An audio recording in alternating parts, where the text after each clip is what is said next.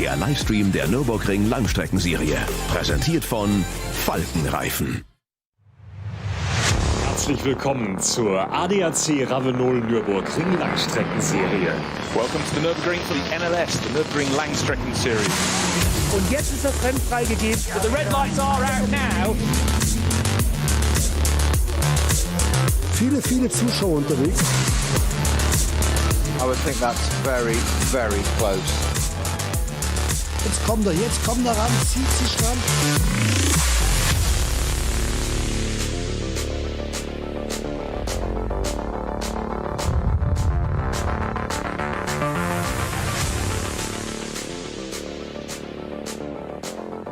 Good morning, everybody, and welcome along to the third round of the Nürburgring Langstrecken Series for 2026. Third but second, because we didn't have a first, if that makes any sense. It is the 57th running of the Adenauer ADAC Rundstrecken-Trophy, and it is the start actually of a busy couple of weeks for quite a lot of the teams who compete in the VLN NLS series, because next weekend it's a double header with a later race on Saturday and an extra race on the Sunday, as well as some top qualifying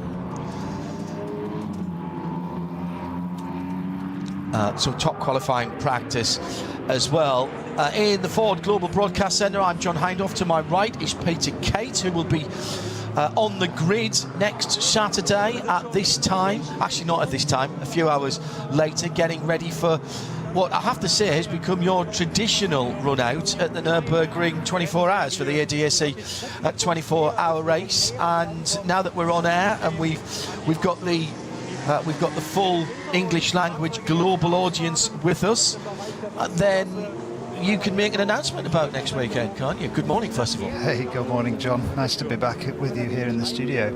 Yes, indeed. I can announce that I will be back in what will be my 24th Nürburgring 24 hours. Wow. Driving with Cheney Motorsport once again, the team that we won together in 2024 in BMW M4 Evo. So very excited to be in that car again with that team. Different teammates, so it's going to be a bit of a learning experience for us all to find a setup that we're all happy with. But the team, great team, very confident with that. And the only other major difference is, instead of SP8T class, which is what we did back in 2024, the car will be running in SP10. So it's going to be a little bit of a different power to weight balance. But apart from that, yeah, absolutely looking forward to it. Well, congratulations, and congratulations to you for putting that together, because it's a no small feat that has to happen. Next weekend, then, before we get on talk about this weekend, next weekend, how important is that? Are those 2 4-hour races to the preparation for a driver like you, who isn't out? You're not doing the full NLS season, and in fact the bulk of the field really at the ADAC 24-hour race, down to only 150 starters this year. It's been capped by the organisers. Used to be 170, before that it was 220, down to 150 this year. How important are those 2 4-hour races in the preparation for that big race? I think they're super important. I mean, there's no substitute for track time. It's not so much the track itself, although there have been some changes to the track over the winter, as I know you're aware. But also trying to see where the competition's at, trying to see who's strong, who's weak. Also trying to get to know, as I mentioned, any new teammates, to try to work on any specifics that they may need. I'm usually pretty happy to drive a compromise setup if it means that the slower driver in the team can be quick. So it's about trying to find out what we need to do there. Earlier on this morning, as usual, it was the qualifying for this race this weekend. It's on a shorter version of the Grand Prix circuit. Yasser Shaheen driving on his own in a Cup 3 Porsche, the number 960. He needs 6 laps to get his ring permit for the ADAC 24 hours. He didn't get to the start of the race, and there was quite a lot of damage on the hats and back. Peter, when we were watching this morning, he said it stays slippery there very late into the morning. Yeah, it does. It's also partly a factor that some of the cars, like the GT3s, can run across that apex curve on that right-hander, and they tend to drag dirt onto the track, and then some of the other cars that don't like to take that apex curve are forced to then drive on that dirt, and I think that may be what happened to that cut-through car. And then we saw a really cracking lap by the SP9 Pro-Am Keir Kramer Audi, which then did four laps and then ground to a halt on the Dottinger Hurt with what we think was a displaced water hose. We'll see if they get onto the grid. Once again, though, David Pittard doing David Pittard things. He was out early in the week, actually, in the new Toyota GR-GT3, testing that car. He's with Kamui Kobayashi, among others, this weekend. And he was very, very quickly into his stride. Did a 52.8 earlier in the week, did a 52.3 this morning, 7 minutes 52.3, and therefore will line up at the front of the starting grid. The HWA Evo, which is the evocation of the old 190E, that's in the race, number 61. Keep an eye open for that. Sebastian Ash did the time for the HWA Evo R, a very respectable 8 minutes 29.959 on that car. That runs in SPX because it doesn't really fit anywhere else. The other car, that's the second of the two cars, should I say it. The other car is the 62 car. And that's David Arnold who did the qualifying in that on an 8:21.664. There's a KTM Crossbow in there as well for Reiter Engineering. They were third in that class. I'm looking to see as well if the BMW Touring went out again. It was out last time. It's listed as an M3.5 really, because it's a. There's no M4 Touring, but there is an M3, but the underpinnings, of course, are an M4 GT3. So that was a big hit and took most of the big headlines last time out. As usual, the cars are coming round the Grand Prix circuit to form up on the front straight. Conrad Motorsports' venerable Lamborghini Huracan, the number 7, coming into its place on the grid now. That has got Pavel Leferov, Christian Engelhardt, Patricia Stadzan in that car. Most of the cars running either 2 or 3 drivers. And a little change, Peter, I noticed for this race. They've moved there's the black 61 just pulling on to the front straight now. The other HWA Evo is a lighter coloured car. They've moved the start gantry and the start lights further down to allow more of each of the individual groups to be on the start line, or the start straight, if you will, before the lights go green. Yeah, absolutely. So when the lights go green, you can go. So overtaking is possible before the line, as long as the lights are green. Problem was, prior to that move, you've still got cars that are essentially in Tiergarten chicanes, can't see what's going on, and they see the cars accelerate in front, they think it's go, and it's not a go, so you get that kind of concertina effect. So this is just more of a safety thing more than anything else, to make sure that the people have sight, the drivers have sight of the lights, or at least as many drivers as possible, so you can be sure it's truly a go. So the Kasia 62 machine is the second of those HWAs we mentioned, coming out the pit lane now.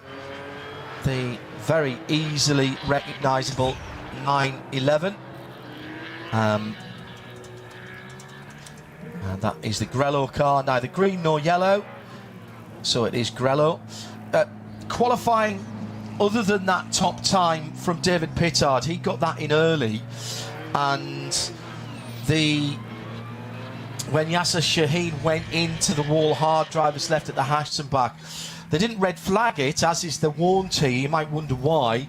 It's just not the way things happen. I appreciate we have quite a number of less experienced watchers and listeners with us for this build-up to the ADAC 24 Hours in May, which we'll have for you live as well. Extended coverage of that, as will be on site from the Tuesday of race week. So we'll have midweek motorsport live from the circuit, more interviews and all of the 24H sessions covered for you. So no red flag, no safety cars here, covered by yellow flags and code 60 km/h zones, or 120 depending on the seriousness of the incident. So basically, once that had happened, whilst the recovery of Yasser's GT4 Porsche and the repairs to the tyre wall and the barriers were going on, nobody was really able to do a better their time, Peter. That is part of the game here at the Nürburgring Nordschleife. Sometimes your code 60s, you'll win with them, sometimes you'll lose. Yeah, I think it's a smart system though, because it tends to keep the momentum of the race running. So we don't have red flags unless there's something extremely serious where the race has to be stopped. For example, if there's excessive, weather like snow, as we've had a couple of times. He's not joking, ladies and gentlemen. He's not joking. Indeed. And the beauty of this race is that the lap length is so long. We're talking nearly 16 miles, 25 and a bit kilometres.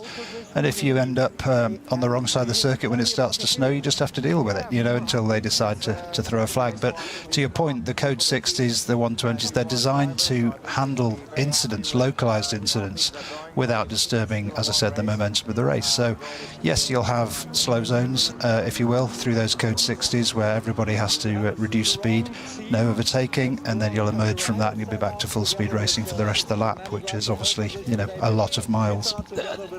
This is a place like no other. We often say that something is unique. Well, all racetracks are actually unique because there's no one that's an exact copy of another. But in terms of the racing here, it is a different beast, Peter, to anywhere else. It has a different licensing system, as we've seen with a multiple world champion coming onto the grid for this year. He had to go through exactly the same training as everyone else to get what's called a ring permit. Because the racing here is so different, it's multi-class racing. The lap, 15.8 odd miles on the North Loop alone, is very, very different.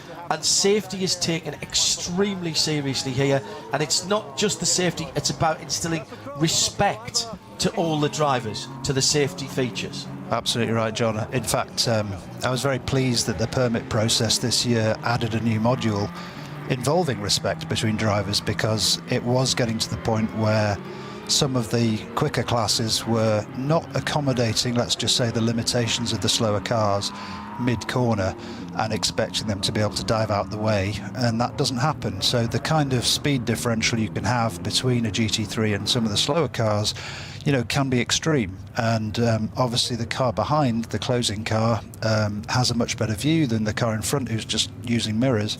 So it's a very difficult situation to manage when you've got a lap that has so many blind corners, so many blind crests, and a lot of change of challenge around the lap, according to weather, according to traffic, according to the track surface. Could be new track surface, old track surface, high curbs, lots of different things to deal with. So all of those things wrapped up together mean that it is a very unique place. I'm not alone in saying it's the best racetrack in the world.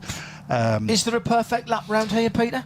I don't think there's a perfect lap round anywhere. I know I've got into trouble for saying that before. There's always time left, right? You can measure it in tenths or thousandths, but there's always time left. And on a particular time of day at a particular circuit, somebody may say, I was on the limit at that time, but I guarantee that if they did another lap, they'd be a little bit quicker. We were talking this morning over our sacred coffee and breakfast about Fred Vervish, who did the lap in the Ford GT Mark IV, one of those phenomenal track-only last ever versions of the Ford GT, 800 and plenty horsepower, Multimatic, a variable suspension, all long tail car, longer wheelbase car. He did a 6 minutes 16 around the North Loop alone. We've both watched the onboard. I had him on Midweek Motorsport on Wednesday, and I said to him, looked like there might have been a bit left, and he went, oh, there was a bit left. There was a bit left. That was his 4th lap in a run, and it was the first time they'd had decent conditions, and he went down from just on 7 minutes to about 6:40 to about 6:30 to 6:16 as he built up to it. But he said, no, I wasn't taking the curbs, I wasn't sure. So there is always a bit left, isn't there? Yeah, and you can tell by those steps in his times how much there was left. When the steps start getting down to 1 or 2 seconds around the Nordschleife, you know you're getting closer and closer to, you know, what's capable of the car and the driver. And the key thing about, you were talking about that speed differential, we have literally got 250, 300 horsepower front wheel drive cars, some of the Cup 3 cars actually, including that Yasser Shaheen car. He needs 6 laps for his permit to do the bigger cars in the 24 hours. Now he's got 2 more races next weekend to try and do that, but that car is actually turned down, just like Max Verstappen had to use, because it's based on power to weight ratio. That's right, yeah, and it's a safety thing. As you get your permit, obviously you then qualify to be able to race the unrestricted or more powerful cars, and there are different levels of permit. So it's all about trying to make sure that we're not getting a situation where people are getting ahead of themselves. This is not a place where you want to make a mistake. And also, people driving here for different things. In those different classes, there's some very good drivers down through the classes, by the way. We'll mention them where we can, but with almost 140 cars here, we'll try and get you the battles. I think there's 22 classes here this weekend, maybe not quite that many, almost as many different tyre companies actually. This is one of the last bastions of tyre wars, and long may it continue now that we know we're going to lose it from Japanese Super GT, which I'm very disappointed about. And hello to Jesse Young, by the way, who I know is tuned in Australia. Many of you will have been watching the Torpa 2 races for the V8 supercars. Richard Crail making his debut on network telly and doing a fantastic job. I was up watching those. No racing from there tomorrow. They'll tack that on to next weekend and make that a triple header. My point being, though, Peter, is whilst there are some fantastic and noticeable renowned drivers in some of the other classes, there will be people out there who are out there to finish the race, and they're not driving anywhere near to themselves or their cars 100% performance capabilities because they want to get home. They're not taking risks. Yeah, I mean, it's a whole slew of different levels of capability and talent, both in terms of car and driver, and that's partly the beauty of this. You know, people see the Nordschleife as one of the last great challenges in motorsport. Yes. As a driver, it's highly addictive, so I warn anybody who's thinking of doing this that you've got to know that going in. And that's why you see people who are, let's say, in their latter years of a race driving career who very much keep coming back because they just love to race there. They're not necessarily slow. Some of the quickest drivers on the grid can be in that category. But you get the chance to race against some of the best in the world at the same time. At the front of the field, it's GT3 cars. They're in a class here called SP9. That's split into a variety of classes, Pro Am and Pro Am, or Pro Am and Am, should I say.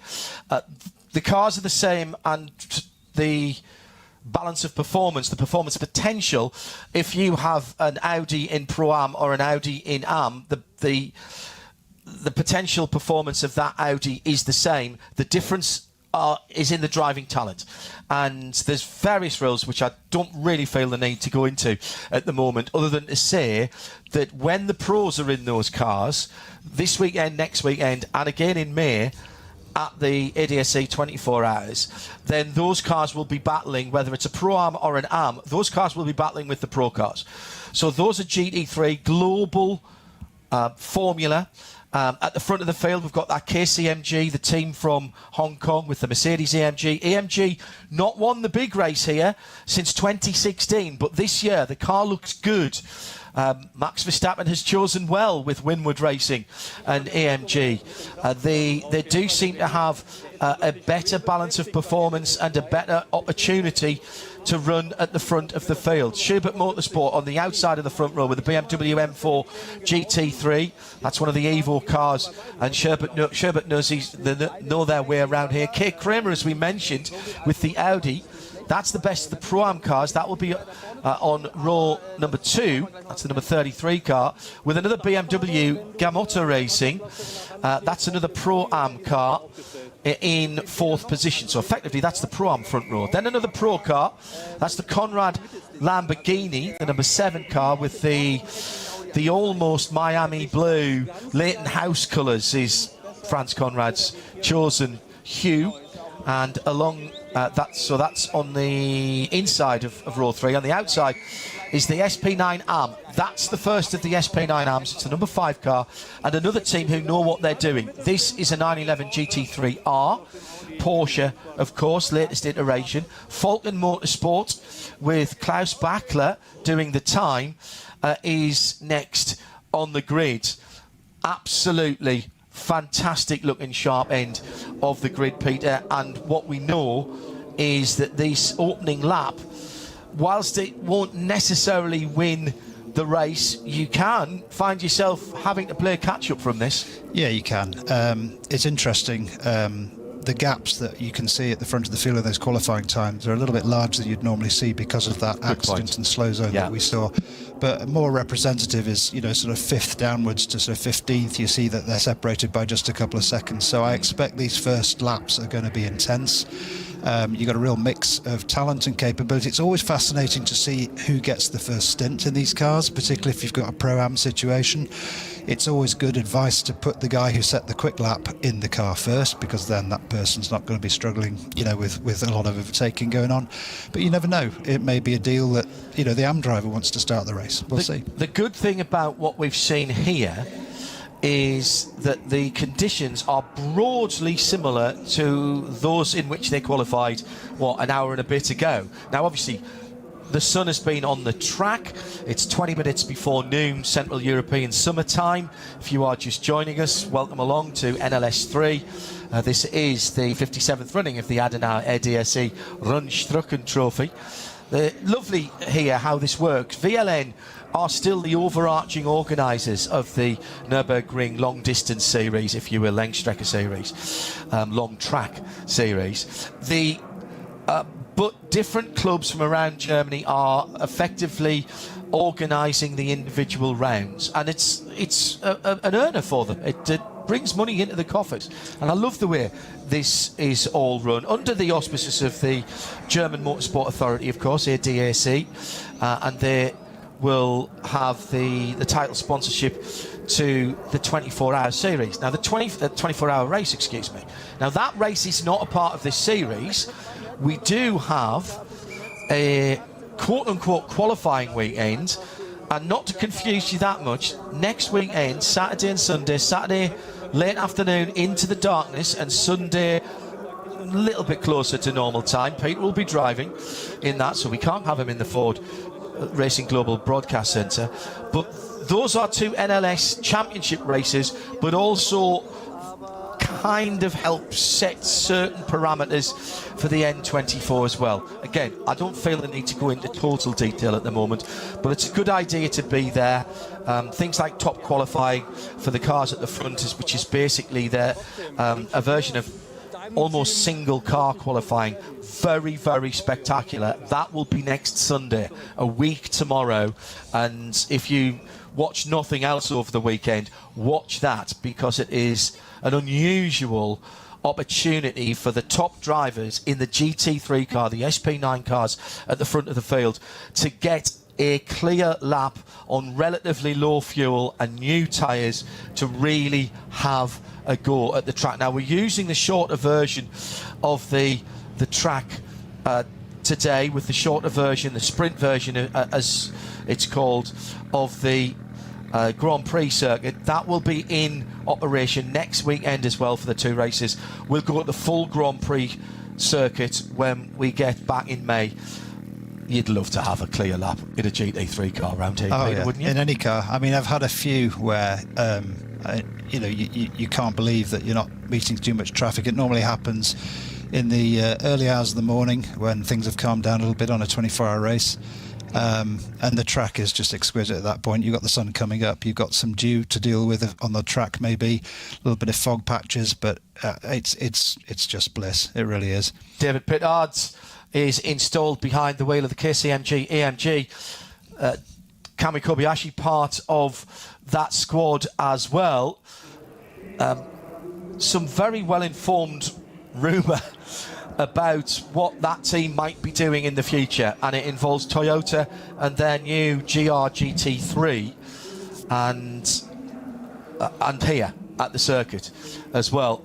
That car was here earlier in the week, and David, along with a couple of the Japanese drivers, were driving that car. So the front row again then is BMW on the outside the front row, and the inside the row is that David Pittard driven at Mercedes. Then it's Audi and BMW, Lamborghini and Porsche, Porsche and Audi, and the top 10 made up by, what's the 786 doesn't have a car. I think that's another Lambo, isn't it?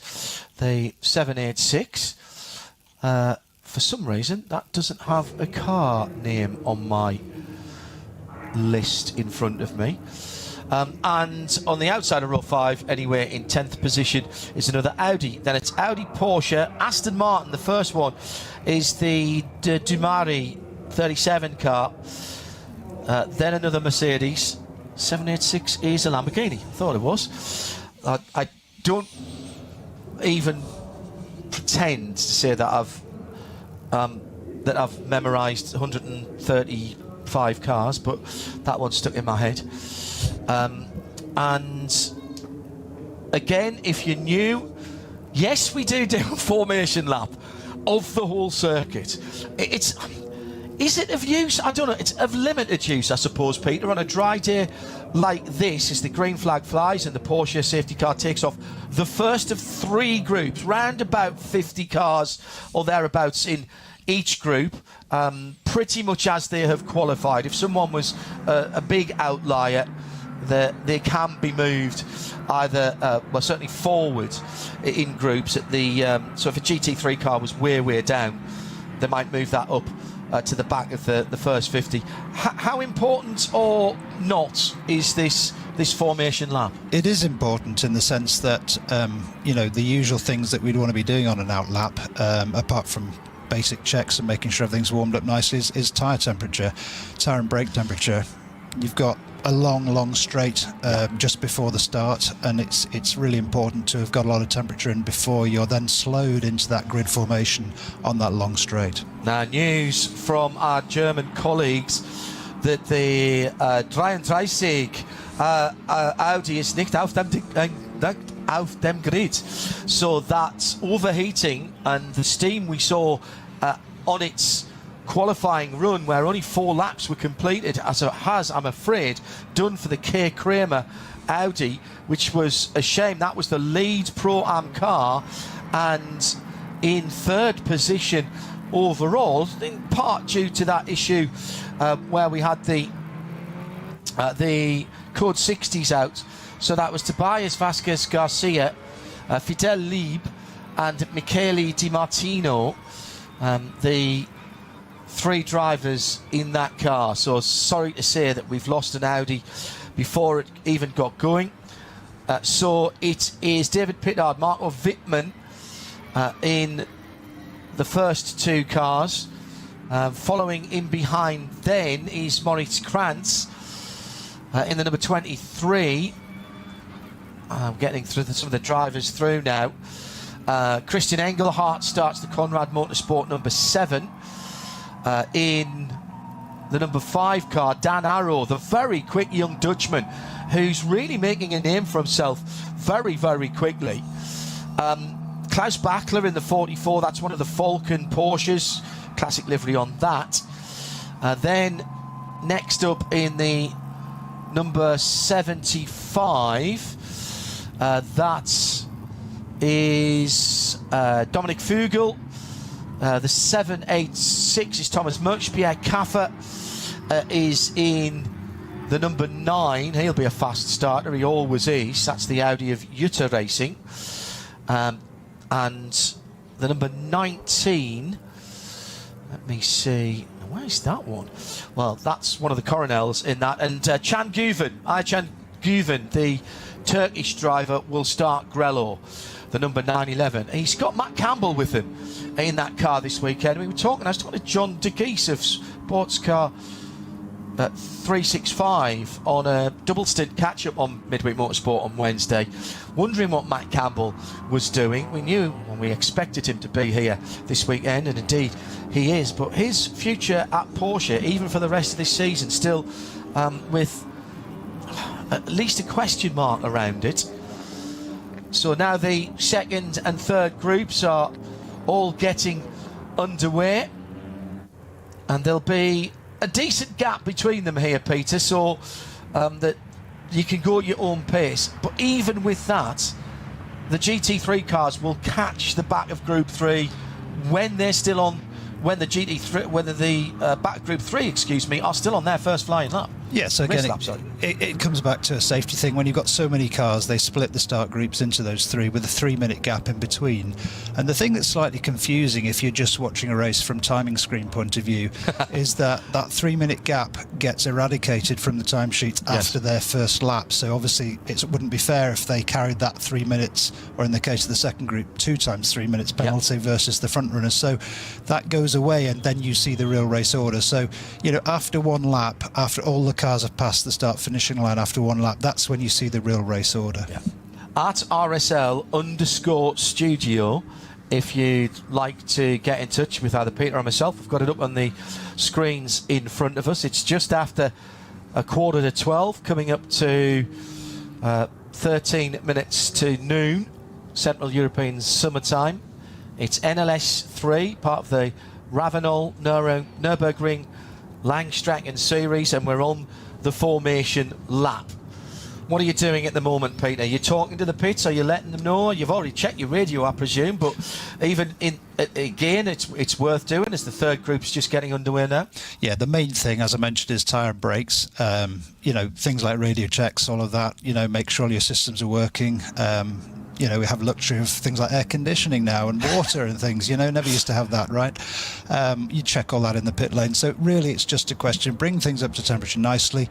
The problem tends to be with all of these cars is that there tends to be a lot of concertinaing back and forth, and you don't really get a nice smooth approach to that warm-up. So you've got to leave a bit of a gap, as much as you're allowed to, a few car lengths, you know, and then work on getting that temperature up so that when you get close to the start finish, you still retain enough tyre temperature for the start.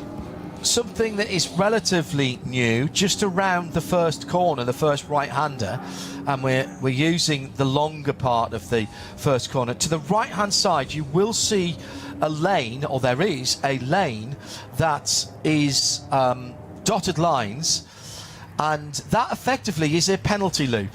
That was used, I think, for the first time, certainly in the GT3 classes and the SP9 classes, at the last round. My understanding that penalty loop is for racing on the GP, that dotted line, because they went beyond the hairpin and a long loop of the hairpin to make the penalty lap last time in this format. So I'm not sure what they'll do for a penalty lap at 24-hour configuration, but for this configuration, they can take a longer hairpin. It was definitely they definitely used the air penalty loop at least for contact with, I think it was the Rover Racing. It was BMW. Dan Harper, with the Cayman, when they were going either side of the Cayman, when he was battling for, ultimately that was the battle for the lead at that point. Über die Nordschleife. Ein Traum vieler Rennfans, der für die allermeisten nie Realität wird, mit dem neuen Gran Turismo 7 aber ein ganzes Stück realistischer. Mit der neuesten Auflage des Kultspiels für die Konsole fahren wir zu den wichtigsten Streckenabschnitten der grünen Hölle. Die AMG. I would mention, John, on that warm-up Erstes lap, one of the Nadelöhr nach dem features Start. that's quite incredible in the 24-hour race is that they allow some of the ein toller crowd Ort für to stand on the Positionskämpfe track auf der edge. So we're not just Nordschleife. talking about behind the fences, behind the barriers. Ausfahrt The crowd Nordschleife. are literally Nach der on the edge of the track, Bedrohungsschikane biegen wir within ab touching vom distance of the Grand cars on that outlap. Hier beginnt And it always der amazes 20 me that you come Kilometer lange round on the first racing lap and they're all Ritt. magically behind the fences, all very well behaved and disciplined, as you Mit might expect Vollgas in Germany bergab, perhaps. durch die So we've got, Kompression you know, und the den Berg opportunity bergauf. for the crowd to get Wie close so to oft auf racing der than you ever Nordschleife, could anywhere else. kein Platz. Always going to be a bit of a bun fight, Peter, coming through that Der down tiefste the front Punkt der straight. It'll be Nordschleife. slightly closer to Rück the über die first corner before we Hauptstraße get von the Adenauer green ist flag ein and the green Zuschauerlight. light. However, Das Karussell. it's Benannt a nach tight Rudolf first corner, Caracciola, particularly tight einem der first corner in this ersten configuration. Überholungsrings. Is it Die alten almost Betonplatten der Steilkurve sind kurz. is it almost a sigh of relief to get under the Der Hansenbach and then onto the slightly more Ob beim open spaces of Rennen the oder beim Nordschleife? Yeah, definitely. I mean, the first corner in this Ob bei configuration brütender or in the Hitze oder im 24-hour configuration are strömenden both blind. Hier ist And if somebody immerhin has spun in the melee of the first corner, very often you're unsighted as soon as you run them. So bei you do 270 have to km/h. approach with caution. I tend to take, my own Am approach, Ende der just to hold it tight on Nordschleifenrunde the mit dem neuen inside. Gran And then if I'm Turismo on this configuration, I can stay on the inside. If I'm on the und damit von der virtuellen wieder zur realen Nordschleife.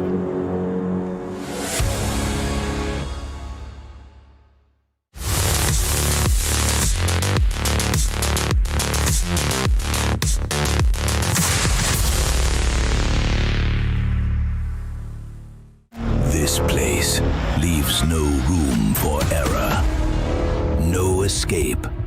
Just asphalt, adrenaline, and the legend. The green hell never forgets. It never forgives. Every corner, a fight. No room for weakness. The Nordschleife is no place for empty promises. It is the place where they are delivered. Engineered for the green hell. Official partner of the NLS. Die Legenden der Nürburgring Nordschleife sind unterwegs. Und zwar direkt zu dir nach Hause.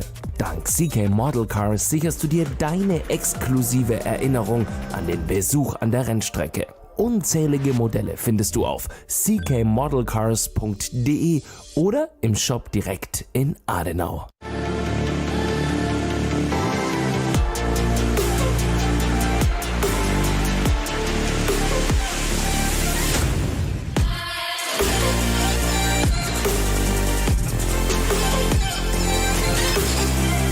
Falkenreifen.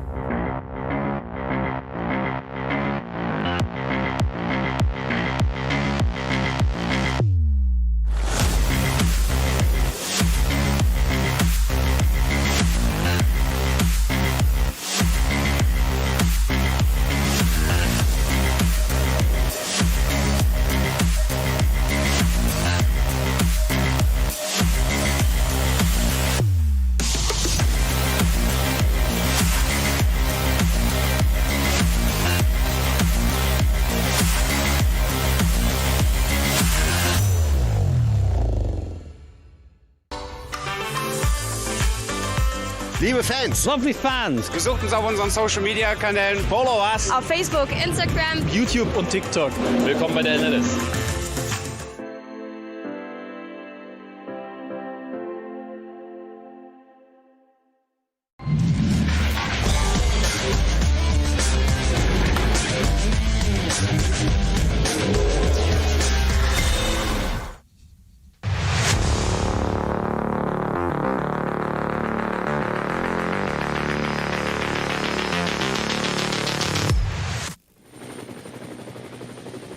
So the lead cars now coming towards the end of the run out in the forests. And the second race, albeit termed NLS3, the 57th running of the Adenauer ADAC Rundstrecken-Trophy in the Ford Racing Global Broadcast Centre. Nürburgring Nordschleife specialist and all-round good bloke Peter Kate is alongside me, John Hindorf. I love these races. 4 hours. Recalibrate your mind. Hello to Lee, who's new to the series. He's just sent us a note on at RSL_studio. He says, I'm new to the series, learning what I can. Lee, I'll say this to you as I would to anybody else. If you're coming from any other form of motor racing, even the Le Mans 24 hours at an 8.5 mile lap, recalibrate your mind. 30 seconds here, Peter Kate, is like a second and a half on a normal track. Yeah, I mean, the track is so long. You can see from the onboard feeds and so on, the helicopter shots. We're going through magnificent countryside, a lot of elevation, a lot of really, really challenging configurations of corners, cambers, crests, high curbs. You know, nobody, as I always say, gets any track limits penalties here, because if you go over the track limits, you're in the wall. So it's a different kind of racing. And just to pick up on something you said earlier about how they'll be pressing on, you're not going to see people driving at 7/10 here. This will be full on all the way. There's no battery recharging, there's no button pressing. You knew I'd mention it at some point, John. You know, we're talking about flat out racing to the end. You know, there are tyre changes, there's refueling at pit stops, so they are going to be on it. There's not even really any fuel saving here. There's fuel strategy, Peter. We may see people, and again, I'm not going into the details of this. If you want to delve into all of the technical regulations and sporting regulations, they're there on the NLS site in English and in German, and fascinating they are. But if you come in earlier in the race after 3 or 4 laps rather than the 6 or 7 that you can get with a full tank of racing fuel, you will have a shorter pit stop. Not only because your fuel fill is shorter, but it is mandated. Because in the pit lane, again, cleanse your mind of any other motorsport. These are top quality, thoroughbred race cars right through the field, whether they're the SP9, GT3 cars, GT4s or whatever, but you are filling these cars with a pistol grip pump just like you would down your local supermarket or filling station. They aren't exactly the same. They're not having the same flow rate.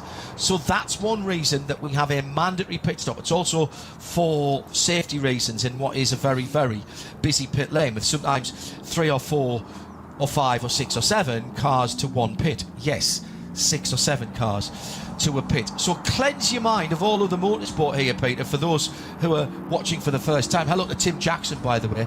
He should have been having an early night to get ready for marshalling Topo for the V8 Supercars Sunday, but Cyclone Van Au is not playing ball, and the guys have got to be down to the South Island for that. Tim, thanks for dropping us a line.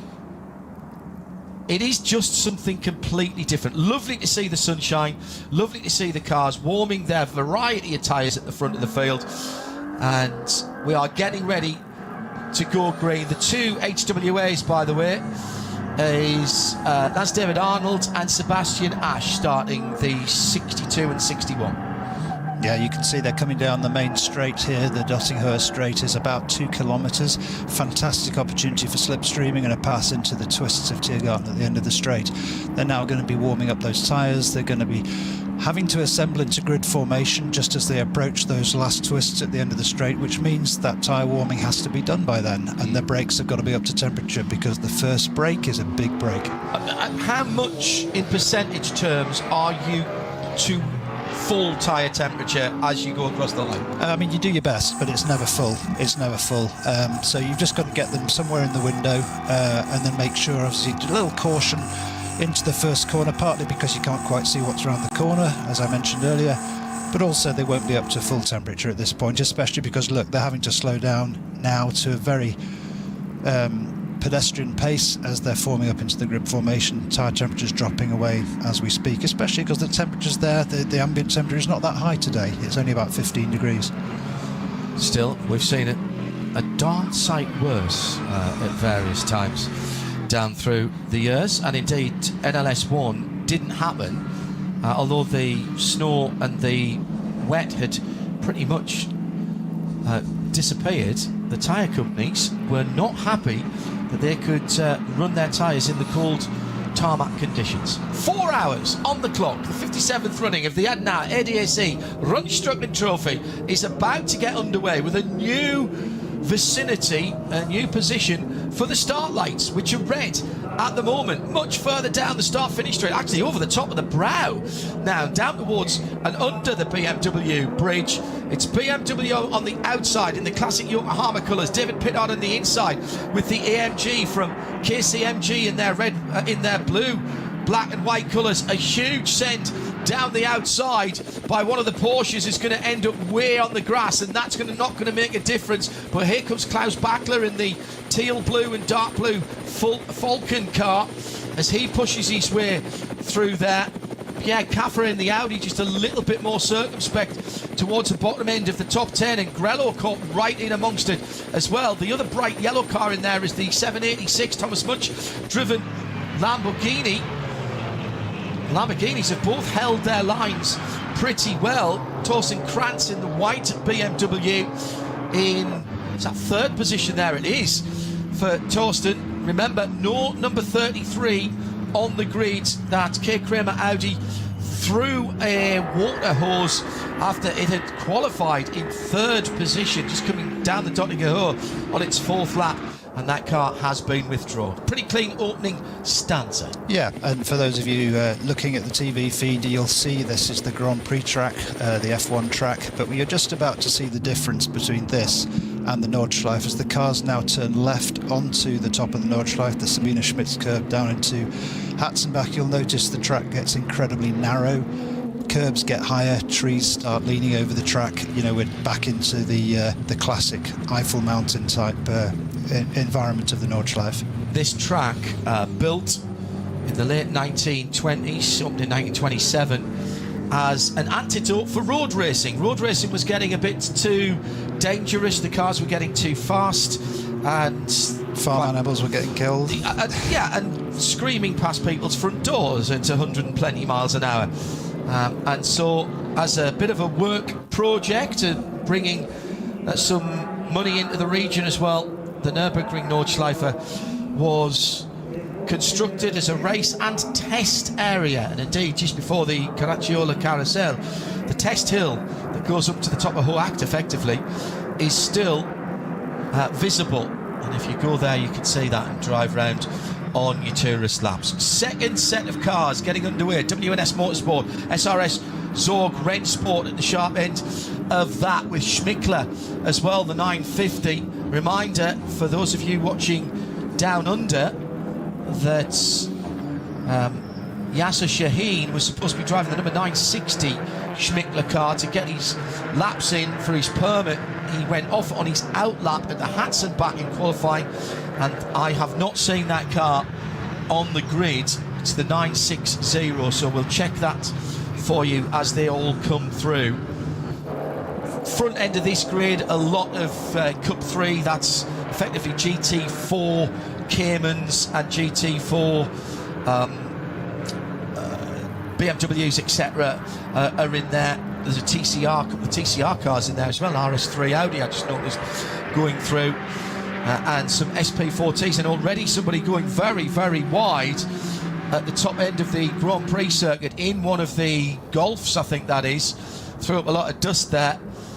But this is where the bulk of the guys who are doing the full season of the Nürburgring Langstrecken Series, these next two groups, that's where these guys will be.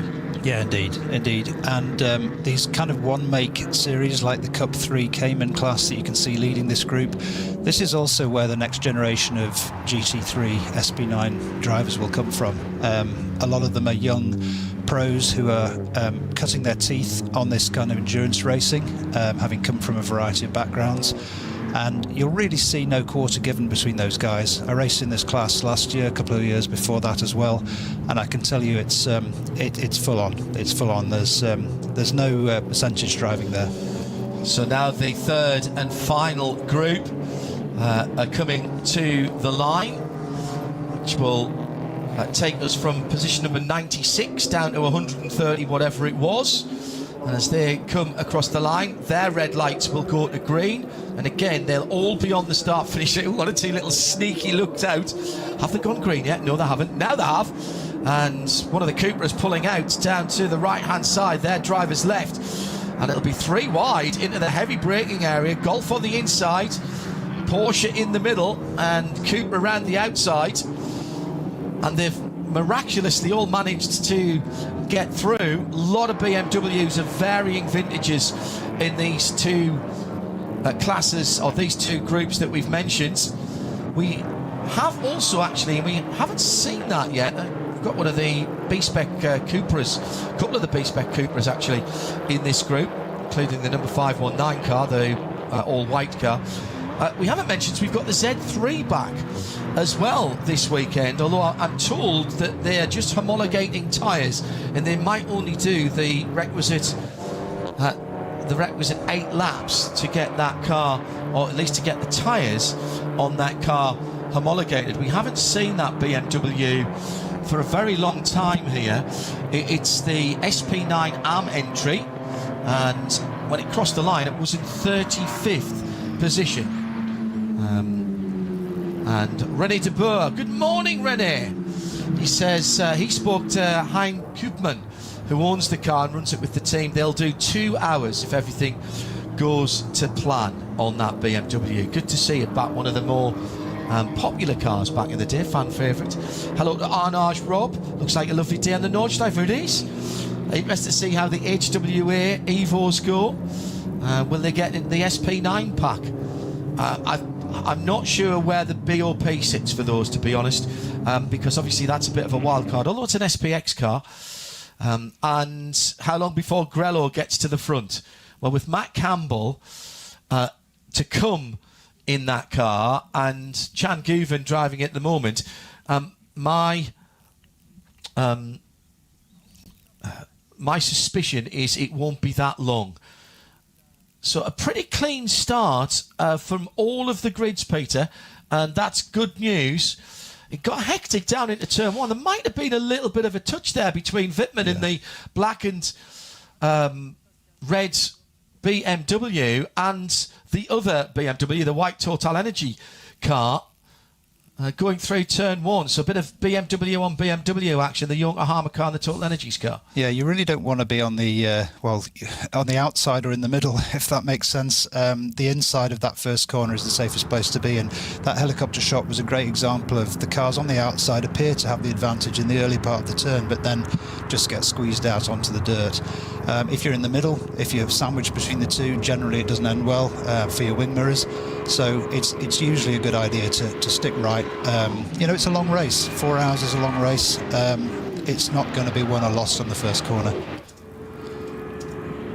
Down the Dottinger Hohe for the first time. The end of the Dottinger Hohe into Tiergarten, all right.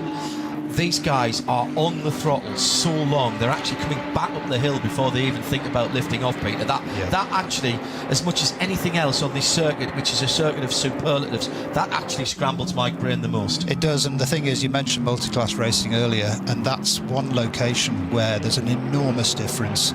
I had the good fortune to drive a very low downforce car a few years back, which was super quick down the straight, in excess of 300 km/h, got to that braking spot, having driven past GT3s on the straight, and then 3 of them will come back past me in the braking zone. It's a massive difference of capability through that section. So nice, sensible first lap as much as it can be. So I'm going to drag a chair up now and observe what we've seen. So from the effectively standing start, or at least the slow rolling start, an 8:01 for poleman David Pittard in the KCMG Mercedes. It was coming through in second, the Conrad Motorsport Lamborghini Huracan, so that was the number 7. The teal blue, almost Leighton House Miami blue car in second place. Torsten Kranst is in third for the BMW. That's the lighter colour BMW with the white and red white, red and blue on the car. Actually, I said that was Total Energies, my apologies.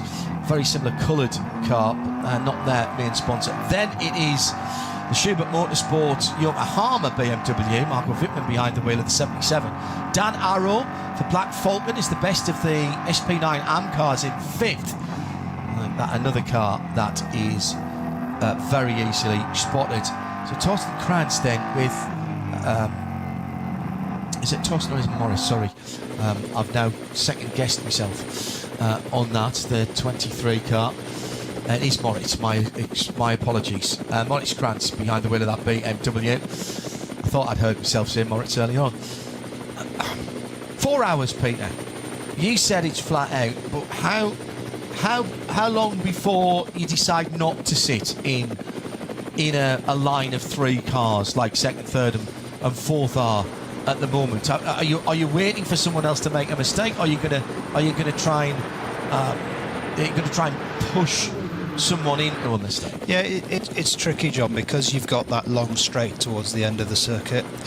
You do want to be in a position to take advantage of a slipstream pass if the opportunity's there, so you want to be close enough in touch with the other guys, but you don't want to have obviously followed so close through the rest of the lap that you've either overheated something or indeed lost some downforce if you're in a heavy downforce car.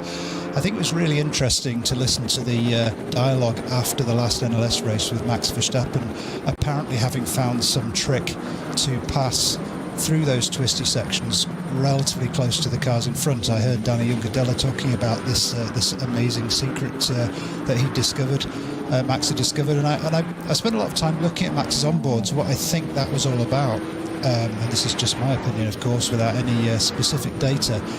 He found a window in the dirty air behind where I think he was still able to generate quite a lot of downforce, and if you look at that in a CFD, you can see that a few car lengths behind there is a relatively clean section of airflow from the diffuser of the car in front, and my hypothesis is that he sat in that close enough to take advantage of the slipstream on the straight, but not so close that he was struggling with the dirty air. And you could actually see out of some of the corners he was able to really move his car around to a great degree in that position, showing that he did have a lot of front end, a lot of good grip.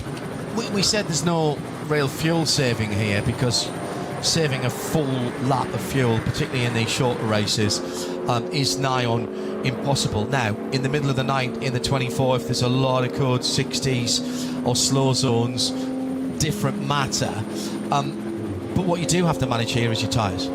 Yeah, and it also comes down to the setup work that you've been doing on the car, because if the car's been really well developed with the engineers prior to the race, what they're looking for is a balance of tyre wear versus fuel burn. So as your fuel load comes down, obviously your tyres are wearing, but your lap time shouldn't really change if you've got the setup correct. Now, some of these cars, they'll have a certain tendency to under or oversteer, and that's obviously not good for that end of the car, and the tyres are going to wear too quickly, and that nice balance will go away towards the end of the stint. But if you've done it right, both in terms of setup and indeed driving style, which has to sometimes be adapted, you can maintain lap times through the stint in this format of racing, and you're not going to see a big drop off, or indeed you're not going to see a lot of protective driving in the early part to try and make the tyres last.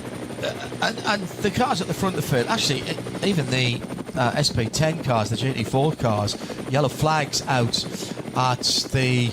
Now, where's that? Is that the run up to Moot Curve? It's a code 60 coming up there to... It looks like... is that Starstruck before Carousel? Yeah, it is. Yeah. So it was just coming up to the Moot Curve, and we have a car off at the side of the road, and it is the 111.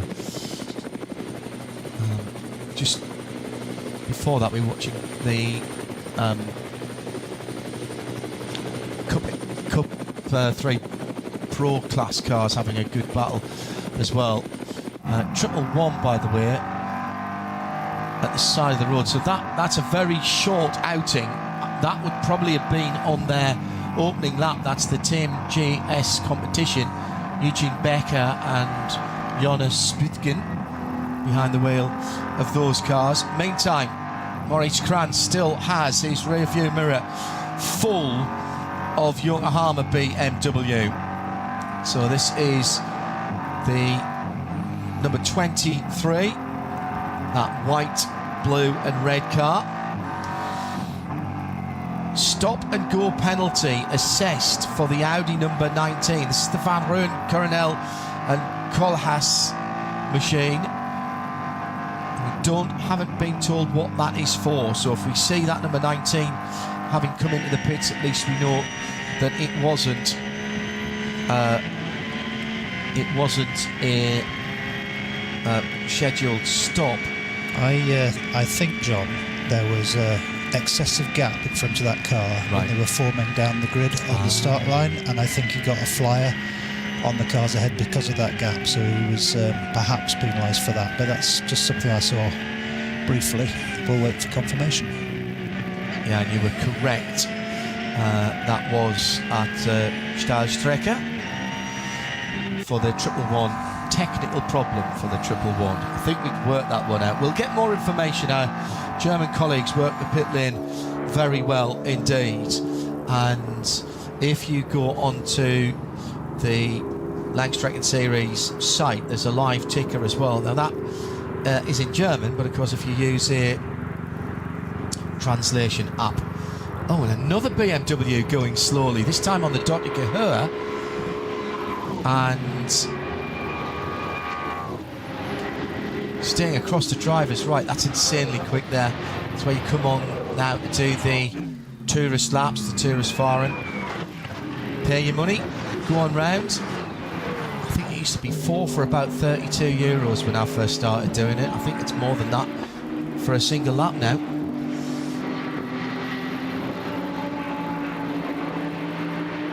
We're hearing as well, and thank you to Johannes, that there'll be 3 HWA Evos at the ADAC Nürburgring 24, all with retro DTM inspired liveries, the Kasia and the sort of Sonax ones that we've seen here, and we haven't been told yet by HWA what the third one will be. So your suggestions please to @RSL_studio. A 190 Mercedes DTM inspired livery for the third car next month. Fantastic. It was the 889 BMW, by the way, the red BMW that was going slowly, which is another WNS Motorsport car. This is the Frank Einhorn, Max Lamisch and John Marischal machine. So fastest laps last time around for everybody pretty much in the top 10 as they complete, in fact no, all the way down to 29th as they cross the line. Everybody getting quicker. It's been a good start by the Engelhardt driven Conrad machine, up into second position for the Lamborghini. Not in its first flush of youth, that car, but still able to be competitive here. We've already seen the debut, of course, of the Huracan's replacement, the Temerario in IMSA competition, the Tartan Temerario as it was from Pfaff. So Christian Engelhardt with 2 co-drivers named, Pavel Leverov and Patricia Stalitzin. That BMW has taken a very, very long time to get all the way back. The bright red car sensibly moving off the racing line, but there's nothing he can do after this corner, Pete. He's got to go across the right side. He's got to cross to the right, and there's nothing worse than these tight sections with the speed difference when your car's creeping along. You're doing your best to stay off the track, but there's not much room off the track, as you can see. So it's a question of just trying to make it back without getting in the way of the racing, and obviously if you're carrying something like a puncture or whatever, you have to be very, very patient to make sure you don't do further damage to the car. Probably not as important here because of it's a 4-hour race, Peter, but we should make the point that outside assistance does not disqualify you from the race in these events. That's correct. I mean, the whole ethos here is to keep things going, right? We all want to get to the finish, and you know, the crowd, the marshals, everybody's. It's all about trying to make sure that we get to the finish, and as many cars to do that as possible. And so, you know, you can be assisted, you can be pushed out of a situation, you can be repaired trackside even. If you get it behind the barriers. So there are certain places as drivers we know not to stop the car because our mechanics can't reach us if they take a moped out with a sack of tools. So we know where we shouldn't and where we should stop, and it's all about trying to make sure that we can continue the race. Yeah, absolutely. By the way, that drive-through for the Max Kreuzer Racing, that's the Jaap van Roon, Tom Coronel and Christian Callas. That was for speeding in the pit lane during qualifying, and it's got a 90-second stop and hold, actually, for that. Clark Duffy has offered up the Mercedes 190 DTM livery with the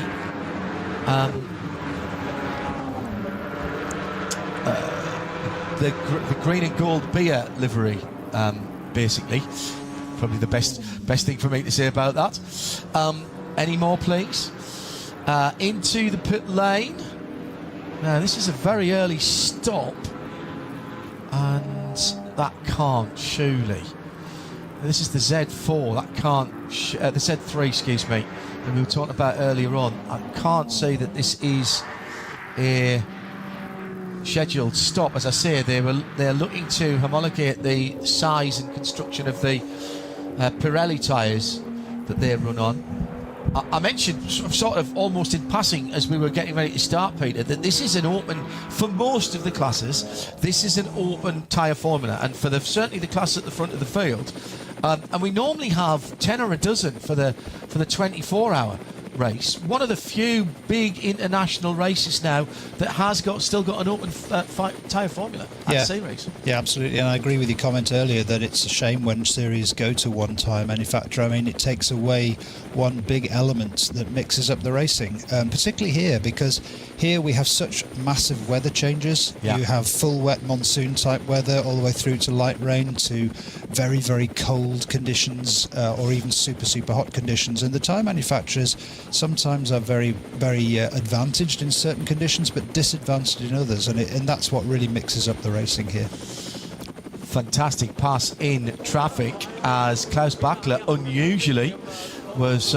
slightly out fumbled there. That's Dan Arrow that he's having the battle with in the gold and red car. Dan actually led Klaus on the way into this lap. Klaus had got past him, and the old adage of traffic giveth, traffic taketh away. Dan was sharp on the button. Car being pulled back there. And again, just as they're coming through, that's Brunchen, isn't it? As they're coming through there. Again, expect to see that. You may be going, oh my goodness, what they're doing, that's not safe.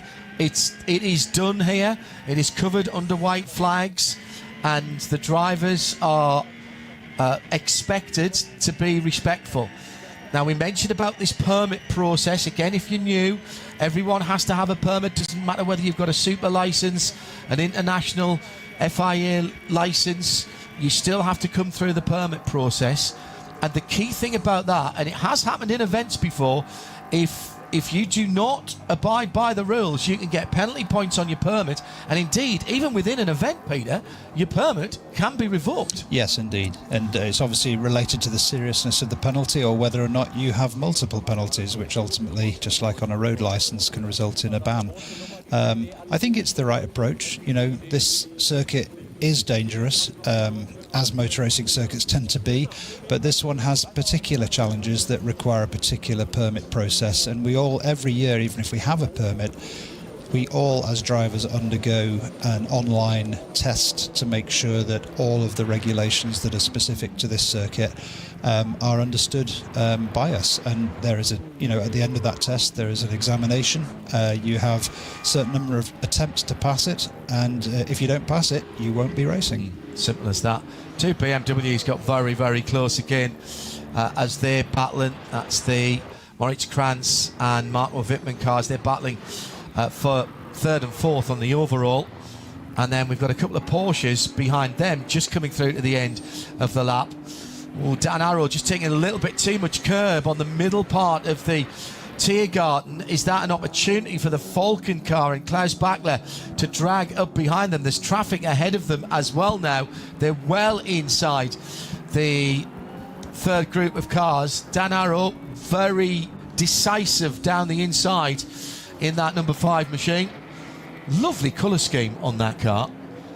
Really like the gold and red, and it suits the swoopy nature of the Black Falcon machine. Of course, Falcon, as we know, that is a classic livery.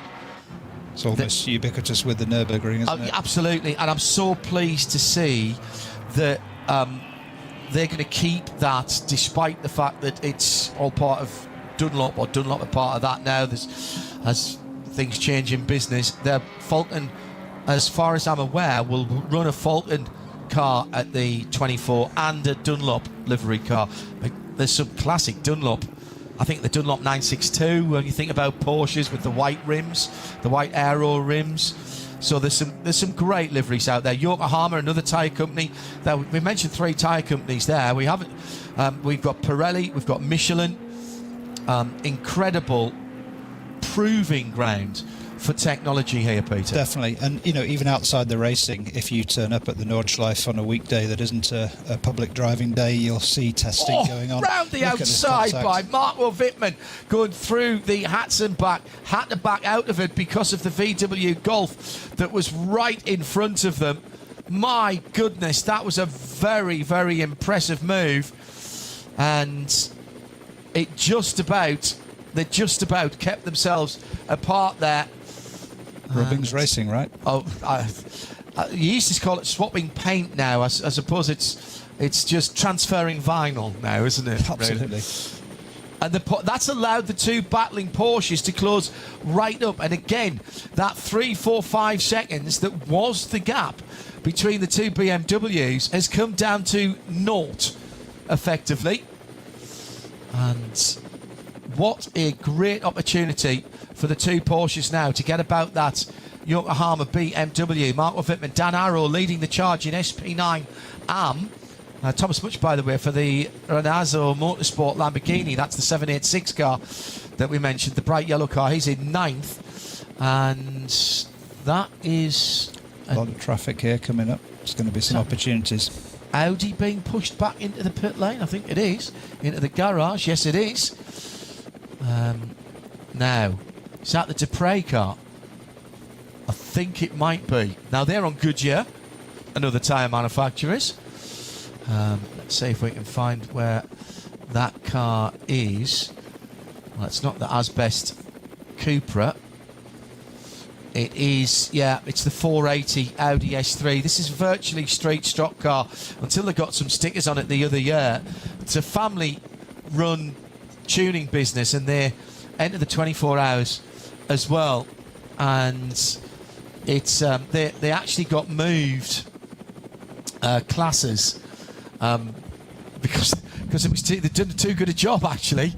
It was last year, the year before, and now we've had contact.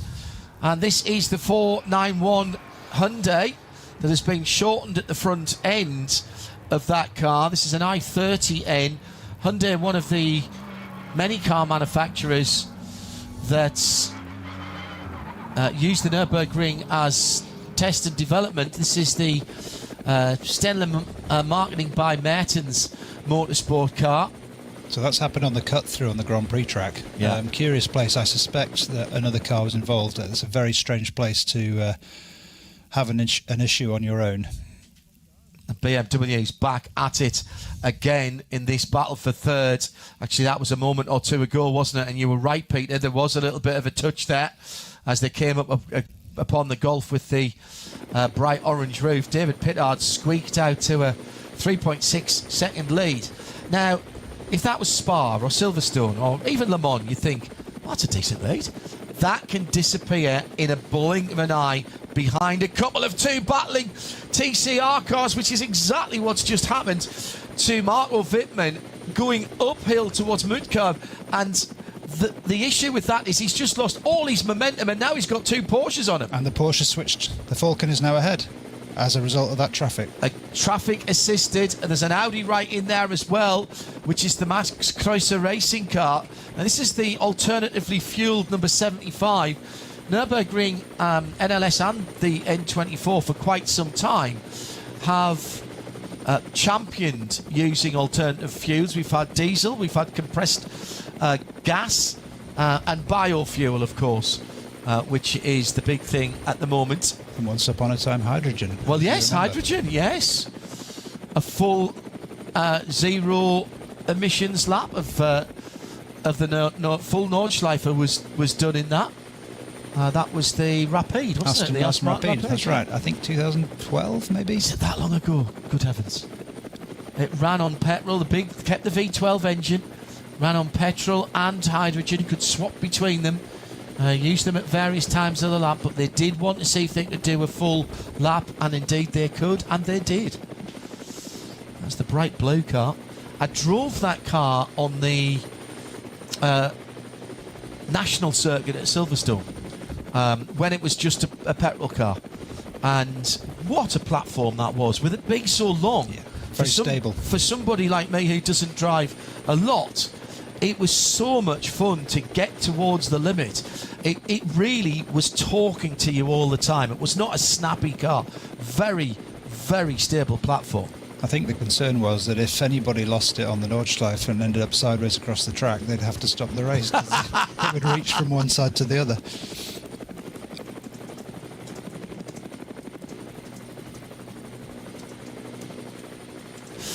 So, almost, in fact, just over half an hour gone in this one, and you can go to pretty much exactly an hour. So you can make this on 3 pit stops, pit at the end of hour 1, hour 2, and hour 3, or thereabouts. Whether you do that or you come in slightly earlier, that is the question. Slightly earlier might give you track position. Dan Arrow's lost a bit of pace here, actually, since being passed by Klaus Bachler. Yeah. Coming through to the Gallows Hill, Galgenkopf. I think the Audi smells blood as well. Yes, absolutely agree. Now let's see who's got the ponies down the Dottinger Hohe. The Audi is in the slipstream, edges, and then there'll be a point just as they come to the Bilstein Bridge. If he's close enough, that gap will close much, much quicker, and it's starting to pick up pace now. Here comes the R8, right in the middle of the road for Dan Arrow. You barely even turn the wheel through the left-hander there. You basically look through the corner and let the car follow your eyes. Not quite close enough as they come into Tiergarten, but very, very graphic illustration from the helicopter there, Peter, of how the slipstream works and how you gather pace and momentum as you're getting towards the back of the car. I think that's the beauty of this track. As I said earlier, we have this very, very long, almost 2 kilometre straight, but then actually that was Chris Mace in the Mustang that's getting close to him. My apologies, I saw the black, thought it was the Audi. Me too. That is Chris from the above shot, but that's Chris Mace in the HRT Ford Racing Mustang GT3. Yeah, that long straight really gives the opportunity for the slipstream, but obviously the rest of the track is much more tortuous. So it's a real... you're treading carefully, trying to keep close to the car in front, trying not to get too close because of the overheating issue we talked about, because of the loss of downforce, depending which car. But you do want to be close enough to have a go. And I think as the race wears on, you're going to see more and more of that. The beauty of all this, of course, is that there's nothing here around any button pressing of a hybrid system or slingshots on battery power. You know, this is all done by the driver thinking, where is my opponent weak? Where can I capitalize on their weakness? Is it into the twisty stuff? You know, is it on power? Is it all about the slipstream? And it's really kind of playing that dance through these stints. Oh, we've got some good, very good suggestions coming in for classic 190 liveries for the HWA. Rennie de Boer saying that Diebel's brewery, it's his local brewery based in Issem, about 10 kilometres up the road from where he lives. Sadly, the new new owners in Bev have stopped almost all marketing activities for what was once a great brand. Klaus Ludwig and Ellen Lohr mentioned as well in those 190s in 1992-93. I'll be talking to Ellen Lohr next week in Italy, actually. And Johannes, thank you for passing on some great snippets this morning at RSL_studio. Now, one of the HWA cars in the sort of Sonax colours just coming through now to cross the start line. Sound pretty fruity as well. Jürgen Nett, who is in the number 480 Audi, in his 40th consecutive season of VLN, LNS or whatever, and LS or whatever it's been called down through the years. And he was the youngest overall champion way back in 1987. Magnificent. I hope they get that car back out for that. At RSL_studio. These sort of, what do they call them? Retro evocations. Oh, yellow flags on the Grand Prix circuit going in to the cut through at the first hairpin on the Grand Prix circuit. For the car at the cut through. There it is on the left. Yeah. Green flag on the exit. And they get immediately back up to speed to the top of the hill. And then you plunge downhill after the long right-hander. Really pick up speed very, very quickly here. Good opportunity. BMW driver in one of the four-door BMWs flashing his left-hand indicator to tell the cars following that he was going to steer across to the left. Then they use the faster version of the chicane. Interesting to see the differing lines to go onto the hats and back, and the Porsche that's right in front of the HWA Evo R, the number 61, actually took a little bit of curb there. That's one of the K. Kramer cars, the 909. Yeah, the balance of those two cars will be a little bit different, obviously, and as they go over that entry into the Nordschleife, there's a nasty crest which tends to disturb the cars differently depending which car you're in. Those Porsches tend to be quite light on the front end. They tend to jump across the track on that crest quite a lot, so it's interesting. You can see that in those lines you just referenced, the car's turning a little later to accommodate that jump across.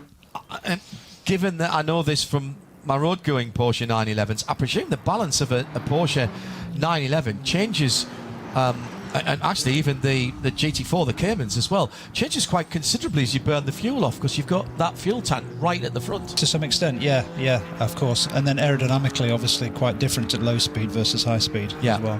Yeah, good point. Voice of Peter Kate alongside me, John Hindhoff, in the Ford Racing Global Performance, Global Broadcast Centre, NLS3, good to have your company. The Porsche Endurance Trophy Nürburgring, part of this, the championship within the championship for Cup 2 and Cup 3 cars. And the live standings, Porsche's, the Cup 3 cars all starting in the 900s, 953. Leading that at the moment by 8 seconds. That's the Sandberg car. The Sandberg car, yeah. Accompanied by Alex Fielenbach, who was my teammate a couple of years back in one of those cars. Very quick guy. So effectively, that class is what you'll be racing in the 24? So that class is Cup 3, so it is based on GT4, but it's a Manthey-built one-make series, Cup 3, whereas there are, confusingly, GT4 Caymans that look like those Caymans in SP10 class, so subtly different. These Cup 3s are all identical. The Cup 2 cars are GT3s, also built by Manthey as a one-make series. Right, so they're the MRs that we would talk about. Precisely. Yeah. Got you. Yeah, the yellow and grey number 962. A lot of very Porsche numbers, as you might imagine, with them starting at 9. Jesse's asked a question to which I do not know the answer, because we don't have all the tyre details. He asked if Bridgestone have any entries here, and I don't think so, but I can't say for sure because my entry list doesn't have that on. And we've got another one of those Porsches, by the way, the 6-7, which is stopped at Arenberg. And we'll wait to see. Is that being covered at the moment? Yes, it is. Arenberg, Valvoline, and then a less shortcut with some slow zones there. So that was what we saw a little bit earlier on. Number 900, Porsche 911 GT3 Cup car is the noise you can hear. Coming down to... now, where are they coming? That was Brunsham, wasn't it? Now, heading up the hill, you can use the block paving on the left-hand side up towards Ice Curve. They've moved the barrier here, Peter. The big barrier move is before her act. Oh, yes, that's right. Yeah, this one, that exit curb that you just saw on the right, a lot of cars use that. It's not friendly on the car, the drive shafts, as they come back down on the track, full gas on. You can use it. If you have to use it, we tend to avoid it if possible. This section is just phenomenal. Flansgarten 2 down to the Beloff curves. Just watch this. It's pretty much flat. In a GT3 it should be flat, just a small touch of the brakes to stabilise the front of the car. It's that middle part of the track that I've always got to do a lap or two of to remind myself, because there's so much that looks similar, and if you get it wrong you are going to have a big problem. Definitely. Many times if you go there on a tourist day where people are driving their own cars around the track, you get those guys who slam on the brakes in the middle of a straight just ahead of a crest because they think it's the one with the corner after it. Yeah. Yeah. We haven't mentioned our leader for a little while, KCMG. David Pittard started on pole position and he's pulled out a healthy 9-second lead. He's coming into the slow zone now for that stranded car, which is being recovered. I think there's some barrier damage there as well. It looked like they had one of the barrier trucks. Meantime, Dad Arrow just onto the Grand Prix circuit with the Mustang right in behind him at the moment. That's of slow zone, Chris there. Mate has come into the slow zone. Now, how much leeway are you given, Peter, as a driver coming into the slow zone? How much advantage can you take, or indeed how much might you lose by being not quite switched on? Yeah, I mean, you can lose everything because it used to be somewhat of a human observer type situation where they would watch you, and if you were still speeding past the flag or the code 60 board, they could radio in the observation and you may get a penalty. Now it's all very, very controlled. So there are sensors in the track. They know exactly where you should have slowed to that speed at that marshal spot. And they also know if you accelerate early when leaving that slow zone, so you cannot accelerate above that speed until you've passed the next flag, whether it's a yellow back up to 120 kilometers an hour or whether it's a green flag. The BMW number 40 facing the wrong direction. This is the Z3 we were talking about with the Pirelli tyres, and it's left rear suspension failure, or have they hit something else? It's completely facing the wrong direction on, is that the very early part of the Nordschleife? I think, I can't tell with this shot, but it looks like the entry just into the Sabine Schmitz curve. Yeah. Yes, so on that crest I was talking about. That's the old pit lane just to other cars left, isn't so it? it's exactly where we were talking about a few minutes ago. The crest off the Grand Prix onto the Nordschleife probably lost the car on that crest. Yeah, witness marks on the curb on right in front of where the car is now, and he's looped the car coming onto the Nordschleife and then cracked that left rear into the Armco right by the Marshal's hut there. It's actually a bridge that they're going over the road that drops back down into town. We saw that car in the pit lane, right? Yes. And I wonder if he was on cold tyres. I wonder if they changed tyres and he's gone out and done that.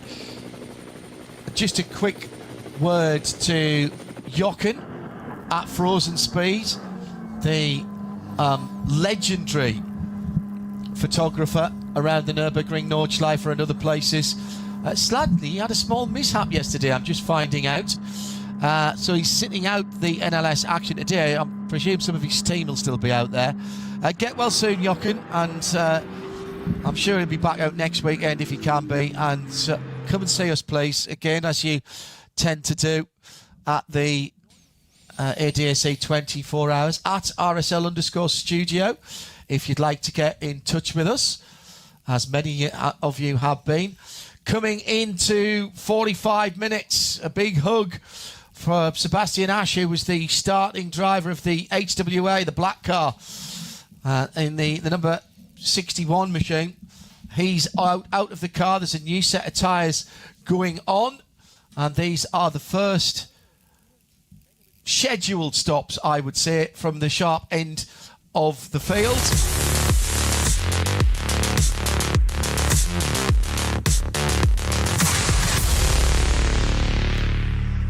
So it's Peter.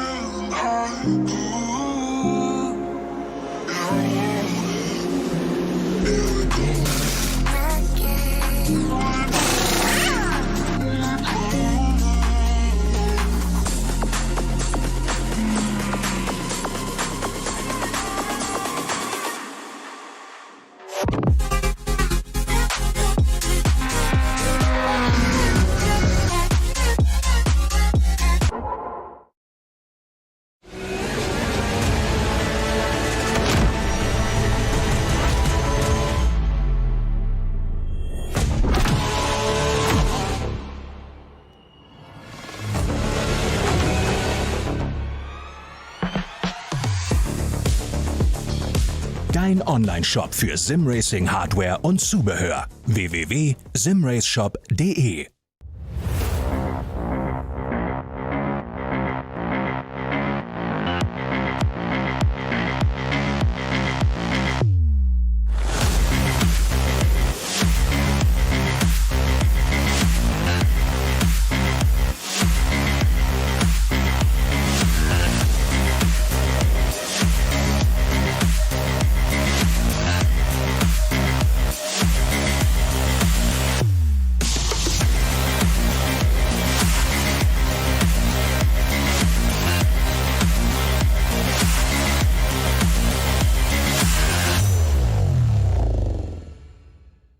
This place leaves no room for error. No escape. Just asphalt, adrenaline, and the legend. The green hell never forgets. It never forgives. Every corner, a fight.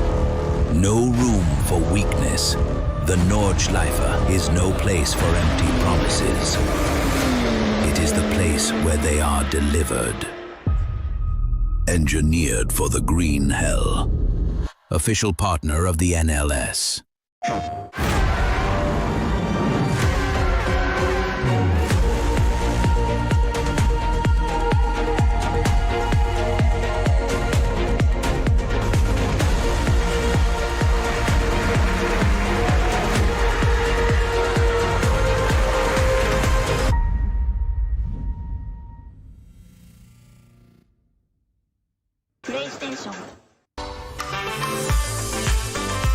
Liebe Fans, Lovely fans. besucht uns auf unseren Social Media Kanälen, follow us. Auf Facebook, Instagram, YouTube und TikTok. Willkommen bei der NLS.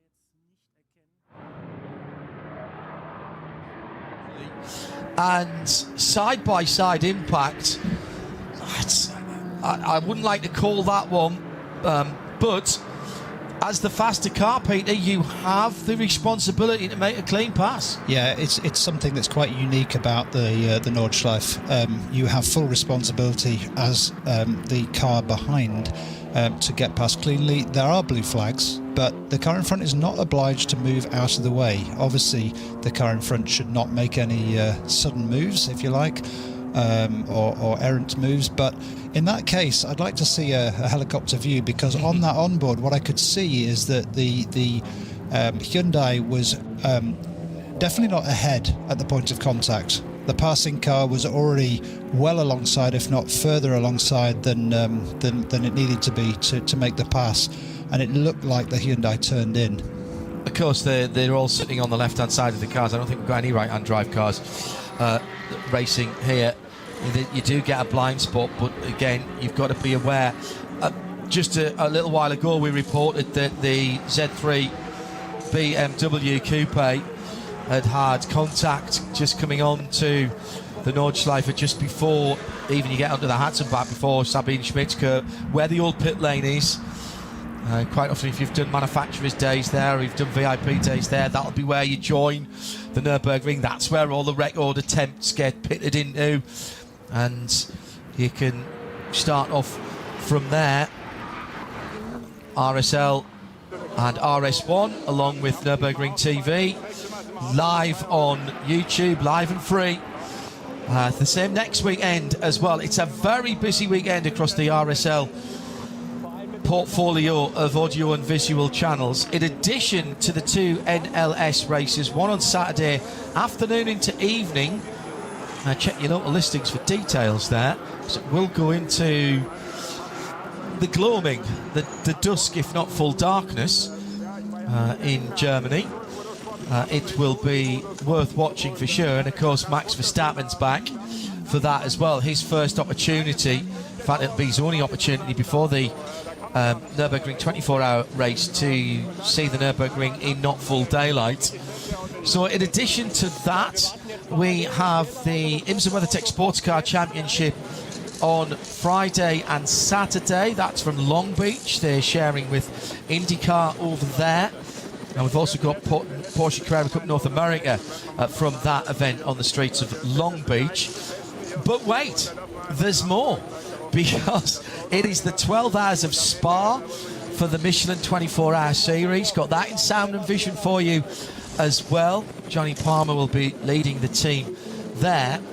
And that's still not it, because it's the opening round of the FIA World Endurance Championship on the circuit at Imola, circuit Enzo Dino Ferrari, and that is the 6 hours of Imola on Sunday. We'll have free practice 3 and qualifying on the Saturday. All covered for you via the Radio Show Limited network of sound and video channels. WEC obviously only in sound, but it is still the only free-to-air global coverage of qualifying and the race. We'll have free practice 3 for you as well. That's all still to come.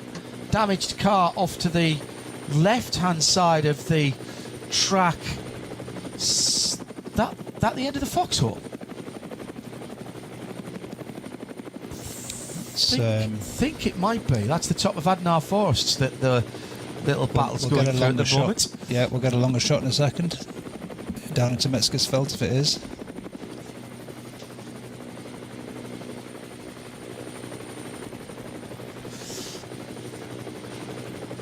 So, yeah, looks like it. Yeah. So through with the leaders now coming past that battle, and that's the Lamborghini Huracan, Thomas Mutch driven 786 Renault Motorsport Lamborghini. Picked his way through, and following him through, that's the Jutta Racing Audi. I always feel like a police observer watching a car chase when we get the pictures of to give you the helicopter shots. I've got to say, fantastic investment from VLN and the NLS and our TV partners at Nürburgring Television to have the overhead coverage even for the early season races and not just for the Nürburgring 24 hours. Really is a big help, and it also really gives us the opportunity to see where the different cars, Peter, have their respective strengths and weaknesses. That's right. I mean, these long shots, you can see the beauty of the countryside here is this serpent of a track sort of winds its way through, and you do get that sense sometimes as a driver of I'm not sure what I'm looking at because I don't normally look at it from 200-300 meters above the track, right? So apologies for the delays whilst I readjust, but you can see now these cars as they climb the hill here, the slipstream is taking effect to some extent. They're closing, and there's going to be some opportunity into some of the tighter corners that we're coming up to for an outbraking opportunity. Yeah, that was Harry King and Nico Silva, second and third in their class for that battle that we saw the leading cars coming through. Out for the Porsche HWM machine. They do look lovely, HWA machines, the Evo R's. I'm told that very little of the original shell of the car, and again I'm indebted to Johannes for this, it's basically only the roof, the A, B and C pillars. They're admitting to 520 horsepower from what is a bi-turbo V6 in that car, and an awful lot of carbon fibre around that centre section. I mean, the good thing is that it retains the ethos in some respects, and certainly the proportions, Peter, of the original. It was when you saw one of the road-going cars, there was an awful lot of dark grey metallic ones, and when you saw one of those on the street, with the high wing in particular, it was like something from another world back in those days. Oh yeah, absolutely. And there's a long tradition here. If you remember the Kissling Manta, there wasn't much Manta left in it, right? But the point is, it appealed to people because it looked and sounded great, as these cars do. And it's not just appealing to the people who saw them in the day, whether DTM or on the street. It's also appealing to a whole new generation, a bit like what you're seeing in the retro styling of some of the road cars that are available to us these days. It's a whole new generation of people who are getting into those, and I'm all for it. Possible pass for position here. The BMW M4 right in the hole in the air, being made by the Lamborghini Huracan, and that is the battle for second position. Just needs a few more feet to get alongside, and then he's going to stay alongside. Little bit of side drafting there, slows down the car you're passing, and the BMW, what you would think would be the aerodynamically less efficient car with that big bluff front end and the two big kidney grills, drafts by and into second place as they both come to the pit lane. 2 minutes away from the hour mark at the end of lap number 7. David Pittard did come to the lane as well for KCMG. So here are all the leaders coming in. This is spot on time with the formation lap and the starting folderol. 7 laps, so none of the leading cars has broken that protocol, Peter, and we'll see them all coming in. Now, is anybody going to stay out? Oh, it looks like Wittmann may have stayed out, and Matt Campbell as well. Now, Matt Campbell didn't start that car, so Grello must have gone off sequence. I have to say, unseen by me, so apologies for that. Yes. So the Wittmann BMW, the number 77 Schubert car, and the Campbell Porsche both went off sequence. Very interesting. So let's see where they come around, Peter, after that top, 8 or 9 have actually stopped. It's a smart thing to do, even though the actual stop is time capped, as we said. It does give you the opportunity to avoid the traffic in the pit lane, and you can get caught behind a car going too slow down that pit lane, losing you those vital seconds. They came in after lap 6, so Chan-Goven came in after lap 6, so they will have had a shorter stop, and the advantage of now having been out on the Nordschleife and warmed up their tyres. So now let's see how that plays out when they come back together again. With an hour gone then, we should probably also take a look at some of the class leaders, as we've got this little hiatus, cessation of hostilities, with the KCMG number 47 car leading. David Pittard, I think not headed. I don't think he lost the lead to the number 77 BMW, which started alongside him. And so he's led all of the 7 laps at the moment. He's now brought that car into the pit lane. In Pro-Am, it's the Gamotta Racing BMW number 23. In Am, in 5th position, Dan Arrows had a feisty first stint, having a great battle with Klaus Bachler at one stage in the Volker Motorsports Porsche. In 81, it's the Max Kreuzer Racing Audi. It's the alternative fuel class. That's in 10th position at the moment and has just pitted. Cup 2, which is the Porsche 992 Cup class cars, effectively Carrera Cup cars. It's Black Falcon in the number 900. SPX is the Reiter Engineering GTX KTM Crossbow in 12th position as they're pitted. That's number 66. In 82, it's the Black Falcon Porsche, number 632, in 20th. It is the Manthey SP Pro GT3 Cup car in SP Pro, the 992, in 22nd. In Cup 3, it is the Porsche 918. Well, they're all 718. It's the Sandberg entered car, and that's the 953. Good battle going on there between the Smerlis Racing, SRS, Sorg Rennsport and W&S Motorsport, and Schmickler, actually. They're all running line astern, separated by not very much. SP10, it's the Pro Sport Racing AMG GT4. Amazing how straight stock they look as well. Being chased down at about 11 seconds by 2 Black Falcon BMWs, the 177 and the 180.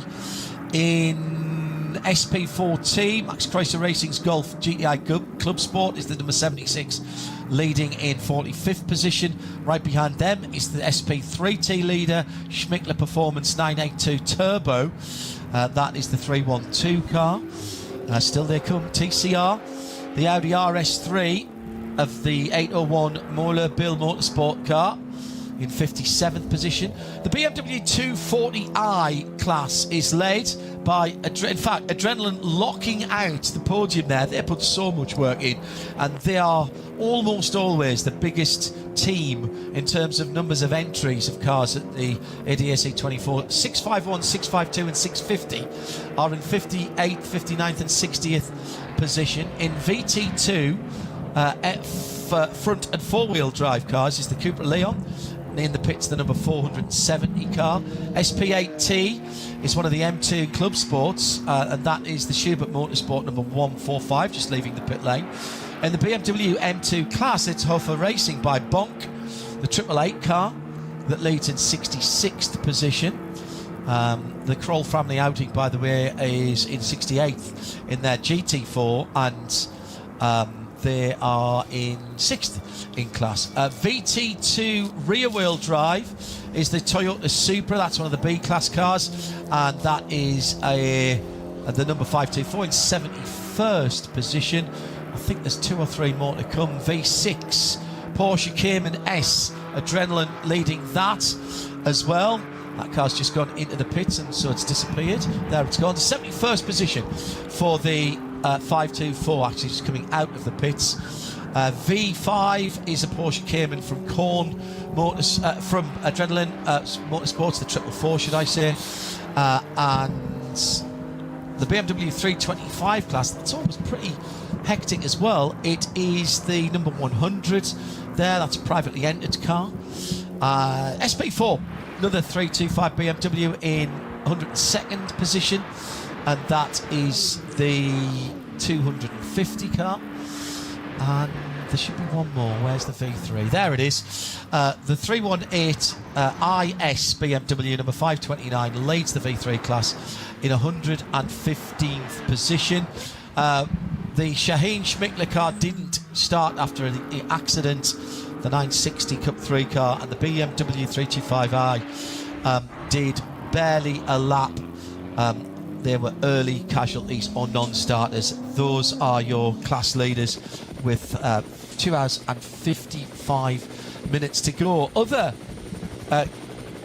activities going on is the kart slalom in the car park. One of the many other motorsport events running the Nürburgring. It's actually the bottom end of the. Actually, it's in the old pit lane and paddock, the old Fahrenlager, and the slalom is laid out to the letters NLS, and basically it is a gymkhana or an auto test for karting. Brilliant. Yeah, it's a fantastic atmospheric part of the paddock, actually. If you walk into the paddock as a member of the public, you'll walk right past this and you'll see a lot of old artifacts and features from back in the day when this was the main paddock, when the Fangers and Sterling Mosses and so on of this world were racing at the Nordschleife. So always worth a look, and there's usually something crazy going on, some kind of drifting or some other interesting spectacle to watch. Peter Kate and John Hindhaugh in the booth for you as we're just after 6 minutes past 1 Central European summertime and right into the meat of this 4-hour race. NLS 3 is the 57th running of the Adenauer ADAC Rundstrecken-Trophy. It's actually only the second race of the championship this year, as we lost NLS 1. It was simply too cold for the tyres to cope. Not a problem today. Not the baking hot temperatures that we've had in the past, mind you, when we've run races in June and July. But I think this is pretty temperate. Lap time's been pretty good. We haven't cracked the 8 minutes yet in terms of lap times. A few too many yellow flags and slow zones, I think. 752.3, excuse me, was the pole time set by David Pittard. Jesse Kron has taken over the pole sitting car, and during that pit stop, David came in with about 9 or 10 seconds. In second now is the BMW of Gemotto Racing in the SP9 Pro-Am lead as well, the number 23.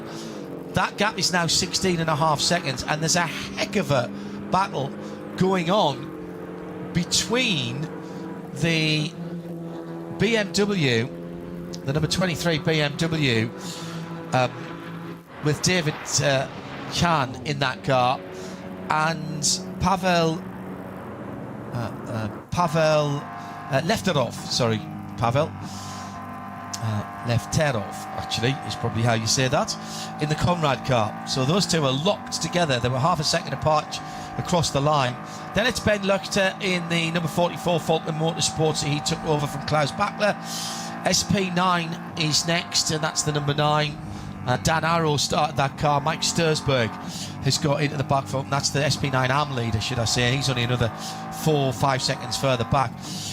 The HRT Ford racing car, Ford Mustang GT3, has just been taken over by the Belgian driver Frederik Vervisch, the number 65 car, having just been the driver last week who put the fastest lap in ever by a United States of America manufactured car with that tremendous 6 minutes 15. There's more to come from that, I suspect. If you didn't listen to Frederick talk to me, it was the top story on Midweek Motorsport on Wednesday, and he was in very good spirits and looking forward to this weekend. Interesting comments from him as well about how the Evo is going, likely to be going in this race. They're very happy with the high-speed performance that the new Evo kit has brought to that car. We have a full green flag lap at the moment.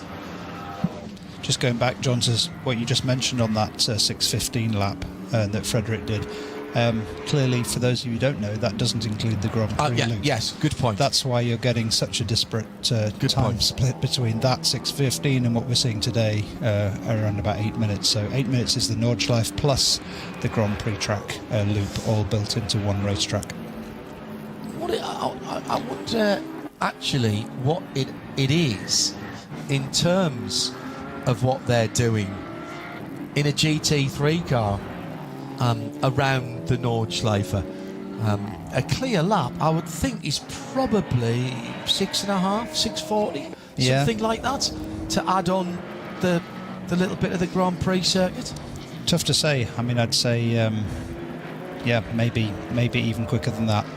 I think we're looking at 2 minutes something for the Grand Prix loop in this configuration. If you run the full GP, it's another sort of 20 seconds or so, roughly, right on top.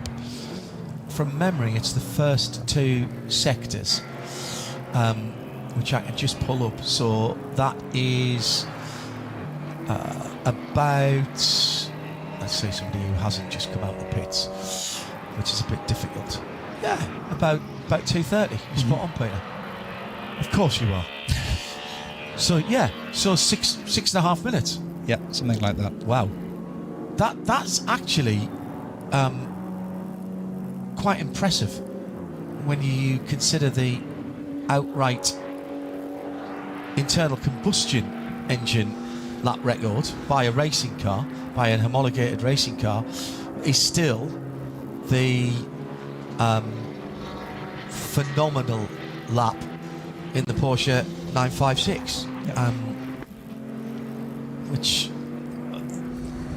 that was a practice lap, in fairness, that was in there. Oh no, that's too small. I've just made my timing screen far too small. I'm just going to have to move it over so I can see the pit stops. Stefan Beloff, of course, with that record, which will probably stand for a very, very long time, if it is ever going to be beaten.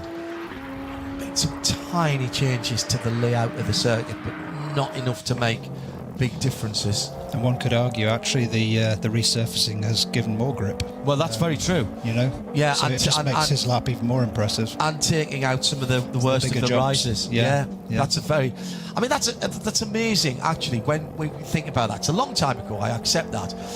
But you are talking about a car that was at the front of the field and winning Le Mans and world-class endurance races on the Nordschleife. And even if you say 6:30, a GT3 car is doing a lap time that is barely 20 seconds away from that on 15, nearly 16 miles. Yeah, crazy. And obviously GT3, power is capped to a certain level. Yeah, I'd love to see a de-restricted attempt with the GT3 around here. That's a fair point. That would be quite fun. That would be, well, that Ford Mark IV that Frederick drove is over 800 horsepower from that twin turbo 3.5 litre. It had the Multimatic variable valve race suspension on it, so it's pretty trick. And it was the long tail car. Very, very impressive piece of kit. They're only building 67 of them. There are 25 build slots left. And I know you've got $1.7 million plus local taxes just lying around in your pocket. I need to look for that. Yeah, it must be in a different put it down somewhere. Different pair of trousers. Yeah. So into the meat of the race now, Peter. For the most part, the starting drivers have got out, handed it over to one of their teammates. You've got time to talk, as you mentioned. You've got time to talk to the incoming driver. What sort of information is being passed on, or should be being passed on? It's just a lot of unintelligible shouting normally.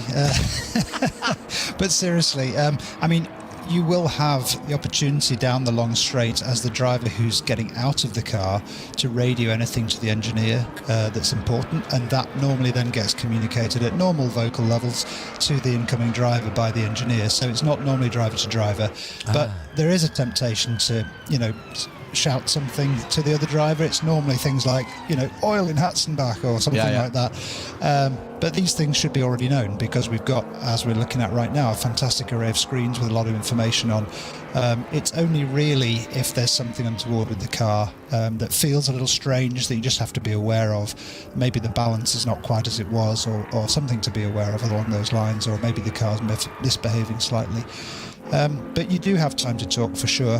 The thing is, when you get into the car as a driver, you've been waiting for an hour and a half. It's very, very hard to maintain your focus and concentration through that. I tend to sort of be around, but not in the pit garage until about half an hour before. I'll be in my kit, of course, ready to go.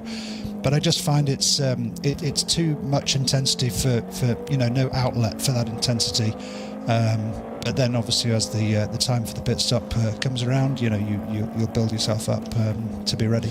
The chapter in your book, we haven't mentioned your book yet, and we're well over an hour into the race, so apologies for that. That's fine. The chapter in your book about you literally getting out of bed and doing your preparation, getting in the car and doing the first lap of the race, to me is such a fantastic first lap of that stint, should I say, in the night time.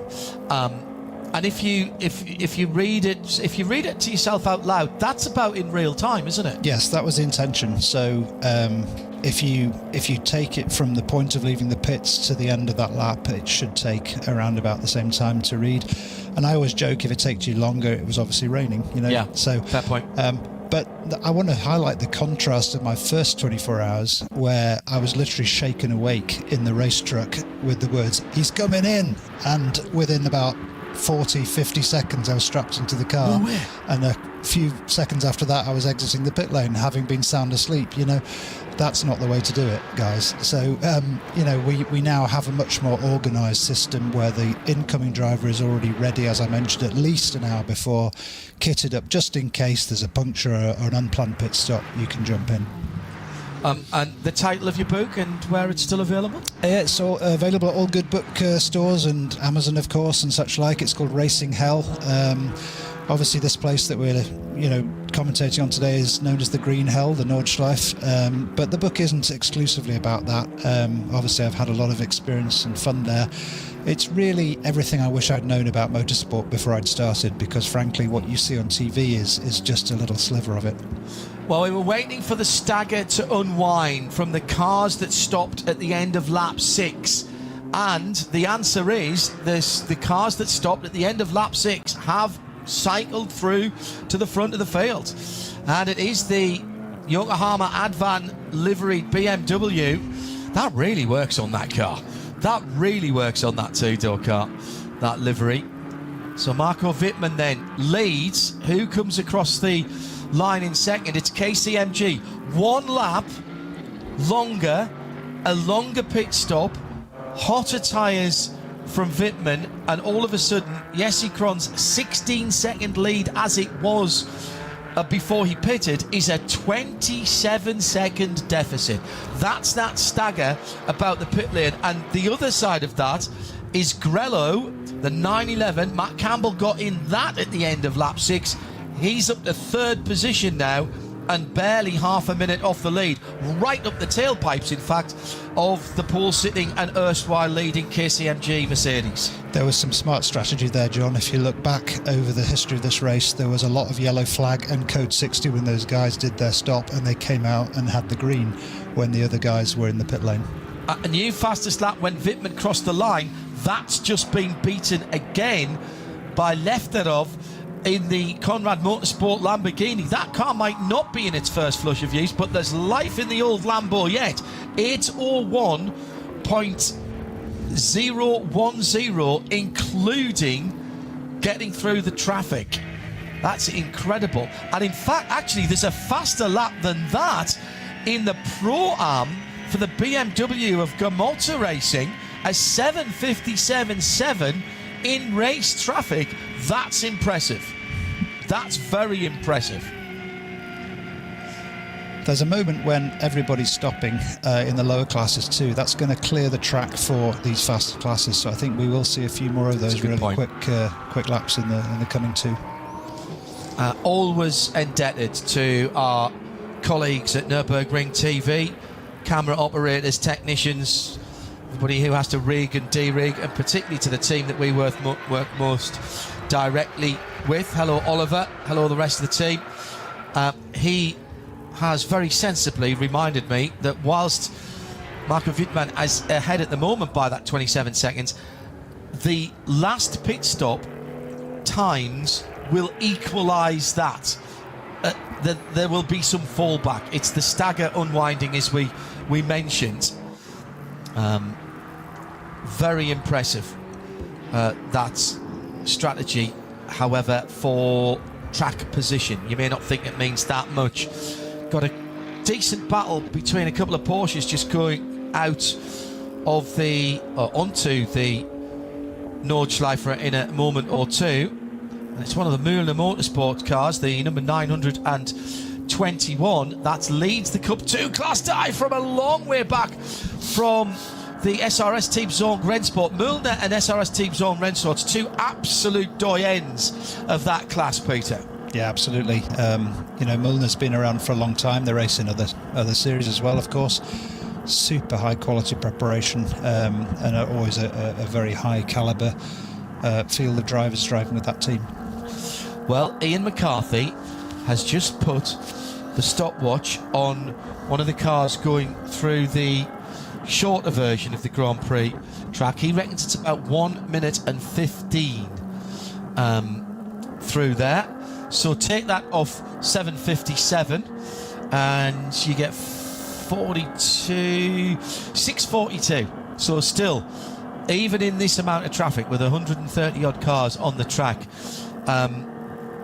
6 3/4 minutes around the Nordschleife in a GT3 car.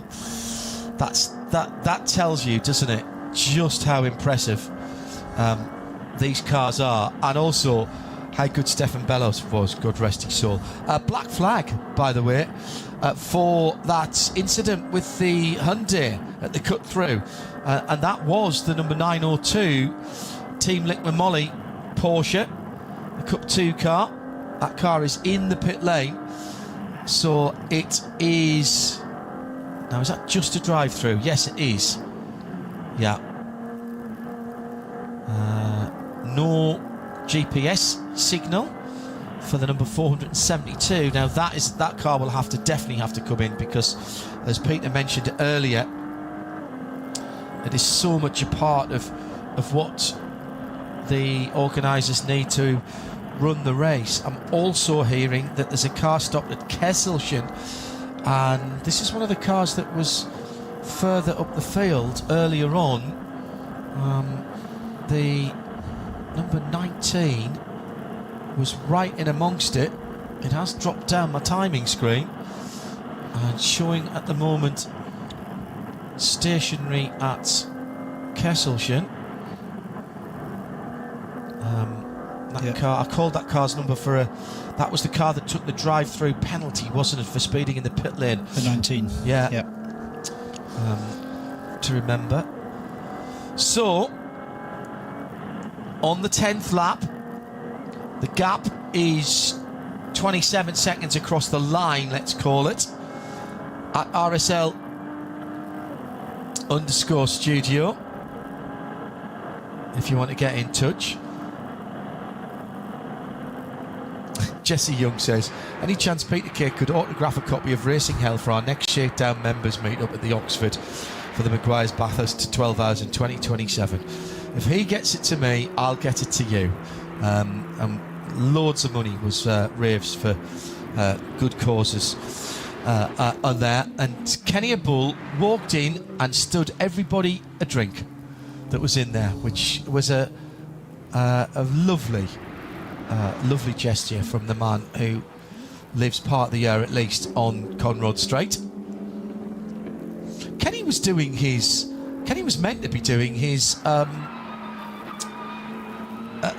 permit, actually, and I think he had to bail out of it because of the move of NLS2. He was meant to be doing that weekend and then couldn't reschedule. So I wonder if that means we'll have him at 4 and 5 next weekend. Remember, if you're watching this and enjoying it now, we have 2 more instalments, 4-hour races next Saturday afternoon, evening, really, and then Sunday lunchtime. Battle going on out on the circuit at the moment. Grello in 3rd position. Matt Campbell, affable Aussie. And in his wheel tracks at the moment, the fastest car on the track, the Gamota Racing Lambo, and Matt Campbell held up behind traffic as he come through into Flansgarden 2, and the BMW's right there down into the Stefan Beloff S's now, and then it'll be the hard right-hander and across the bridge. Campbell just holding his line there. Oh, I tell you what, this is a cracking battle, Peter. And what you said earlier on about everybody being flat out, being proved here as David Hahn looks one way then the other, you would not think there's still 2.5 hours to go. No, and this is critical. This exit here is coming onto the Dottinghurst Straight. It's a tricky, long falling corner. You're trying to get back on the gas. He wants to get in the slipstream. He's going to get in the slipstream here. They're going to be side by side before the end of the straight. Oh, that Lamborghini has got some pork, hasn't it? Right under the huge rear wing of the Manti Porsche, pulls out to driver's right.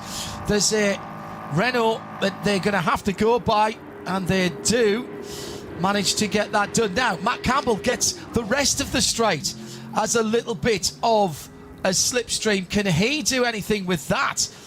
Or has the car gone through? The BMW, sorry, called it a Lamborghini, or the BMW, not the Lamborghini. Well, we've seen that a couple of times, Peter, have we not, with BMW M4 Evos? Once I had the Lamborghini in my head because they dragged past the Lamborghini, the Conrad car, and now past that Porsche. That is a car and a driver in David Jan who is on a mission out of the pits. That was an 8. I know there was some slow zone, 8:44 there, but my goodness me, sector times are quick. Yeah, it'll be interesting now to see how 6 seconds quicker than Campbell on that lap. Yeah, interesting to see how Grello manages this. It's tempting to, try and chase after the guy, recover the place. We'll see over the next couple of laps if he's able to stay with him. Quite a lot of extra concrete, I notice, on the runoff area there on the left. They're really running wide on that corner compared to last year. Oh, in the bit that we used for the 24. Yeah, exactly. The short cut through of the Howcock. Yeah. Johannes has been into the record books and says if these cars are doing 640, 645, that's pretty much what the race laps were for the Group C cars in the 1000k at the Nürburgring in 1983. Wow. Now, all right, it's 40 odd years ago, but these are cars that are based on street cars. These aren't prototypes. Yeah. I know these are proper race cars. They never started life as a street car, but even so, that is some movement. That is incredible. Thank you, Johannes, for that. At RSL_studio. Cup 2 battle leading across the line now. And they're well up, 12th and 13th, Milner Motorsport and SRS Team Rennsport. Milner with the H&R livery, that light blue, white and black livery. That's becoming iconic as well, really. Couple of cars to get through. Zorg Rennsport running a number of different liveries, but again, as we said before, these are two teams that know these cars. We see them in the Michelin 24-hour series. Both of these teams have run Cup cars. These are 992.1. We haven't got any new 992.2s or 992 Evos as yet. They're all still rolling out into Carrera Cup. It was Carrera Cup Asia who raced them first, then Carrera Cup North America, Super Cup and Carrera Cup Deutschland are the four that will get them this year. The new cars that will replace these cars, it's an evolution. The engine has been tweaked a tiny bit. For a long time it's been 507 horsepower. It's up to just under 530 now for the newer cars. Very, very different rework on the aero to mirror the 992.2 street cars, so a different front aero package, different rear aero with more adjustment as well, slightly different interior and some different suspension as well. The lap times that they've been putting in IMSA competition are a whisker away from GT3 lap times, and they run on Pirelli tyres in IMSA as well. I'm led to believe that the setup window, even though it's quite strictly controlled in Carrera Cup and Super Cup, is wider, and the cars, all of the cars now have ABS as standard. Even the Super Cup cars have the ABS, and it's a very sophisticated ABS as well. You've always been able to spec ABS for the endurance versions of the car. It's an interesting point how ABS has developed, and it's one of the areas that you can look at motorsport and say that's where ABS development really has occurred, because most people know ABS as a kind of an additional benefit on your braking system should you lock up the brakes. It avoids that lockup, maintains some wheel rotation, gives you some steering capability. But where we're at now, because of motorsport, we've got ABS that can brake different wheels at different rates to help you achieve a turn on the car. And these race cars you're watching right now, those that use those systems are actually braking into the curves, braking the inside wheels of the car more than the outside wheels, and rotating the car as a result. So it really was a change to the driving technique that you had to accommodate as a driver to get the best out of those systems. Well, my own very limited racing experience, you and I shared a car which basically had road going ABS on it, and then when I got to test a similar era GT3 car which had race tuned ABS on, still adjustable, they were both adjustable, but the GT3 car was incredible. And the brake pressure you have to put on that brake pedal. Absolutely hammer it with your left foot. Yeah. But you, as you say, you brake right into... I remember the engineer saying to me when I got in the GT3 car, so have you driven a car with race ABS before? So, no. He said, well, this light here is the ABS light. I went, oh, so I don't want that to go on. He went, oh God, no, that has to be on all the way up to the apex. Absolutely. And it's like, oh, really? And it made you feel like a racing god in some respects. It was, but it was amazing how tunable it was as well. The KTM Crossbow, that was quick yesterday. I was watching the onboards of the number 66 machine from Reiter Engineering, and it was firing past the HWA cars. The number 66 car, very quick in a straight line. This, of course, with the GTX with the 5-cylinder engine, and pushing in right in behind Porsche 909 at the moment. It's not a battle for class position. They're getting very close. This has just come through Adenauer Force. It looks like a spaceship, and I love the way that clamshell lifts up as they head down into one of the most challenging parts of the circuit, Peter, through that hairpin and then plunging down, ultimately down to the bridge at Adenauer. But this section here, you have to be so precise. Absolutely. I mean, there was a big bump in that little S-bend a few years ago. They ironed that out. But the rest of this here, these three apexes, you can see as he exits, there's a big bump, jumps the car sideways, then down into one of the slowest corners of the track, second gear left, trying to get on the power, trying to get a good exit all the way down here, and then hold your nerve, don't brake until you're around the curve. He had to lift because of the other car. Here's where you're on the brakes, and then again it's downhill, big bump just there, takes the car to the right, but you've got to work it over to the left, get back on the power, because guess what, it's going to be flat now all the way up to Bergwerk. That's been resurfaced as well in recent years, that the good place to just lift and let the hill slow you down used to be the change in surface there, but that's all new there through what is not officially called Nicky Lauda corner, the little kink before Bergwerk, the Lauda link, and the Lauda left, and then climbing from Bergwerk. That's that whole section down the one side of the hillside and up the other, until you've actually driven that yourself. Even the onboards, which are fantastic nowadays, they cannot do that justice. It really is a place where you can make up a lot of time as well. The BMW of David Jan then into the smaller of the two carousels, the Kleiner carousel. Oh, that was another thing I noticed about Frederick Vervich's lap in the Ford GT. He didn't use the full Caracciola carousel. He just dropped the left-hand tyre over the top of it, almost rally-style, ditch-hooking it just to help him turn. So that'll come back to ride height, I would guess. Most of the issues of the carousel, it's not a lovely, smooth, bowl shape, as you might expect. It's a series of flats all joined together, and each flat leads into another, and there's a big bump as you do that. So any car running a low ride height is going to ground out. So I imagine they're running that car as low as they possibly could for the rest of the track, and then they would have sacrificed a few seconds around the carousel, and you know, driven around the, essentially, as you say, the top of the carousel. How much has the track changed in the years that you've been going there? And I'll say improved, because there has been a lot of investment down through the years, not just in the infrastructure and the fact that there's fibre run all the way around so that our colleagues can get the cameras out in the country, not just about the helicopter coverage, but in terms of the track itself, Peter.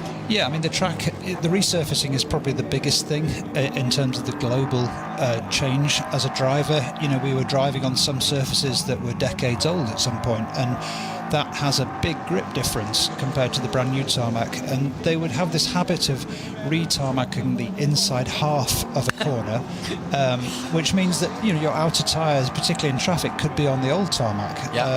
In the rain, the new tarmac was not necessarily as grippy as the old tarmac. So again, it changed your wetline approach. Curb height have changed. You know, there's a very famous example after Fuchsröhr, the left before Adenauer Forst, we used to ride that apex curb. It's much too high to do that now. Can't do that. So that's made Adenauer Forst a really tricky break, because you're still turning left as you're getting all that speed off, bearing in mind the prior section is absolute flat out top gear, sixth gear sort of section. Some of the jumps have been smoothed off a little bit, not significantly. There are still airborne sections of the track. If you're a spectator and you want to go and watch at Flanksgarten, for example, you'll see the cars in the air. There are some very famous photographs of you know, a good foot of air underneath the cars. That kind of blows people's minds, because they don't expect race cars to be airborne, you know, all four tyres, but it happens every lap, and pretty much every car. So, you know, get down to those places and you'll see something you'll not see many other places around the world. Mentioned Harry King earlier on, and keen-eared yellow lights at the end of that Hatson back and waved yellow flags. Let's just see what David Jan's going to come up against here. Slows down, and then we get the code 60 boards down to 60 kilometres an hour. It's all bringing you down to the 60k speed. Hatson back. Perhaps there's a yellow flag here, we'll see. We've got some track work, and that looks like it might be some barrier work going on. John de Geese, keen-eared. Hello, John, doing his rapid tour. He is at Barcelona at the moment. He'll be in Italy next week, and then back to, in the middle of the week, and then back to Long Beach for IMSA, founder and editor of Sportscar 365. John said, I'm expecting to see Harry King in one of the Proton Porsches in Barcelona, but he's not set any times yet in FP2. He was on the timing screen here. I'm a bear of limited brain, so I'm a witless tool of management, I have been called, and I'm quite happy with that. And his name was definitely on the timing screen here. We'll see if we can get someone to confirm that Harry was in the car. I know that next weekend there's a number of people doing parts of Spa for the Michelin 24-hour series, then coming to the Nürburgring, particularly on Saturday when that's a late start, and then going back to finish parts of Spa on the Sunday, which is somewhat incredible to me. It was, who was it who was saying, I think it was David Perrell who was saying this was his busiest week ever because of the amount of races that are on at the same time. and he's battling to get between them. We've got Barcelona with GT3 for ELMS, of course. We've got Paul Ricard as well, and then here at the Nürburgring Nordschleife. So quite a lot going on in the sports car world. Now, this is first world problem, let's just say that. If you're a professional GT3 driver, a factory GT3 driver, you're probably doing 40 races, 40 race weekends a year, right, aside from the testing. Talked to Maro Engel about this when we were in Australia. And in fact, Garth Tander, also one of my co-commentators there, saying the reason that you can't just jump in even if you know the track better than the works drivers is they effectively, Peter, live in those GT3 cars now. Yeah, there's so much racing. It's a speciality kind of racing. I mean, the way that you drive those cars, there's so much development that is very specific to that format of racing. Not just the car itself and how you handle it, but how you deal with the other cars around you, the traffic.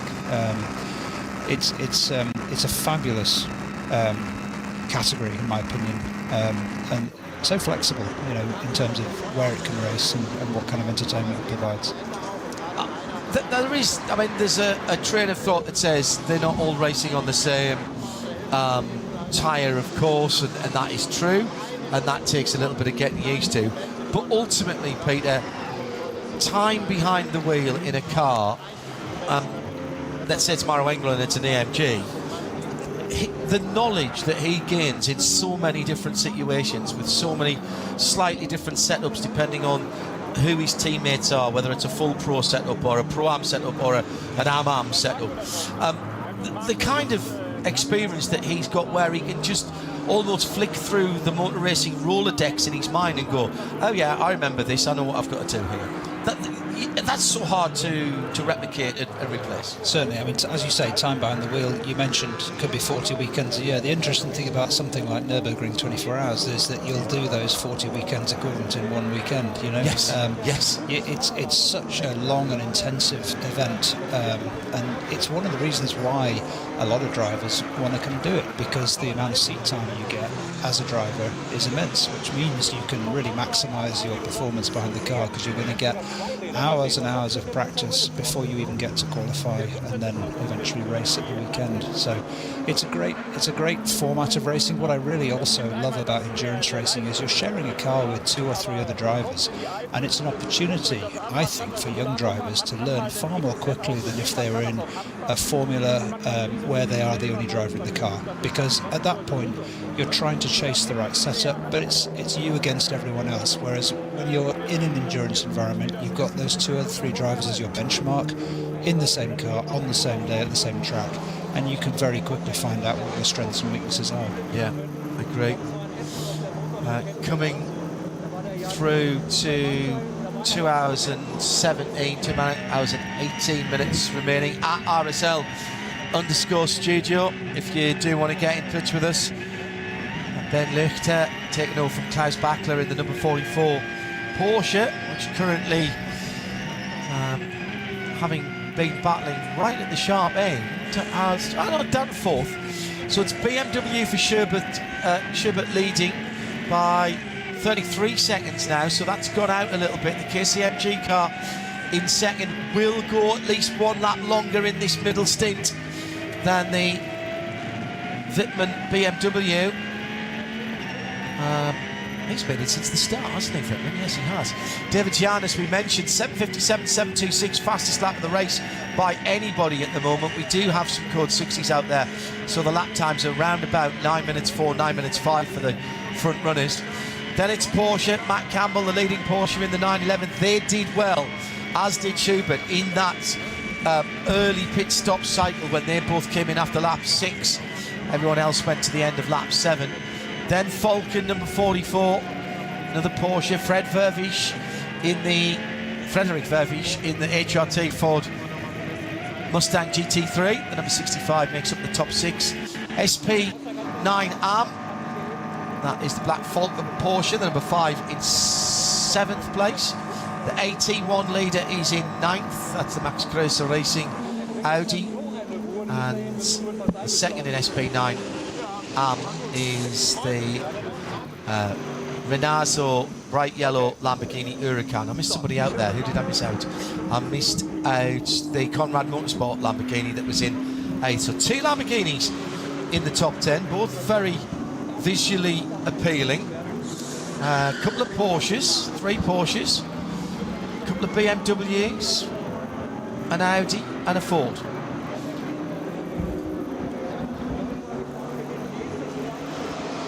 That combination of different cars just highlights exactly why this kind of racing's so special, you know. It's been, I mean, fair play to Ford for coming back in. The Ferrari win a few years ago with Klaus Abelland's Fricatelli team was the first time a non-German car had won for such a long time.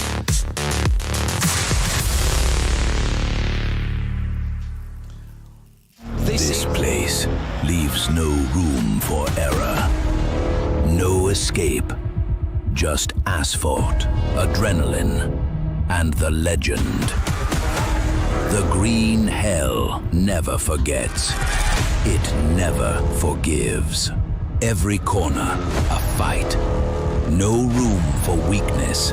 The Nordschleife is no place for empty promises. It is the place where they are delivered. Engineered for the green hell. Official partner of the NLS. Die Legenden der Nürburgring Nordschleife sind unterwegs. Und zwar direkt zu dir nach Hause. Dank CK Model Cars sicherst du dir deine exklusive Erinnerung an den Besuch an der Rennstrecke. Unzählige Modelle findest du auf ckmodelcars.de oder im Shop direkt in Adenauer.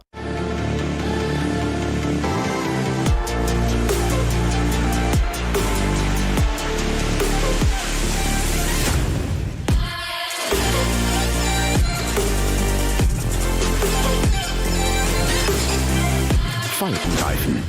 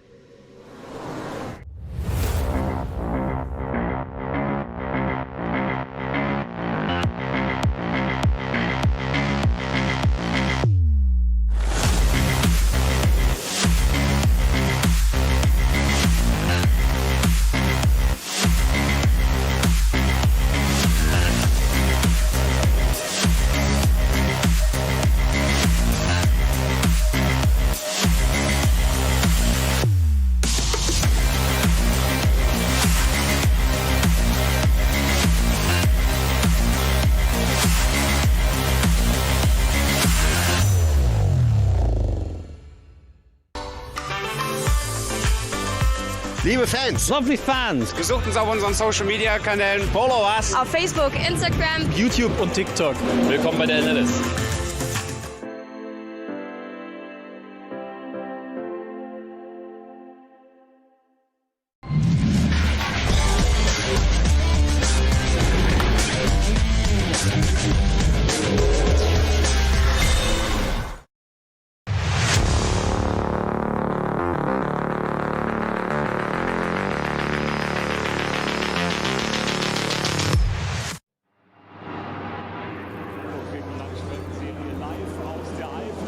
So the gap at the front of the field has changed to come down to 16 seconds as we're getting into pit stops again, and we expect to see the leading BMW from Sherbert Motorsport, who last pitted At the end of lap number 6, expect to see that car and the number 911 in 4th, the Porsche of Manthey and Matt Campbell, in at the end of this race. The cars around them stayed out 1 lap longer. They took the shorter pit stop because of the sliding scale and the mandatory pit stop times, and they took the road position. This middle part of the race, the 2 middle stints, should balance it back out so that by the time we get to the end, if you will, the stagger will have unwound again. It's down to those 2 cars, the 77 and the 911, to try and make good that track position that they have had. Peter Kate, John Hindhaugh in the Global Broadcast Centre. NLS 3, 4 and 5, rounds 4 and 5 next weekend, Saturday afternoon in the evening and Sunday, with a top qualifying simulation as well on Sunday. We'll have coverage of the Saturday evening race, top qualifying on Sunday, and the Sunday race as part of a super weekend of endurance racing that takes in the first round of the World Endurance Championship at Imola. 6 hours of Imola on Sunday. Huge moment for the HWA number 61, the lighter coloured of the 2 cars, coming up the hill to the Caracciola Carousel, trying to go around a couple of Cup 3 cars, and very close to hitting the Armco on the outside with 2 of the tyres on the grass, and Matt Campbell was right in behind them as well. I'd like to see the onboard from Matt's car on that one. That's not really a place I would have thought you could have overtaken even a slower car there. They've got to be being cooperative there. That's right. I mean, the track is not actually straight on the approach to the carousel. There is an S-bend. You start on the left side of the track and you basically drive your car straight to the right-hand side as the track snakes, and then you're positioned perfectly for the carousel. But if there's a car next to you, as there was there, you really have to then adjust your trajectory, as it were, and that's where the car very nearly came unstuck there. Car that we weren't expecting to see this year, albeit the team said they would be back, is the Oliver Krieser and Robert Neumann Dacia Logan, the number 300 car. The team, as far as I'm aware, remember the car was destroyed last year, and as far as I'm aware, the car had built a Renault Twingo with RS Megane running gear and submitted it, and you're allowed to put any engine from a car in the range into that particular category. Submitted it, and it was turned down, so they've rebuilt another Dacia, which is interesting. They were looking for more performance and thought that and better lap times, and thought that the Twingo would give them that. But for whatever reason, the powers that be decided that they didn't want the Twingo and they'd rather have the Dacia back. So the Dacia is back. Yeah, I have mixed feelings about I'm that. sure you do. We should point out the reason it was destroyed is because it was hit by another car. The speed difference between the slower and the faster cars is extreme. So on one hand, I'm not sure that it's a smart idea to have such a big speed differential. On the other hand, I do like the fact that this type of racing offers the opportunity to get involved at that slower end of the grid, let's say, and gives drivers opportunity to get on the ladder and get into this racing. So, I do support it, but with caution, because when you have the speed differential, people have to accommodate that in their driving. We've been talking quite a lot about how we used to see 220 cars starting, then it went down to 170, and now it's 150. For the ADAC 24 hours. Now, I'm not sure whether the track license has changed per either ADAC or FIA, but we also saw in that time when that was coming down, we saw some of the smaller engine cars, the Suzuki Swifts, the Daihatsu Charades, basically anything sub, I think it was sub 2 litre, wasn't it, or 2 litre equivalent. Some of the forced injection minis, they were taken out because of that speed differential, as the cars at the front of the field, which transitioned into being the GT3 cars that we see now in SP9, were just getting quicker and quicker, and the lap times were coming down. So I understand what you're saying about that. There's a slight dichotomy there, isn't there, in that? And I'm not sure, the drivers of those slow cars particularly liked driving around with their eyes fixed to their mirrors the whole time, on the basis that they could see these bright headlights coming up behind them, particularly in the dark. You're not sure what car it is, how quickly it's closing necessarily. And there's a lot of blind corners, as I mentioned earlier, which can result in catastrophic impact. And everybody can make mistakes, and Ben Luchter has just made a mistake. The number 44, running in 5th for Fulton Motorsports, the Porsche. This is a car with real potential in this race. A 87-second stop-and-go penalty. 87 seconds? Why 87 seconds, Hindhoff? You may well ask that. That is proportional to the speed that he went through a code 60 over 60 kilometres an hour. 117 kilometres an hour.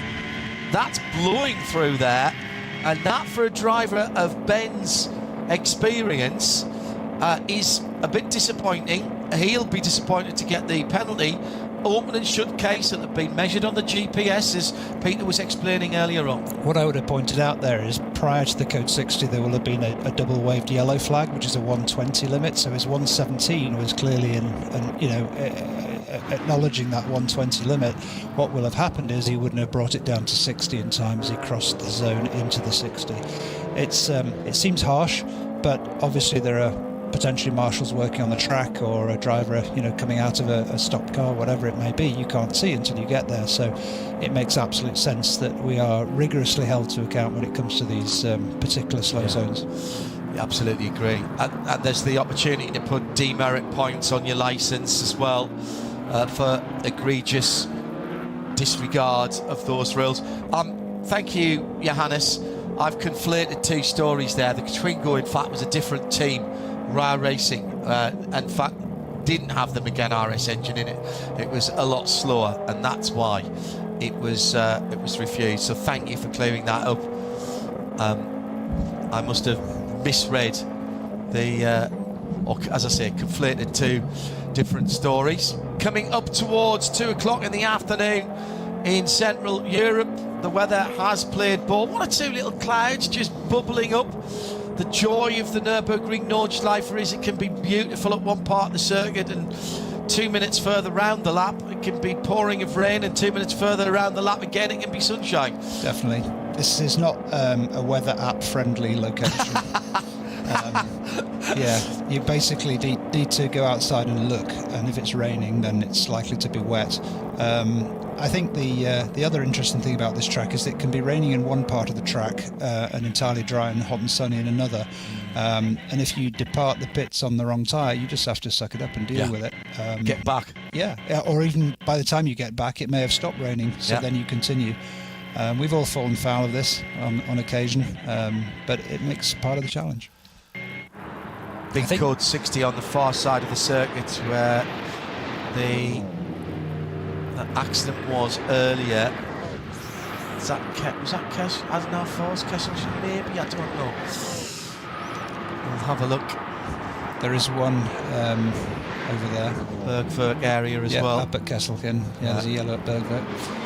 There is a chance of rain, just coming back to weather, there is a chance of rain on the local app, which is the only one I sort of half trust. 40-50% chance of rain towards the end of the race, but I think, looking at the radar, it's likely to pass over the track after the race has finished. So still waiting for the end of lap number 13, where we will expect 7 and 6 put together is 13, and we are waiting with 2 hours and 1 minute to go, so almost half distance, not quite, for the next set of pit stops. Before that happens then, let's very quickly look at the rundown. with a slightly different pit strategy being run by the first and fourth place cars. It is Schubert Motorsport, BMW GT3 Evo, number 77, ahead by 15 seconds of the Mercedes-AMG of Jesse Kron and KCMG. That was the pole sitting 47, blue and white car. Then it's Devijan for Gamotta Racing in the BMW number 23. Matthew Campbell is the other car we think will have to come in the pits at the end of this one, the 911 bright yellow Grello Manthey car. And the top 10 made up by Falcon number 44 with an 87-second stop and hold to a 10-2. HRT Ford, the number 65, they're just over a minute and 13 seconds away from the leader. That's nothing round here. SP9 ARM class leaders in the top 10. That's the Black Falcon Porsche number 5. We've got the AT1 Audi leading, the AT1 Max Kreuzer Audi leading the AT class, the number 75 in 8th. Renazzo Motorsport for the Lamborghini Hurricane in 9th, the 786 bright yellow. The top 10 made up by the Mercedes-AMG, which is the Toyo Tyres machine. That's your half-distance rundown.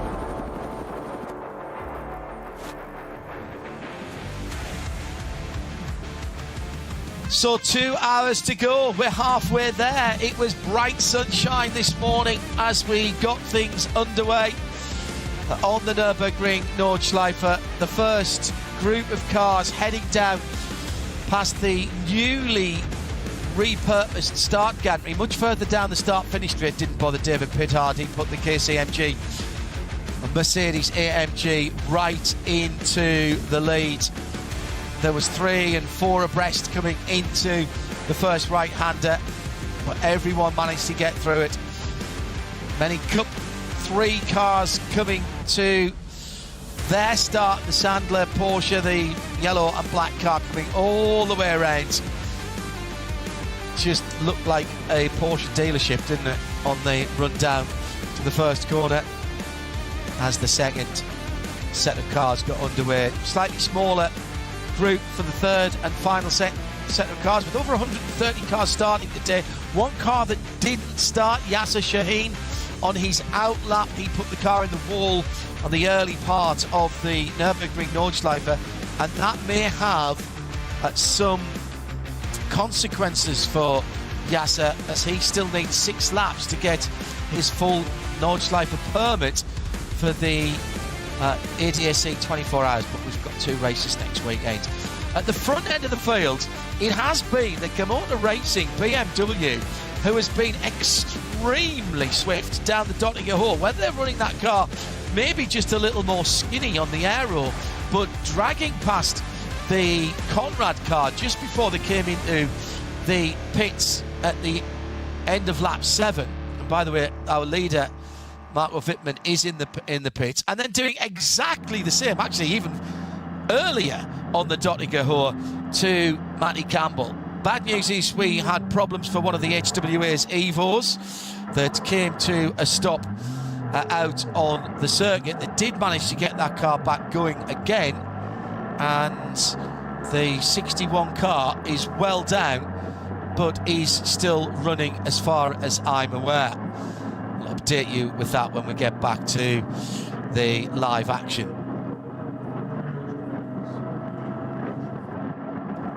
Right. I think that might be live, actually. Yes, I think you're right, Peter.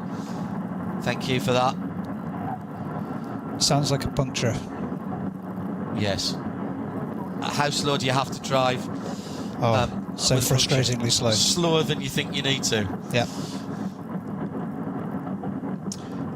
So leader and 4th place car have come into the pits as we expected after a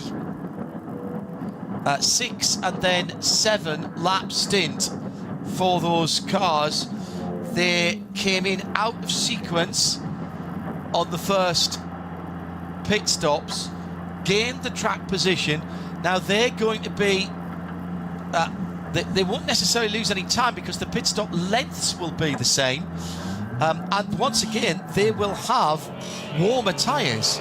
So does this is right, he's pulling off the track there. Yep, into an exit. Yeah, which well is a very difficult one to get to from a mechanic's point of view. Very good, but at least he's got off the track. So Schubert and Manthey are now banking on the fact. I wonder if they'll leave Matty Campbell in that car now. Wittmann started the race, so Yasser Shaheen, of course, next weekend is meant to be at the WEC at Imola. Now, I wonder if he can do the Saturday. He'll be able to do the Saturday race. He might be able to get 6 laps in on the Saturday race, because he'll finish. He'll be doing qualifying. He'll finish qualifying on Saturday afternoon. He won't be able to do the race on Sunday. Thank you to John de Geese for pointing that out. Well done, Mr. de Geese. Thank you for being the voice of reason in my head.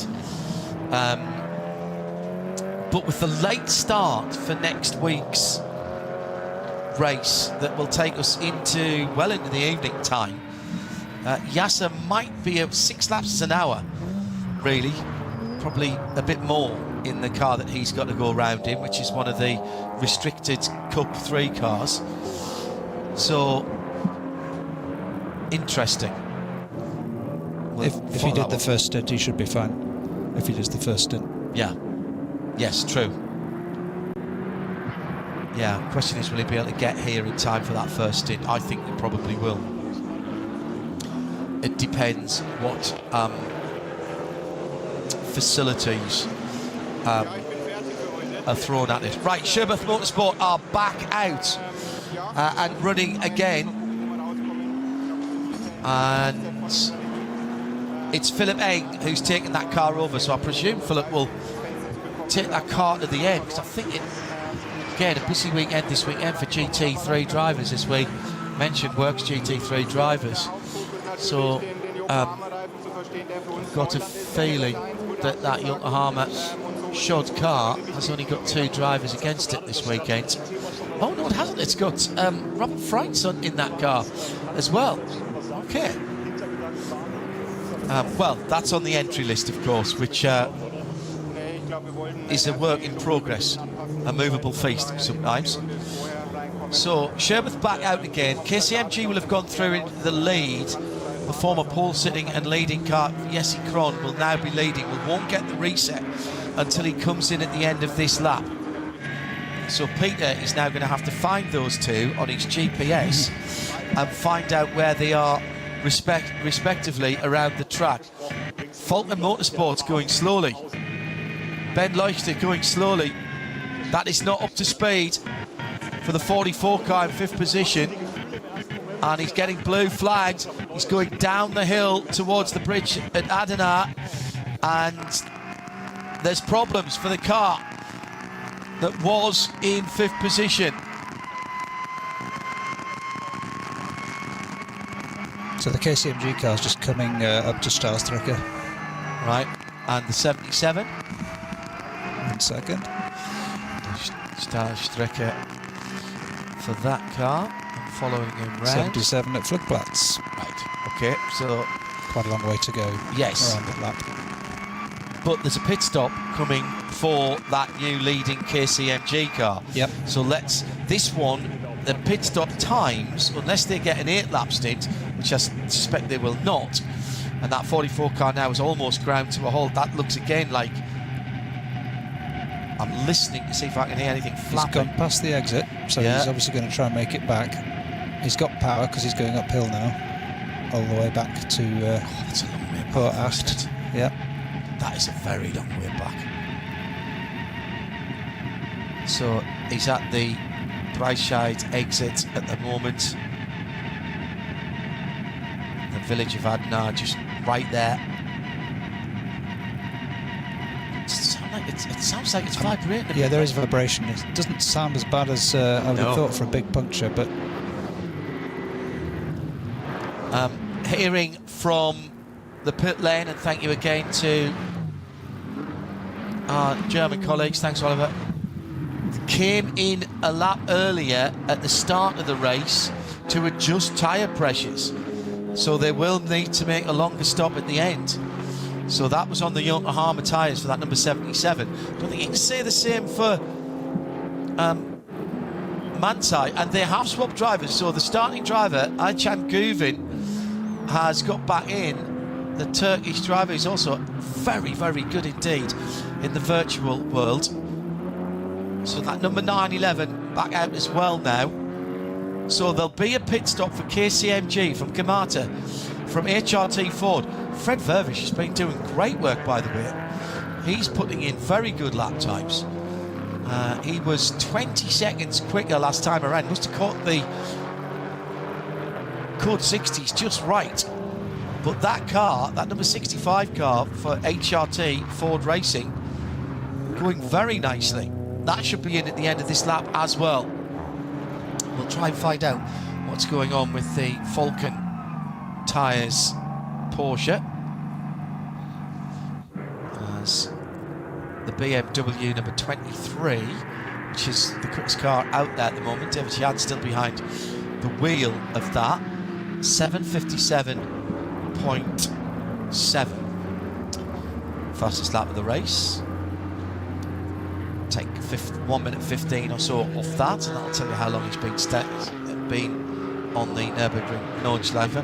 Haven't seen much of the Aston Martins or talked much about the Aston Martins here, Peter, a brand with which you have some history. GT3s, SP9 cars and GT4s here. Yeah.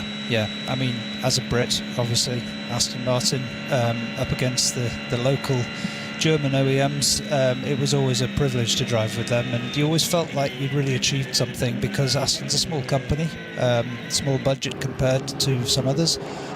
So to come away with gold or silver trophies was always an enormous level of satisfaction. Yeah, and you did come away with a win, a class win. Yeah, we did.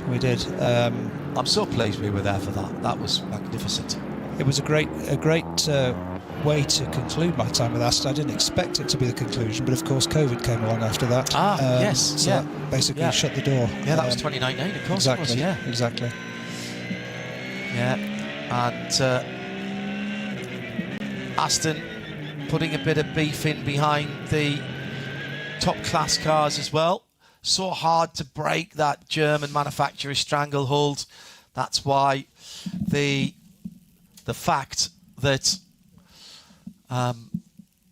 Ferrari did it with a non-works entry. Fricadelli did it, actually, the non-works entry. They did get a little bit of help from another Ferrari team, but that's why that stands out. First and second into the pit lane, KCMG and Gamata Racing. 25 seconds between them. Now we wait for the black and red BMW number 77. So that was another 7-lap stint. End of lap 14. The 77 is just coming through Flansgarten now. There's a lot of restriction of speed there. Slow zone into a code 60 before Schwalbenschwanz, and then he'll be on it all the way down the Dossinger Höhe. So they had about a 16-second lead, if you remember, before they made their second stop, 1 lap earlier again than everyone else. Frederik Vervisch has come in from third, 43 seconds behind the KCMG car that was leading. That's the second stop for the black number 65 HRT Ford Racing Mustang GT3. Okay, so 77 is out into the green flag. He'll be on it, coming through Schwalbenschwanz now. And confirmed it is a tyre failure for the Falcon number 44. So that's a long way back. Long way back. And that's dropping. I mean, they're going to lose the better part of a lap here. Not to mention any potential damage to some of the hardware just around the tyre. Depends which tyre went. And I assume it's a rear.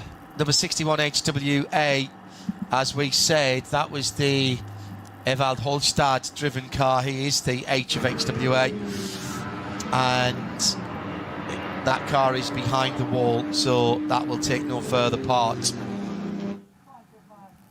And, well, I say that. It could do.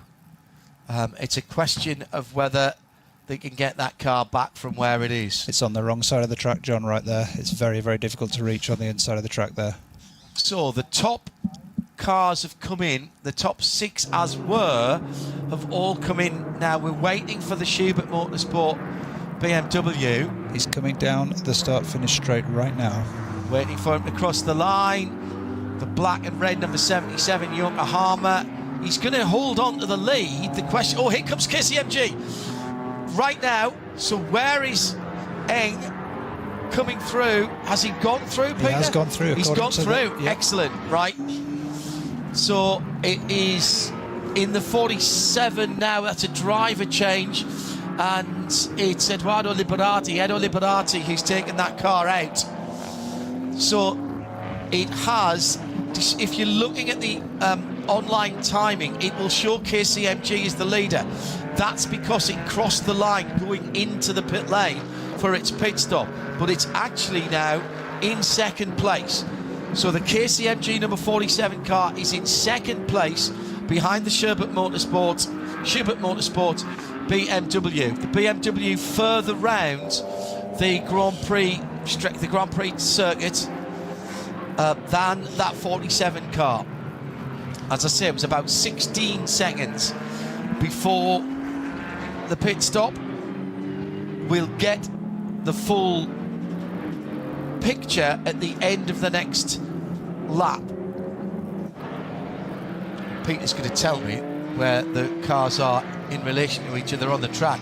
The black and red number 65 Ford Mustang GT3 back out onto the circuit and now being driven by Dennis Olsen. Dennis, a driver who has proved his worth with a number of different manufacturers. Some of the VAG brands and now with Ford. Yeah, basically both cars are in Hatzenbach. 77 is probably about 15 seconds, 10 to 15 seconds ahead. So probably status quo then. They would have been hoping to make up a little bit more time. They will have warmer tyres. They have 1 lap warmer tyres than the KCMG in second. The other question is, where did the 911 drop into in that as well? And the Falcon Motorsports car is off the circuit, behind the wall. Is that the bottom of the... That's top of Hochacht, is it? The top of the test hill, yeah. I think you're right. I thought it was the bottom. Again, a view I'm not used to seeing. Well, you might be able to check on there with the 44. And we've also got the 902 Black Falcon Liquid Moly GT3 Cup car. Now that car was running 7th in class and has stopped out on the circuit as well. Yeah, it's top of Hochacht where the 44 is pulled off on the outside. Yeah, that is reachable. So if it's a tyre change. Hello to Jimmy Broadbent, who came across the stranded Z4 in his stint. He said, "I missed what happened," and I'm pleased you missed it, Jimmy. Watto, Jimmy, hope you are doing well. We think he spun it up coming on to the Nürburgring Nordschleife from the cut through. There was a few witness marks on the road that looked like he looped it back to have contact with the left rear wheel, sort of a bit of a tank slapper, and the left rear wheel hit the arm core, and then it ended up completely the wrong way around with left rear suspension damage on that car. Yes, the Z3, as I said, it's a favourite. Jimmy, don't forget to come and see us when we're in our usual booth for the ADAC 24. We'll keep an eye on your car's progress as well. Good to know that you're tuned in at RSL_studio.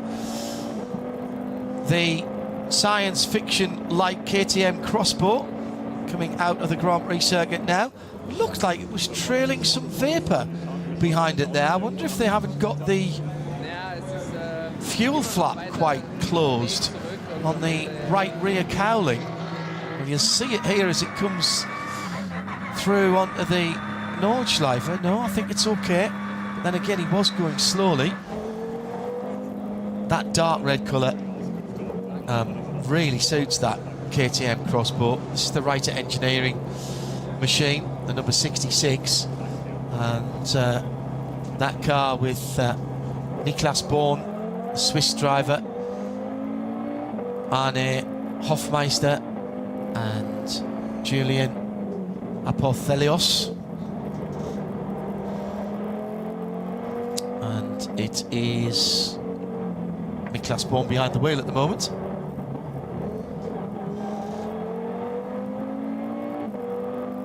Proper little prototype with very nasty moment for the 902. We said it was pulled up at the side of the road. That looked like a failure that came without much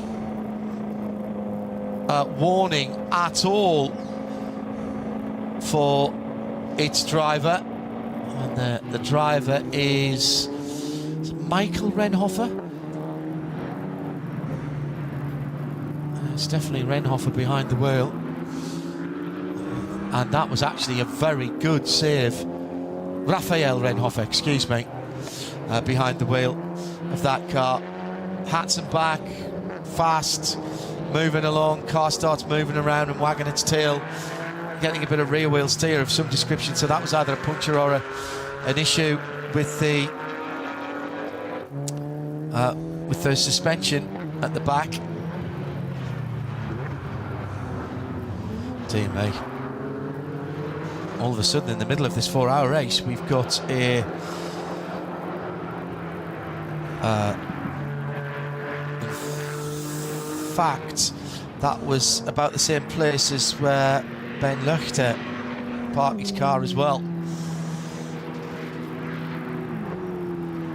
And hearing from Klaus Bachler via Johannes that they may have ran over debris in that 44 car, which has caused the tyre problem for the Falcon Porsche. Very, very bad luck. Very, very bad luck.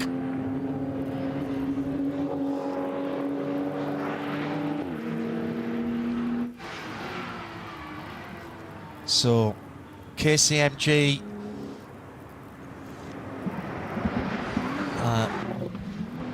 we think in second position after the second full set of pit stops. They'll come through in a moment. Here is the lead. Oh no, sorry, wrong red and black BMW, and it is, however, coming into the pit lane, but it's not our leader. And still waiting for, who did we put in? It was Philippe Eng, wasn't it, who we put in the 77 car? Yeah. So KCMG are just about to come onto the main straight. They've just emerged from that code 60. And Schubert, the 77, should be part way down then, are they? Should be almost at the end of the main straight. Yep. Yeah. So we'll see as they come round this time around. The timing screen will catch itself back up again. About halfway down the straight, John, so I think the gap has closed a little bit. Right. I think it's probably traffic, probably something to do with the code 60s. So with an hour and 40 minutes, give or take, 100 minutes to go, we are staring at the front straight, waiting to see the arrival of BMW number 77. And here it comes into the Tiergarten. The multicoloured Audi always reminds me of To Infinity and Beyond, that green colour on that car. And here comes the leader. Yeah. Buzz Lightyear TT right in front of it. That's how I remember that one. Good looking TT though. TTRS with the wide arches. So there goes Philippe Eng. Now let's see what the gap is. It is still waiting here for that number 49, the pole sitting car. Edo Liberati to 47. Come through. Yep. And in fact he hasn't come through in second because the Conrad Motorsport Lamborghini's come through in second. So that's a change of relative position. second for the Lamborghini, but KCMG now down into third position. Just behind, yeah. So that is Patrizia, I'm going to get this wrong, Stalzane, I think is how you would say that. Just by a second and a half, and then the BMW number 23, the mostly white car, is another 43 seconds back. Then Chan Guven back in the 911 for Manthey, and that's your top 5. Then Dennis Olsen, another 6 seconds further back for the Ford Mustang of HRT, the black number 65, black and red number 65. Then the SP9 leader, SP9 arm leader, excuse me, just waiting for them to come across the line, whether it's Black Fountain or Lenazzo, because they were in pretty close company.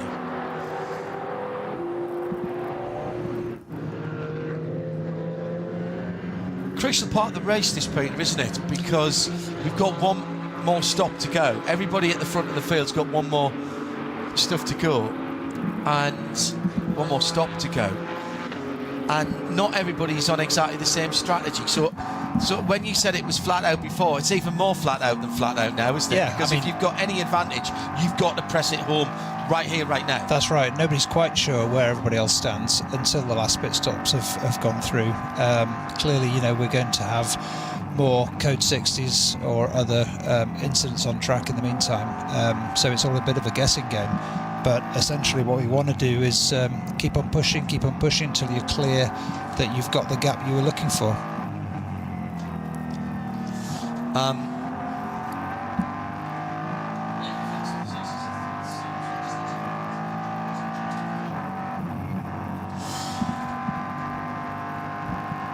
Hello to Richard Kelly at RSL_studio. Great to hear you and Peter. Picked up Peter's book following your recommendation. A lesson in tenacity, persistence and self-belief. And yes, that last chapter, full lap, goosebumps, quality writing. Thank you very much. Best wishes, Peter, and thanks for the book. Much appreciated. Much appreciated. I'm glad you enjoyed it. I enjoyed writing it, I have to say. I think we've probably told this story before, but it bears repeating. Peter fired me across one of the early drafts, and it has to be said there wasn't much that needed changing in it. His research and his record keeping down through his early years of racing was absolutely extraordinary. I dare say if I asked him the ride height on one of his Alphas that he'd run, he would have been able to dig out a piece of paper with it. But I wouldn't be able to tell you publicly. Oh yeah, still keeping that one just in case we need that another time at Alton Park. And Peter fired it through to me electronically. Now I don't mind reading things on a computer screen, but I much prefer to have a book, and I read quite quickly. And I sat down outside in the sunshine with the computer and a long extension, and I read the book in one sitting. I got a cup of coffee and sat there. The cup of coffee, pretty much half of it went cold because I forgot to drink it, and I just couldn't take my eyes off the book. And Peter had said, send me some, read a few chapters, tell me what you think. So I sent him back some notes about what I thought, and he said, how far did you read? I went, all of it. He went, you've read all of it? I went, yeah, love that last chapter. And it's like, it's really, really funny. And it was like, you've read all of it? Yes. I've read all of it, and it was literally one of those books that I could not put down. I think, John, that first of all, I mean, I really appreciated your help. Your career has mirrored mine, as you've said before, in terms of years, and the accuracy, obviously, getting checked by you is second to none. But the thing that you might not know is that I wasn't entirely convinced that I should publish it until you gave me that feedback. So a lot of the stuff in there is pretty raw. And when you said, you know what, you should go ahead with this, I was thinking I'm going to have to change a lot of stuff, to be publicly acceptable, let's say. And you said, don't change a thing. No, I think I know what you were. I know there were some parts of the book that you were worried about being so very honest about the highs and the lows, and particularly talking about people you'd competed with and against. But I said to you at that time, I think it's a fine line, but I think you kept to the right side of the line. There was nothing that came across as vindictive or petty in the book. It was just telling it as it was and as it happened. And knowing you and your record keeping, I knew that if anybody had said that didn't happen, you would produce a piece of paper or an email that said, I think you'll find. So, no, well done, mate. I suspect there might be some extra chapters coming at some stage in the future. You know what? It's been a real ride. Enjoyed all the feedback, all the comments, and obviously selling a few books along the way has been a big bonus. So I've started a second edition, indeed. And hopefully, this year's 24 Hours Nürburgring is going to add more, as last year's did. So yeah, there's really just one filter for this book. It's got to be interesting and useful. If it's not interesting and useful to anybody interested in motorsport, then it doesn't go in the book. So this has been a good run by Conrad going back to the front of the field, and Patrizia Stalizzani is now just 15.5 seconds away from the lead. Did an 8:01.0, the car's best lap on the last lap. Only 0.4 quicker than the leader, but that's impressive. And in fact, is the fastest SP9 Pro lap of the race last time around. We have got a faster lap. Remember, I was telling you earlier on, we were talking about whether it's a Pro Am, a Pro or an Am. The cars have the same performance potential. Still, the BMW M4 GT3 of the Pro Am category leader, the number 23 Gamota Racing, with a 7:57.726, is the fastest lap overall of the race. That's the Am. I'll tell you the Am leader as well. That's an 8:06.1 for the Black Falcon team. That's a Porsche fast lap. Going out onto the hats and back now for the 632. That is the leading AT2 Cup car, the Black Falcon team. Another one of the alternatively fueled cars. And as Rob said, straight away, when are we getting that sequel to the book? I'm doing my best. It'll be when I stop racing, though. Do you think so? Well, Is the temptation not to add on some chapters for a second edition of the original book? Yeah, that's what I'm going to work towards, because there are small modifications to some of the existing stuff as well as the new stories. Sorry, I'm just keeping my eye on this feed here. Yeah. But it's it's not like I'm writing a completely new book. I just want to make sure that when I finally stop driving, that it's complete. So whenever that is, whenever I'm not quick enough.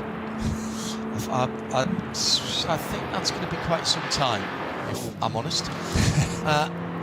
We've got Chad Guven coming down the long dot of Gehör over the first of the brows now, and he's got the Gamota Racing BMW in sight, but we know that white, black and red car is very, very quick indeed. Good afternoon to you, just after 2:30 Central European summertime in the Eifel Mountains. The weather, for the moment at least, still is playing ball. It is not as sunny as it was. There is much more cloud cover. One more pit stop to come in round about 27 minutes time. The leading car, Philippe Eng, has gone across the line with the gap now to Edo Liberati in KCMG's Mercedes down to 6.1 seconds. So that's come down, and it will be. This is gonna take a bit of managing, I think. I'm just thinking to myself, how many laps are there? How much time is there to go? And how many laps have those early stoppers got? They may not be able to run flat out. Or an extra splash and dash. Yeah. Been an incident at the entry to Schwalbenschwanz, and the car involved is the number 950.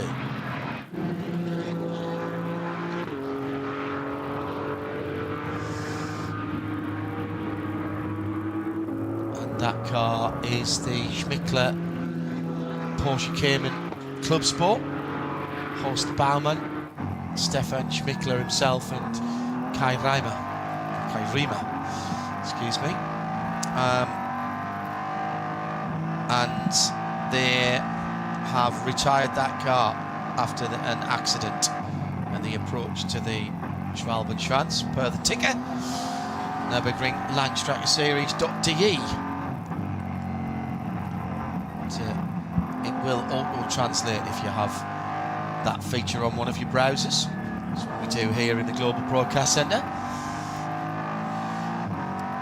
This is not over by any stretch of the imagination for any of the major positions, and that Pro-Am car, that BMW number 23, is a quick car, Peter. That could get right among it. So definitely. It's not even a full minute back yet. Definitely. Just slightly confused because the sound versus the picture are not quite aligned, so we don't normally go flat out through that double right at front Platz. But yeah, absolutely quick car. We've seen it down the straight, drafting past a couple of other cars along the way. It's going to be a force to be reckoned with.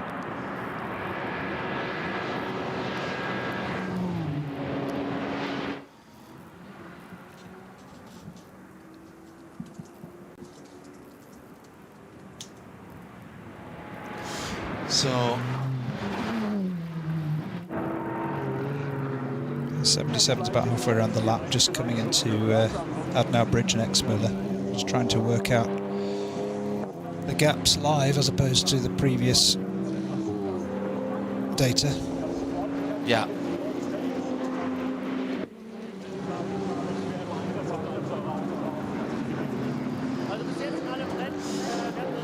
So now the 47's just crossing the bridge now, so yeah.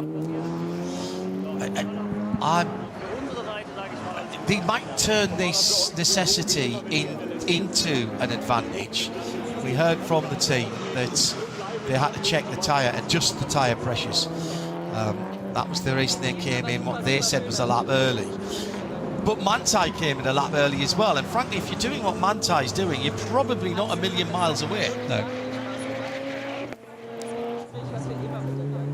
There's always a plan before the race starts, and it never quite holds true, right? As you get your code 60s and whatever else slows you from normal race pace, obviously you're going to burn less fuel. So there'll be an opportunity here to think about stretching some of these stints.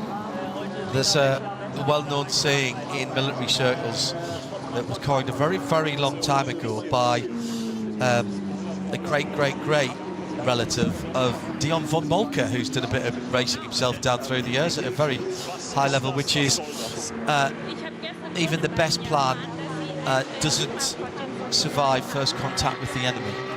And most of motor racing can be said that is the case, but here at the Nürburgring it probably goes double or triple. Yeah, agree. Because there's so many more variables. There really are. Yeah, absolutely. I think the fascination of any sport really is how we have to adapt our own strategies and plans according to what our competition is doing, and sometimes the competition will throw a curved ball and it really makes you think, what have they seen that I haven't seen? Faulkner Motorsports are back out. Yeah. The 44, we saw that car that was parked at the side of the road, so they would have got a mechanic over to Hoeracht, got a tyre on the car. Yeah. They have dropped 3 laps to the leaders, but gaining valuable data in the run to the ADAC 24 Hours. They'll be back next weekend.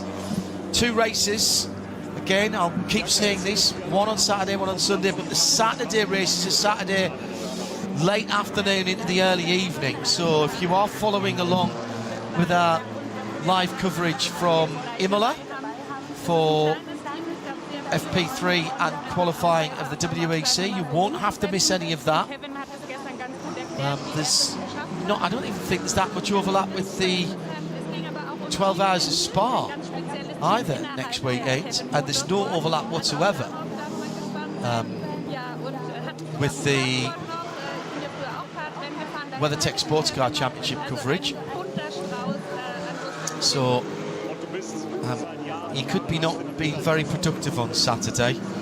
Grab a plug point and an internet connection and some snacks. Get your order in early. Sunday is closer to a normal time, but we have got an additional bit of English language coverage for you on the world feed, and that is the top qualifying. Slightly different format for top qualifying this year. There's sort of 3 versions of it where we're whittling people down, but ultimately again that is something that you will see in the ADAC 24 hours when we get to that in May, giving the teams and the drivers and indeed the organisers an opportunity to see that in action, albeit not on exactly the same version of the circuit that we'll be using for the 24-hour races. So the app has finally woken up, John. Apologies Excellent. for the silence. The 47 is right behind the 77 on the Dottinger Höhe. Right, okay. We should get a So shot. that is a proper battle for the lead then, as back into the pit lane for the Falcon Tyres number 44, so he'll have driven that back in with a... You're allowed to fit a spare tyre out there, are you? Yes. He's probably come in because that tyre will be new, the rest will be old, right? Yeah. So they'll switch them over. I wish we could cut to 77-47 because 47's right in the slipstream of 77, coming under the Antonius Booker into Tiergarten now. So they should be within our sight on the start-finish line. Yep. Give it another 10 seconds. And we'll see which way they go through. In the background, you're going to see them come past. Let's keep an eye for, is it the black and red BMW? Is it the red, white and blue? Oh, they've just gone through, actually, I think, there. They just cut it the wrong way. And it was a second between them. Philippe Eng from Edo Liberati leaving. And waiting for Krantz to come through, and they come out to BMW. Then the Manthey Porsche is due as well. Yep, Manthey Porsche just coming into Tiergarten now. Yep, just come under the Antonio Booker Bridge.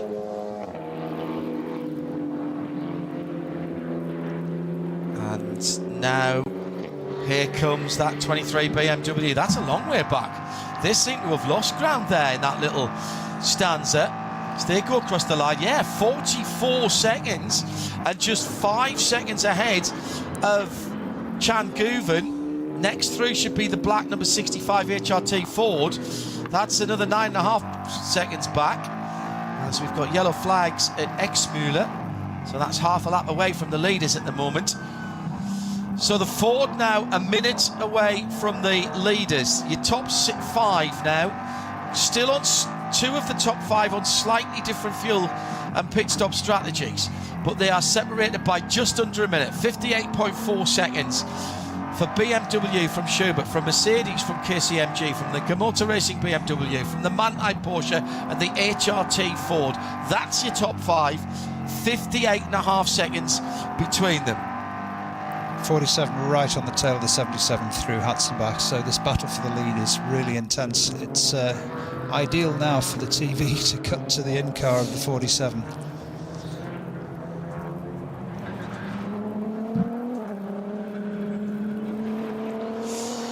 So at RSL_studio if you want to get in touch with us. The remaining HWA is the Kersche black, white and yellow car, and that car will be one of 3. We're debating what throwback livery they should have for the third one in the other races they're going to take part in, and there's been some great pictures sent through so far at RSL Studio. Really, they've got a bit like Porsche, they've got an awful lot to go on and a lot of history to dive into. Just the centre section of the car, the A, B and C pillar, the greenhouse if you will, that has anything to do with the old 190. It isn't called a Mercedes, it's not called a 190, it is called a HWA Evo. And the rest is all built up around that centre section with carbon fibre, extended wheel arches, and rather than the original iteration of engine, it is a twin-turbo V6, and you mentioned this early on, they're admitting 520 horsepower, so they'll have at least that, won't they? Coming up to 15 minutes before 3 in the afternoon in the Eifel. The sun's come back out again on the Grand Prix circuit. Oh, side by side. And there's contact and debris on the road between two Porsches, the 989 Cup cars right among them. And there was some damage to the other car, which I think was a an SP9 car. Yes, it was. Yeah. Was it a Cup 2 car? It might be a Cup 2 car, yeah. So they both have continued. Coming down to final pit stops in a couple of laps' time.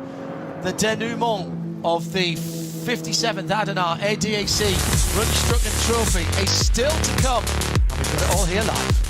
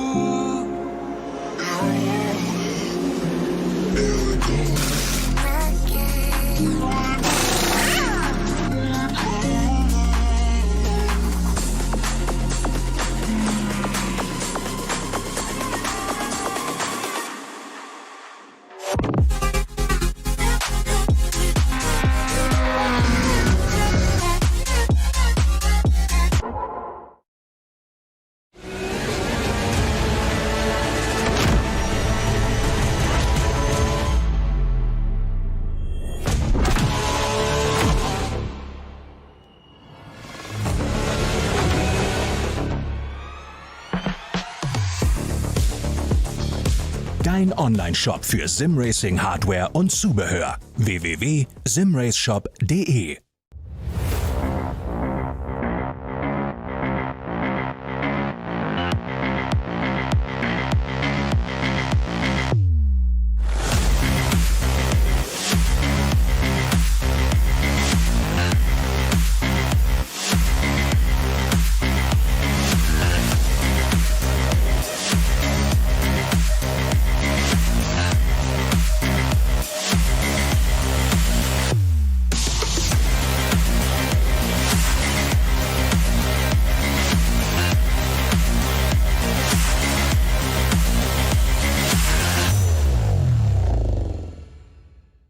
This place leaves no room for error. No escape. Just asphalt, adrenaline, and the legend. The green hell never forgets. It never forgives. Every corner, a fight. No room for weakness. The Nordschleife is no place for empty promises. It is the place where they are delivered. Engineered for the green hell. Official partner of the NLS.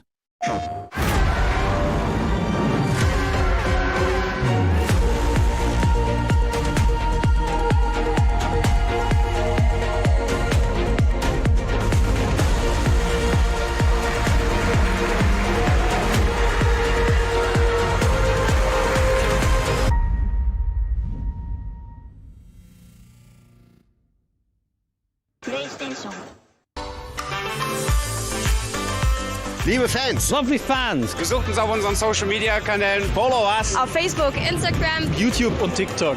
Willkommen bei der NLS.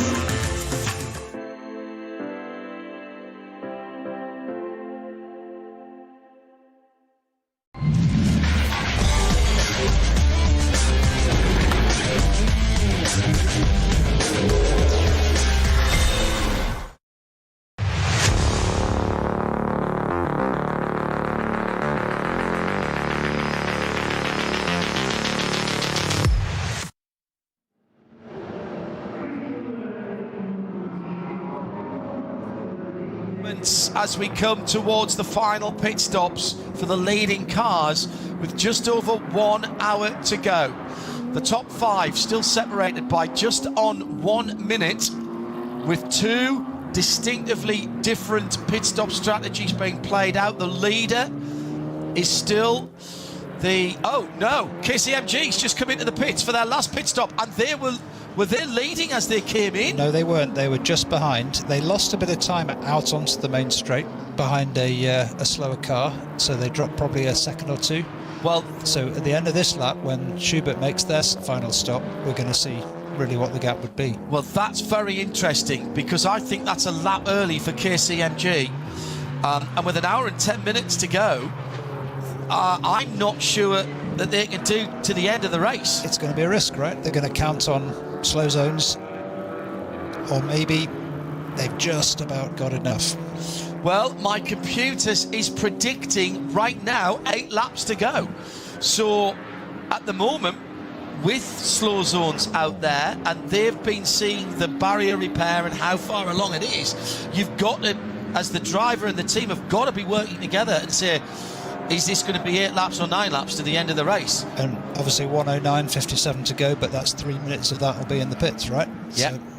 Absolutely right. So that is, that I find that very interesting, because that is what they'll get is a really, really short stop there, Peter, because I think that's only a 6 lap stint, possibly even a 5, if I can just fire up this other computer. The Porsche Endurance Trophy Nürburgring in Cup 3. The leader there is the Smerlis Racing car from the SRS team Zorg Rennsport and the WNS Motorsport car. This is a season-long championship partnered by Manthey.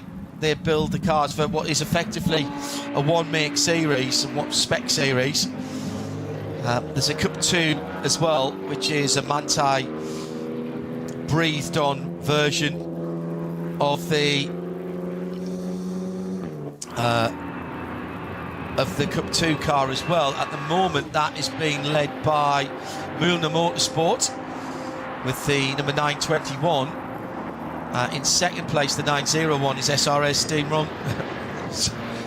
Zorg Rennsport, and in third, Black Falcon, with Mühlner in fourth, and K. Kramer Racing fifth, Smerlis Racing in sixth. So some of the same teams involved in both. So I'm just keeping an eye, John, on that code 60 and Flanskart and down to Schwalbenschwanz, because if that is indeed almost all that repair is almost finished and they're going to take that away, that will be a masterstroke by KCMG to make that stop whilst that code 60 has been out there. There's 2 things, and they could get bitten either way by it. Yes, you're right, but they also might want it to go on a bit longer for them to be able to make the end of the race on the fuel that they've got. Yeah, it depends. I mean, 8 laps, right? You said? Well, that's my computer is predicting 8 laps at the current lap times. So that's at 8:30s and 8:40s. So that relies on there still being, as soon as it goes green, will it push that further out to a ninth lap? That's the worry. Yeah, I think that might have been a 5-lap stint for KCMG, which means they'll have a super quick turnaround in the pits. So they'll get the advantage from that, and they take back the road position that they lost when Schubert came in at the end of lap 6. Now Schubert came in, that was in fact that was a 4-lap stint. 6, 4, 10, 18.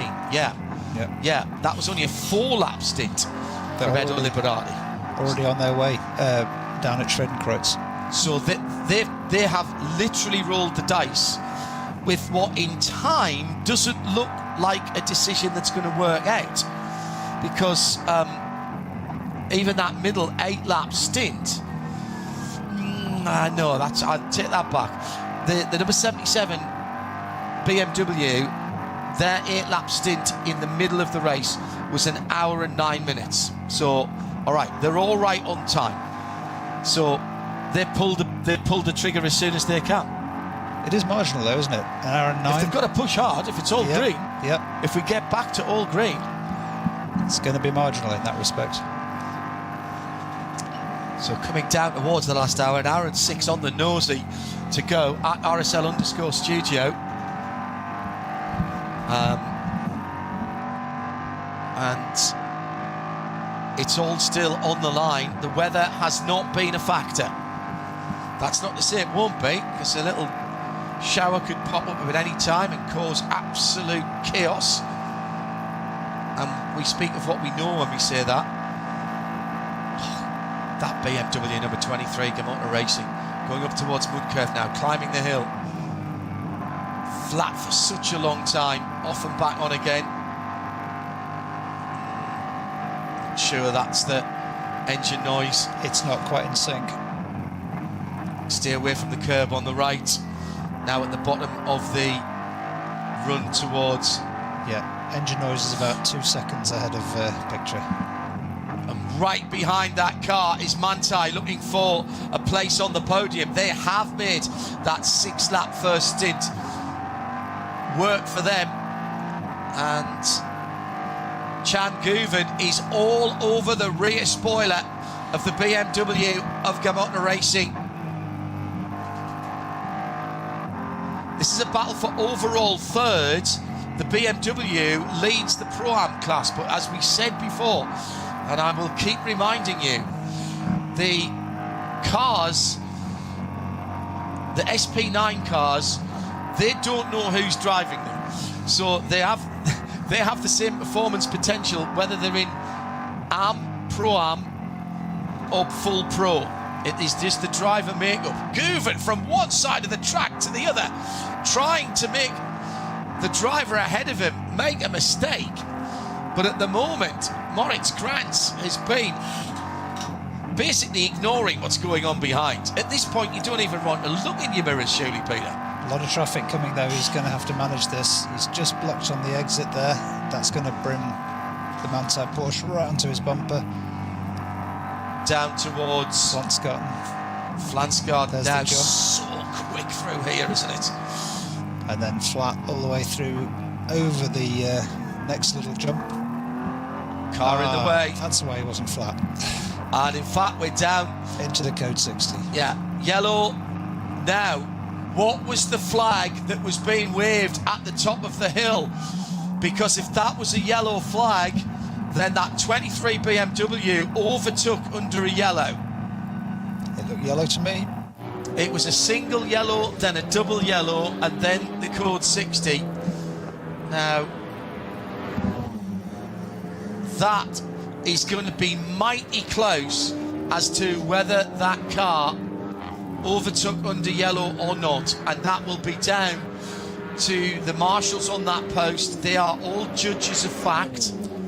And the GPS. Exactly, the GPS overrides now. So we've got these white little lines on the edge of the track. For those of you with sharp eyes will have seen them. Those are where the sensors are, and that is where you need to be at the speed that the flag indicates. Right.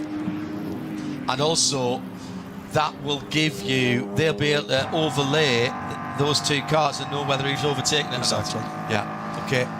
Well, back to out of that code 60, and it's been a massive win for Moritz Krantz as he's on the Dottinger Hohe, and the Manthey Porsche of Chan Guven's got it all to do again. And who's that's with Chan Guven as well?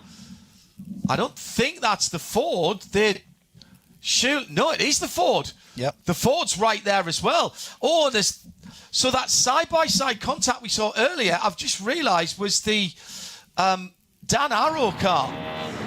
The Porsche of the yellow and red Porsche. Now, have they got the Ford's ahead? The Ford's gone through. So that was again. That's all down to the traffic and the placement of the flags, Peter. Yeah. And Dennis Olsen's taking his opportunity. Third in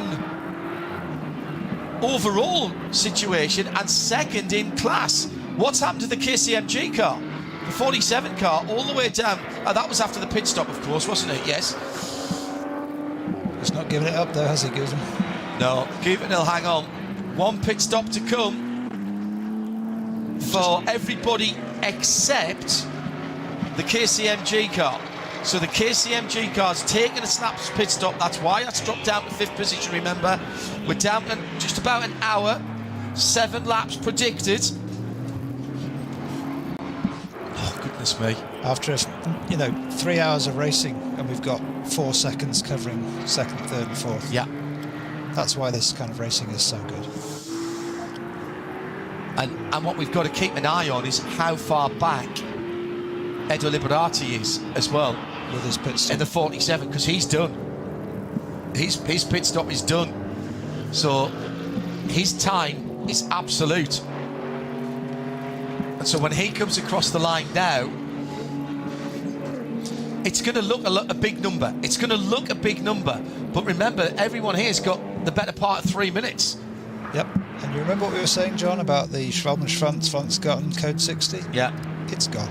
Oh. So we've got 1 yellow flag, no code 60 anymore in that section. So that was the guys at KCMG talking to the driver, saying how much longer is that going to be there? And they said, no, I think we can get in, and I think we'll maybe got 1 more lap after that, and then we're going to be green. Can we make it if that's the case? Yeah. Then go. Then let's do it. Let's pull the pit. Yep, take the advantage of the pit stop whilst the others are stuck in that code 60. If you're sitting behind someone and you do exactly what they do, the outcome will be what you're looking at. Yep. You can only influence it by doing something different. I think that's great reading of so many different parts of the equation. Absolutely. And that's when you see that's teamwork, isn't it? Yep. Track entirely clear on that section now. Right. So Tiergarten, there's a yellow flag at Tiergarten, and that's it. We talk about teamwork, but no one person can make that decision. You might have you might have the best strategist in the world, but no one person makes that decision there in those situations. It wouldn't surprise me if the team sent a guy on a scooter down to that section to have a good look. That happens too. The NASCAR equivalent of a spotter, right? Yeah. He's leaning over going, how long do you think, lads? Oh, about another 10 minutes, all right? Thank you. Thanks very much. Thanks. Yeah, good point. Good point. So Schubert at the moment are leading. They need to stop. They've got 50 seconds on the Gamata Racing BMW.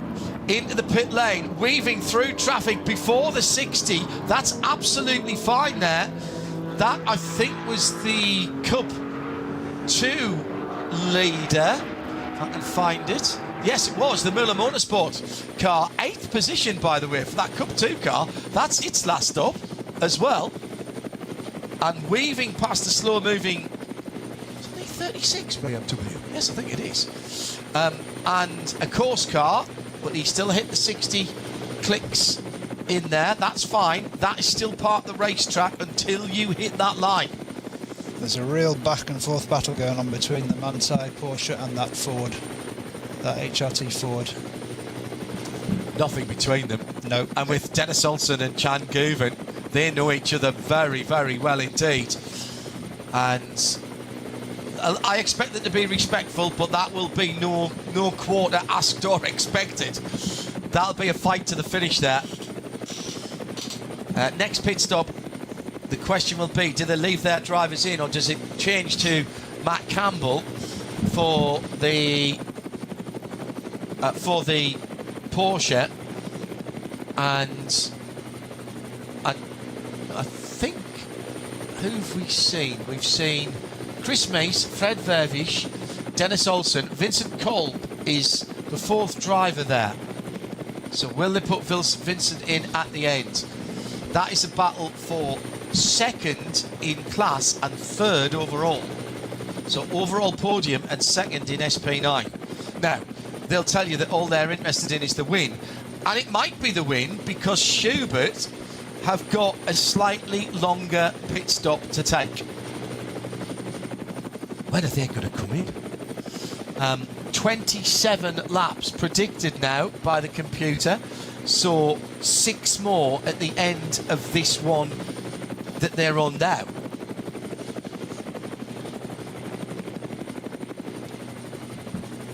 So we're hearing that the number 44 car for Falcon, Sven Schnabel, drove with the team to the Nordschleife. They did a tyre change in the spectator area at the top of Hoact, as we said, and then Ben Lechter continued. So, as you suspected, that was what happened. How fantastic. And I love that about this place. So, literally in the spectator area, the team drove out to find him. So important to know which side of the track you have to be on. Yep. Where there's an easy access for a little four-wheeler or a scooter or something like that. A guy with a rucksack, yeah. Yeah, exactly. a guy with a rucksack or the Land Rover or whatever. Yeah. We've got a map typically inside the car, at least several cars I've driven, where there are literally big red crosses through some of the parts of the track where you do not want to stop. And it's not always easy if you haven't got power. It's not going to, I mean, it's not going to help them in terms of their overall position, but what it's done is given them another hour and a half of running, another hour and a half of data. That car came back to the pits, actually, and hasn't been out since, sitting in 100th position, but they did get, at least they got the car back and didn't have to have it lifted and towed. Right, let's get back to the battles at the front of the field, where Philippe Eng's just gone through again, and we think now 6 laps to go. That car has been out for 6 laps, so clearly it can't do that. So he's well inside the last stop window. Ford and Porsche battling, and the BMW right ahead of them now. So Krantz, Olsen and Guven are separated by 3 seconds.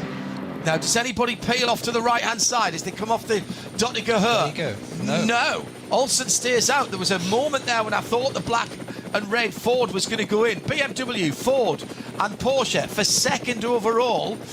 The BMW, the white BMW, going into the first corner now is the SP9 Pro-Am leader. At the moment, yes, they're going to win that class. They are going to win that class because Renault Motorsport in the Lamborghini are well behind them. They're not thinking about that class win at the moment. They're thinking about second or better as we get a yellow at Exmüller, which is well ahead of this battle. But they're thinking of second or better in the overall, with Philippe Eng seemingly in control at the moment, but with his last pit stop to take. Now, remember I said we've got to keep an eye on KCMG. Well, Edo Liberati is yet to come through. He's going to be well back of these leading quartet. But the advantage for the blue, white and black number 47, which did sit on pole position, courtesy of David Pittard, and he's 8 minutes 52, they are finished their pit stop strategy. They are going to the end. Just coming through now. Right, so we are going to get an exact time, 2 minutes and 9 seconds behind the leader. 2 minutes and 9 behind the leader. Now, it's going to have to be exceptionally quick pit stop times for these guys. So they're going to run as long as they can now and into the end of the race. At the meantime, Moritz Krantz has got his mirrors full of Dennis Olsen and the HRT machine. That is incredibly tight through the hats and back.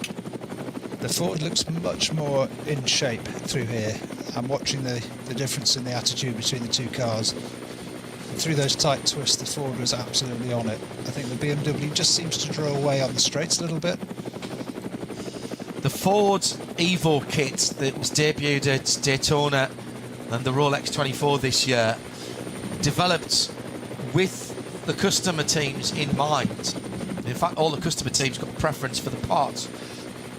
It wasn't an issue in the end, but that was all about high-speed stability. So that would suggest to me, and opening up the window in which the Mustang GT3 works, that would suggest to me that probably made the car a tiny bit more draggy. But through the faster corners, you can see that Dennis Olsen he's able to pick a completely different line if he wants to, move around after he's committed to turning. The B side of that is that if that is extra downforce, Peter, the car's not sliding as much, and therefore it's not using its tyres as much. Exactly. And then obviously that's going to magnify as the stint goes on, right? As the tyres wear less. Yeah. At the moment, it does seem like a bit of a watching brief for Chan Guven. Up at the Caracciola carousel, that all three of them were within touching distance. This is what we could see on the app, but we couldn't see live. Now we're getting the replay. Incredibly close. On the flasher, going past one of the RS3 TCR cars. Chan Guven at the moment just seems to have eased back a little bit. So remember, Philippe Eng and Chan Guven, first and fourth, have been out on their stint and therefore their tyres 1 lap longer than Maurice Krantz and Dennis Olsen. 7 for first and fourth, 6th for second and third. So there's no difference in tyre life for the BMW and the HRT Ford Mustang. At RSL_studio, where's your money at the moment with 50 minutes to go? How close is the KCMG Edo Liberati driven Mercedes going to be when all of these final pit stops? It was 2 minutes, just under 2 minutes and 10 seconds when they came across the line last time around. Don't go anywhere, stay tuned, because this is not over, Peter. Absolutely not. Critical corner, they just come through Bergwerk, going up the long climb all the way up to Starstrecke, and you can see the exit that the Ford had was slightly superior, closed up, but then looks like the BMW can pull away a little bit in the straight line. Just speed battle there. But look, he's on the flashes, trying to distract, make sure the traffic gets out of the way. This is a difficult corner, the Mutkova, just coming up in a minute. This next left-hander, it's blind, it's quick. You've got to just be brave. And very high curbs as well. You cannot use the curbs there, can you? That's right, and no runoff. Absolutely no runoff. Bit of a bump over that right-hander and then down into the heavy brake for Starstrecke. Try and watch the rear tyres through here in rear-wheel drive. You don't want to light them up. And then up to the carousel, you're going to see that little kink I was talking about earlier, where you want to run the car kind of straight into that banking of the carousel. There's a sort of a tower that's across there that you sort of aim at, isn't it? And that's pretty much a straight line between there. I remember Chris Porritt telling me that the first time I ever went round on a manufacturer day. Wonderful section to go and watch. Yeah, wonderful section. You see the cars that are working well through there. You really do. You really do. Yes, he says his mind is leading towards the Schubert BMW for the win, but the heart goes to the KCMG Mercedes. Still stops to go. It looks good. It does look. It's 50 seconds for Schubert and the 77, but 50 seconds here is not like anything else. Difficult place to catch traffic right here. It's got to be, it has to be a pit stop this time around for the first and fourth place cars, the number 77 Schubert and the Manthey 911. The next cars will stop on the next lap, and that pit stop advantage, that time advantage there that they had early on, will be extinguished at that point. And so what we're seeing here is, I think, well, how close will it be? The Porsche is not going to win out over this, I don't think. But the BMW number 77 that leads, how close is it going to be? But it's going to be the KCMG car that's really thrown the cat amongst the pigeons here, Peter, because they went just after 4 laps, so they will have had an insanely quick pit stop because you're allowed to, and at under 2 minutes or thereabouts behind here, they're back in the fight. Yeah, absolutely. So I'm distracted by the fact that traffic's bringing this battle closer together, but yeah, we won't know exactly who's in the stronger position until the KCMG has made the last move in terms of pit stops. So KCMG leading, and the is in the pit lane now. So just as this battle for second comes onto the Dottinger, that is the gap the KCMG car had on them. Now, second and third, the white BMW and the darker coloured red and black Ford, they will come in next time around, but the Porsche will come in this time around. So when we see, again, the comparative shot is where they are, just coming onto the Dottinger is where that BMW went into the pit lane. So Eng has brought that car in, and the real interest for me is Edo Liberati in KCMG number 47. Who is just entering Schravenfront now. That's the corner before the long straight, so typically 2.5 kilometres away from so the end of the lap. in comes the Porsche, 58 kilometres by the time they got to 60, that's fine. The 60 sign. So this is the last roll of the dice here. There's nothing they can do. The pit stop time is mandated. So they will have to sit there, but there'll be a new set of tyres. Surely they will fill them only for the laps that they need. It won't be a full fuel fill. So that the car potentially could be lighter. So 47 halfway down the Dottinger now. So the real car that we've got to watch, I think, for the lead is the 47. If it gets through, less than a minute, easily less than a minute away. Oh, this is going to be tight. And next lap around, we still have the two other cars. So right now, Gamota lead the motor race with the Pro-Am leader as well. That's the white BMW with Ford and Dennis Olsen right in behind them. They're just coming through to join the Nordschleife now, and they are absolutely together with traffic. They need a clear lap. They do not want to see traffic ahead of them. 47 is now past the Manti, past the So 47 on, big break from Olsen there as he almost ran into the back of Moritz Kranz through Sabine Schmidt's curve onto the Hatzenbach for their 22nd time. Away goes the Yokohama BMW. Passes the 911 Grello Porsche in the pit lane. They've still got the rest of their pit stop to serve.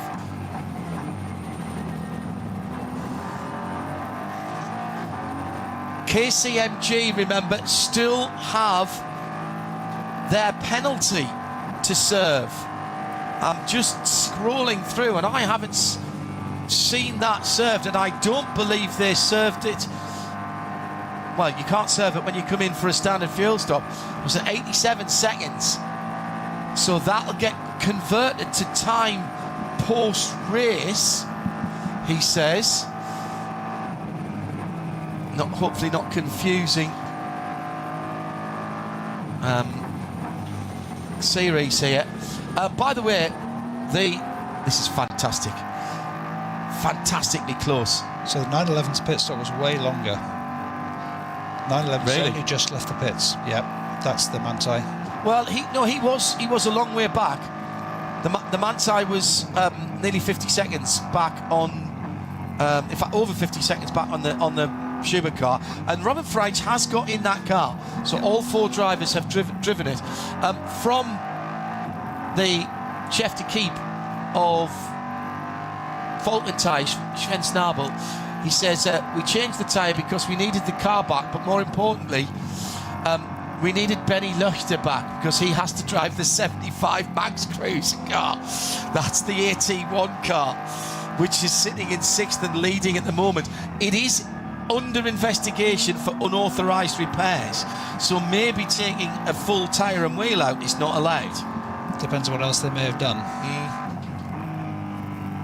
So the battle for the overall lead at the moment, for a podium position definitely, is going on between the SP9 Pro-Am leader at the front of the race, the BMW. And it's BMW versus Ford, big front-engined cars. Marvellous stuff. The V8s being tortured within an inch of their life. 5.4 Coyote derived Ford breathing fire on the BMW ahead of it.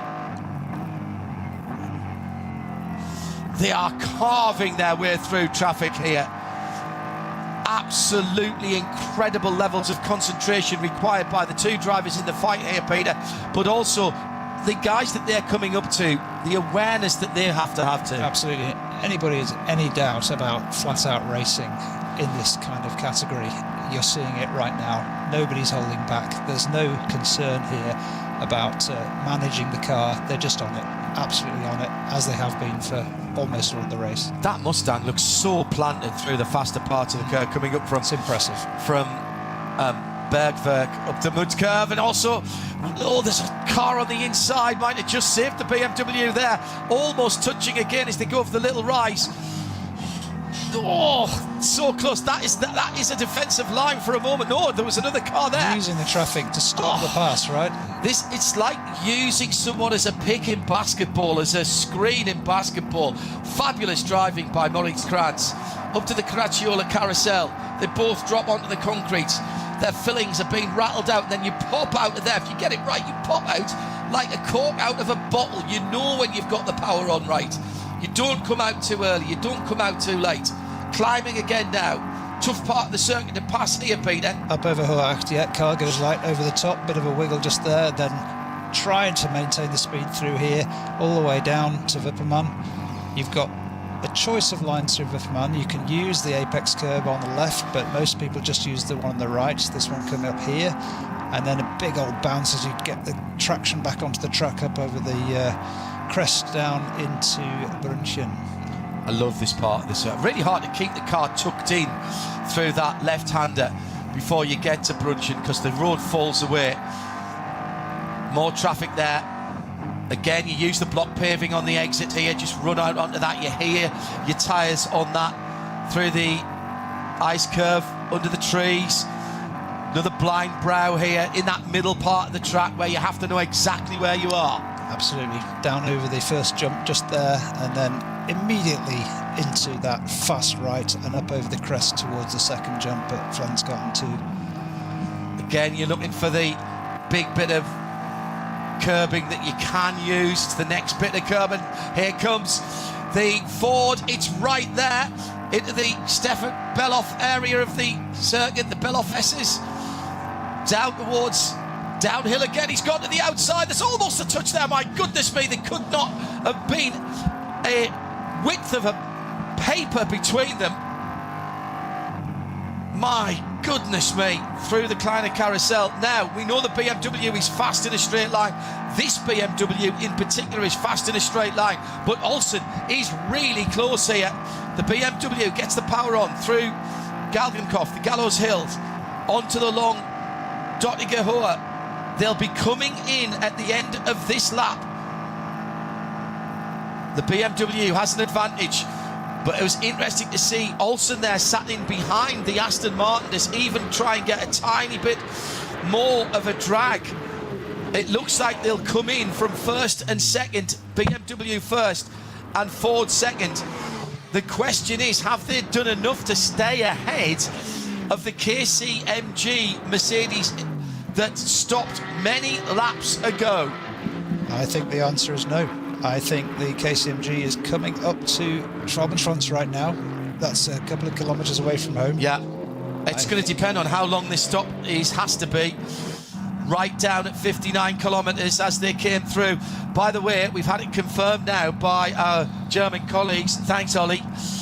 It is Harry King has been here this afternoon, and that's why he hasn't put any times in down at Circuit de Catalunya for the ELMS. Ford and Dennis Olsen pulls in at 45 degrees. The teams will put the dolly jacks underneath. There's nothing wrong with the car. Standard operational procedure.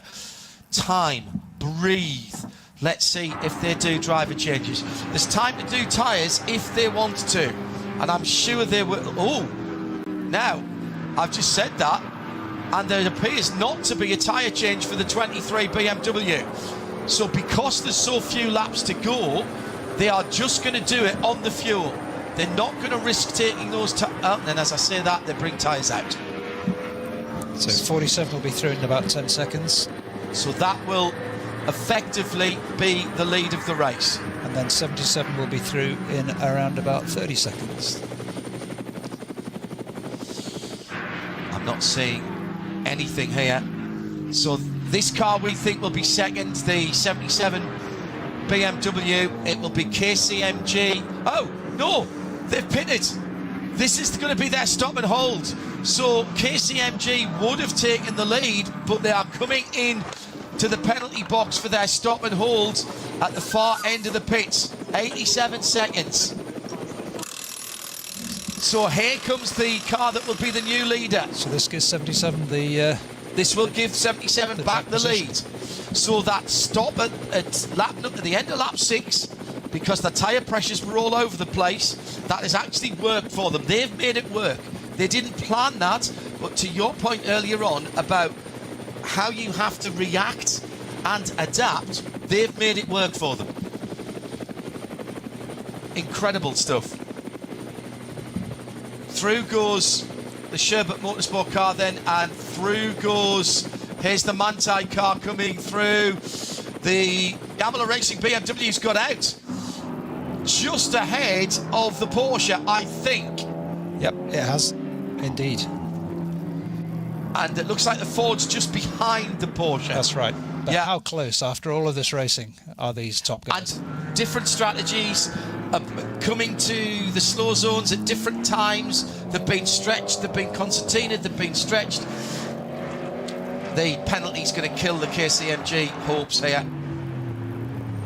All they can hope for is to have someone else to have an issue. Wow, what an end to this race. And that's just in SP9. Let's not forget the Renata Motorsport Lamborghini Huracan leads SP9 and is doing its last pit stop now. The Max Kreuzer Racing Audi R8 leads AT Alternative Fuels and is doing its last pit stop now, and presumably Ben Leuchter would get into that now that he's managed to get himself back. At RSL_Studio for your thoughts on the last half an hour of this race. It's very tight again between the BMW, and this time it's the BMW and the Ford, and then a little bit further back the Porsche. Not far away at all. Now, who have they put in? So Vincent Kolb is in the HRT Ford in the 911. Chan Guven stayed in. So Matt Campbell's only done the one stint in the middle of the race. And who got into the 23? Antal Saigo got into that car. The Slovak driver. Whew. So it looks like 5 laps, right? Remaining? Yeah. More or less? 5, yeah. That's what the computer says. That is what... Oh, pass! Through goes the Ford Mustang. Now, was that... Well, I don't see any yellow zones. Nope. That looked very, very easy indeed for Vincent Kolb. Now, what I can't tell you is whether they put new tyres on the Ford, but I presume they must have. That Ford has looked so good through that section. Even last lap. It was agile. That's on cold tyres, straight out the pits, Peter. Yeah. That's confidence in a driver. And the first time in the car in the race by this driver. Absolutely. That's a car that is absolutely exuding confidence, and the drivers are picking up on that. Absolutely that. Don't you love that? I think we might be able to have a chat with Edoardo Liberati for an interview in English, so we'll just wait for a moment for that. He's out of the KC... Oh, well, he's still showing us in the KCMG car, actually. So... Probably not too keen to talk then. No, because he's chasing them down. So the top 4 cars are within a minute and a half, call it. Top 5 within 2 minutes. Incredible. Side by side, Porsche versus BMW. Liberati. Eduardo, you just got out of the KCMG. So let's go down to Liberati, and how that's was a your new stint, position and for that where do you Porsche. see your current track position in terms of strategy? Yeah, it was good. I was fighting with I overtook the Lambo in front of me, then I went to catch the leader. I got him like 20 seconds on the BMW. We were side by side for 1 lap, and then the team called me in because of a penalty. So yeah, my teammate before me unfortunately did a small mistake in a Code 60, and this resulted in a stop and go. So then, of course, now I don't know where we are, but we lost. Of course, we lost a lot of time. It's a shame, but still, I'm proud of the team, of the whole team. It's the first season for us with the AMG. KCMG is doing an amazing job. It's just our second race, and we put it on pole, and we had a great pace during the race. We could have won this race, so still very proud of what we achieved this weekend. Second race for the team, first one in a GT3 car for Kamui Kobayashi, who is now in the car. Was this according to plan on his debut to only use him for 35 minutes? Yeah. For him, first time in Nordschleife in a GT3. He only did the permit in a GT4 2 years ago. You know, Nordschleife is something special, and during the NLS weekend, you don't have that many laps available. So for him, it's a learning weekend. We all know his career, so we just give him laps to learn the track and everything, and then let's see what the future will bring for him. And how is the team of drivers working together? Because it's such an interesting and mixed lineup you have. Yeah, it's amazing, you know, with the professional team we have behind, and Jesse and David and Kamui. This weekend we had a really good relationship. We worked on improving the car, no ego. So, and then the result was there. We improved the car, and we work in one direction, and we put it on pole. So the atmosphere is great. Everybody's working towards the goal, the same goal. So we can only get better. Great stuff. Thanks a lot, Eduardo. Thank you. Lucas Gajewski asking the questions, Edo Liberati answering them. So timing screen has now changed over to Kamui Kobayashi. Just getting the last half an hour or so, get 4 or 5 laps in that car. So close to winning the race, but that speeding in the pit lane. But the tactics were perfect. What a pass, by the way, round the outside by Vincent Kolb. That is having total confidence in the car. Definitely. And we said earlier that the car looked agile, the Ford looked really good in that section, and just to be able to take that, you know, the track there is blind, it drops down. You've got to have confidence not in your own car but also in the other guy. True. To give you some track space. But look how the Mantai's hunted down now, that Ford. As these strategies play out, you can see, and there's some traffic involved as well, how they've been able to close down this battle.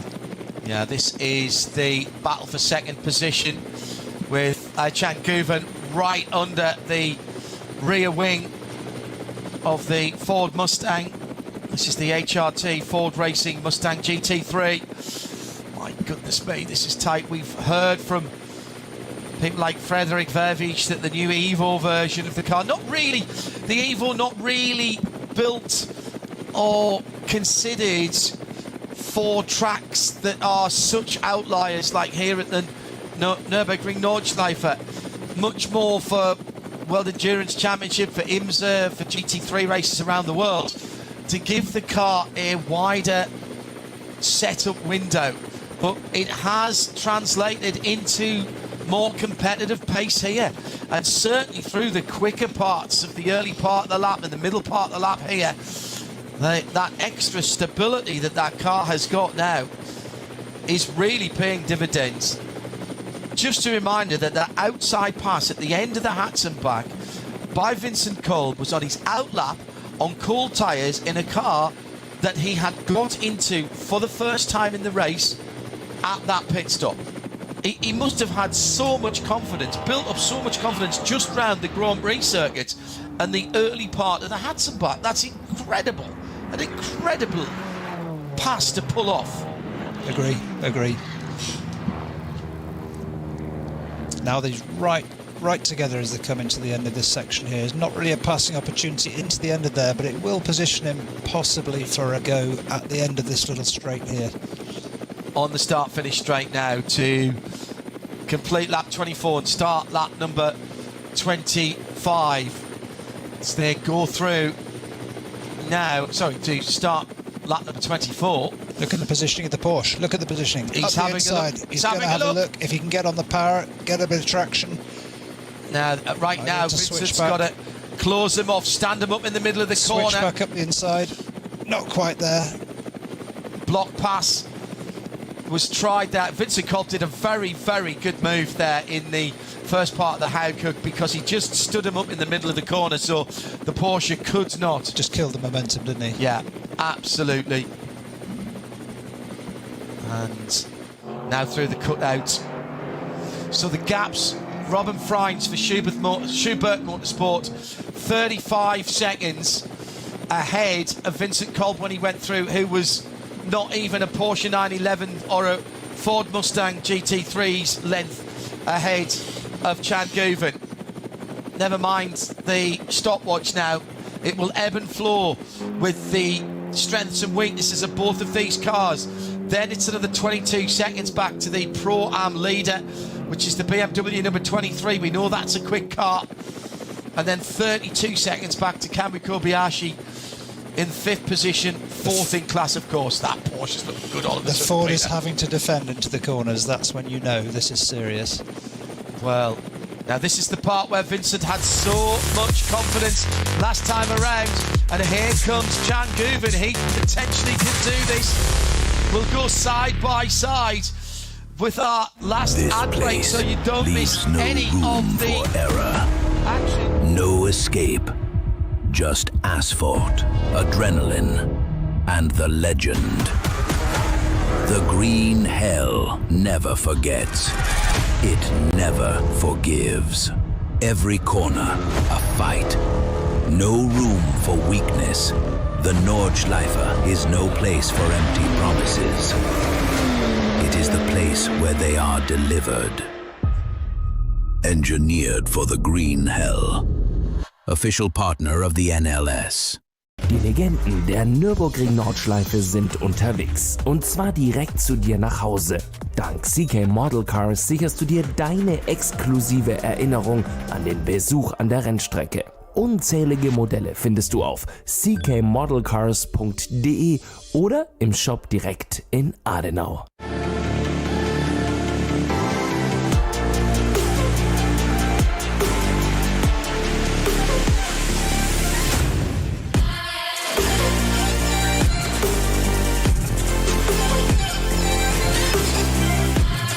Reifen.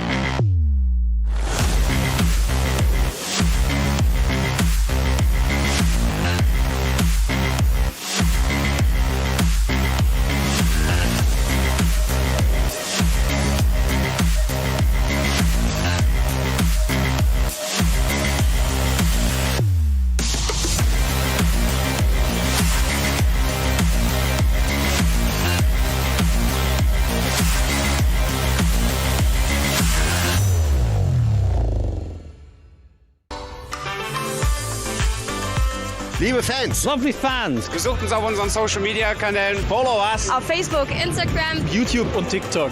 Willkommen bei der NLS.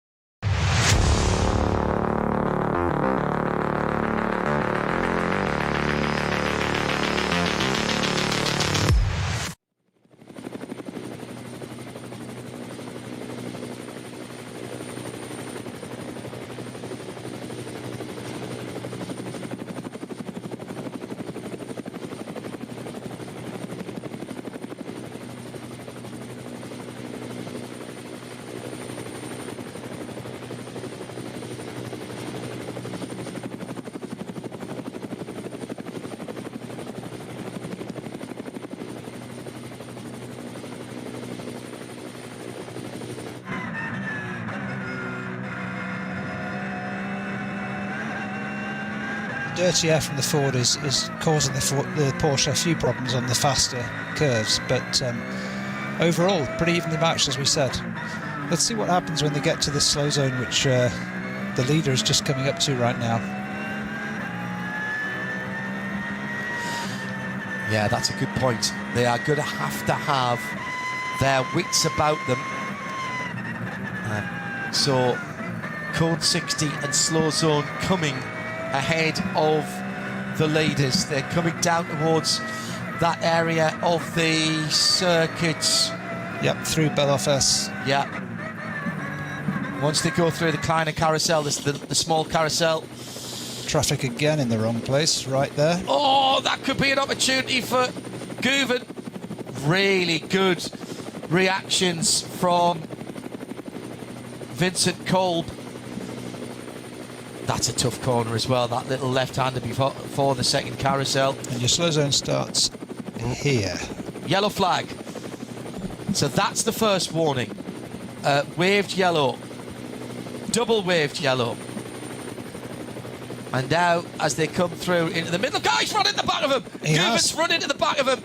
Into the 60 of the into the code 60, and the Ford slowed down. There's a track vehicle there, and Chan Guven has run into the back of the Ford. Now, what's the rule about overlapping, Peter? Well, you can't pass. Defined pass, right? The Ford is clearly not running exactly at 60, so they're on limiters. And the Porsche's limiter looked like a mile an hour quicker, right? Yeah, absolutely. And I said they would have to have their wits about them. Now, the question for me, twofold. The diffuser under the back of the Ford is quite exposed. Yeah, you're going to see any it. damage? There it is. Oh, that's quite a hit, Peter. And it was just past the white line on the track. So I think the Ford was correct to slow. Right. And maybe the Porsche was a little late in slowing down. There are white lines painted at 90 degrees to the white line of the edge of the track. Just going past them now. Those are sector lines, and that is what is being judged for slow zones, code 60, single yellows, double yellows, and they are linked with the GPS trackers. So that will go back to race control. So twofold, I said the worry. The diffuser on the Ford, and we know how good the Ford is through the fast bits, and some of the Evo's been on the aero underneath the back of the car. Aero underneath the car, and particularly at the back of the car, is good because it gives you downforce without too much drag, but also the front of the Porsche. Now, it looks intact. It does look intact. The Porsche GT3 car does not have its radiators right at the front extremities as a Cup car does. They're particularly prone to damage if there's a contact. What there is underneath the front of that Porsche is a splitter. Now, have they damaged that splitter? Because again, that'll be aerodynamic performance that they will lose. Drone shots around the circuit, both on the long track and on the Grand Prix track, are absolutely outstanding. We're loving that.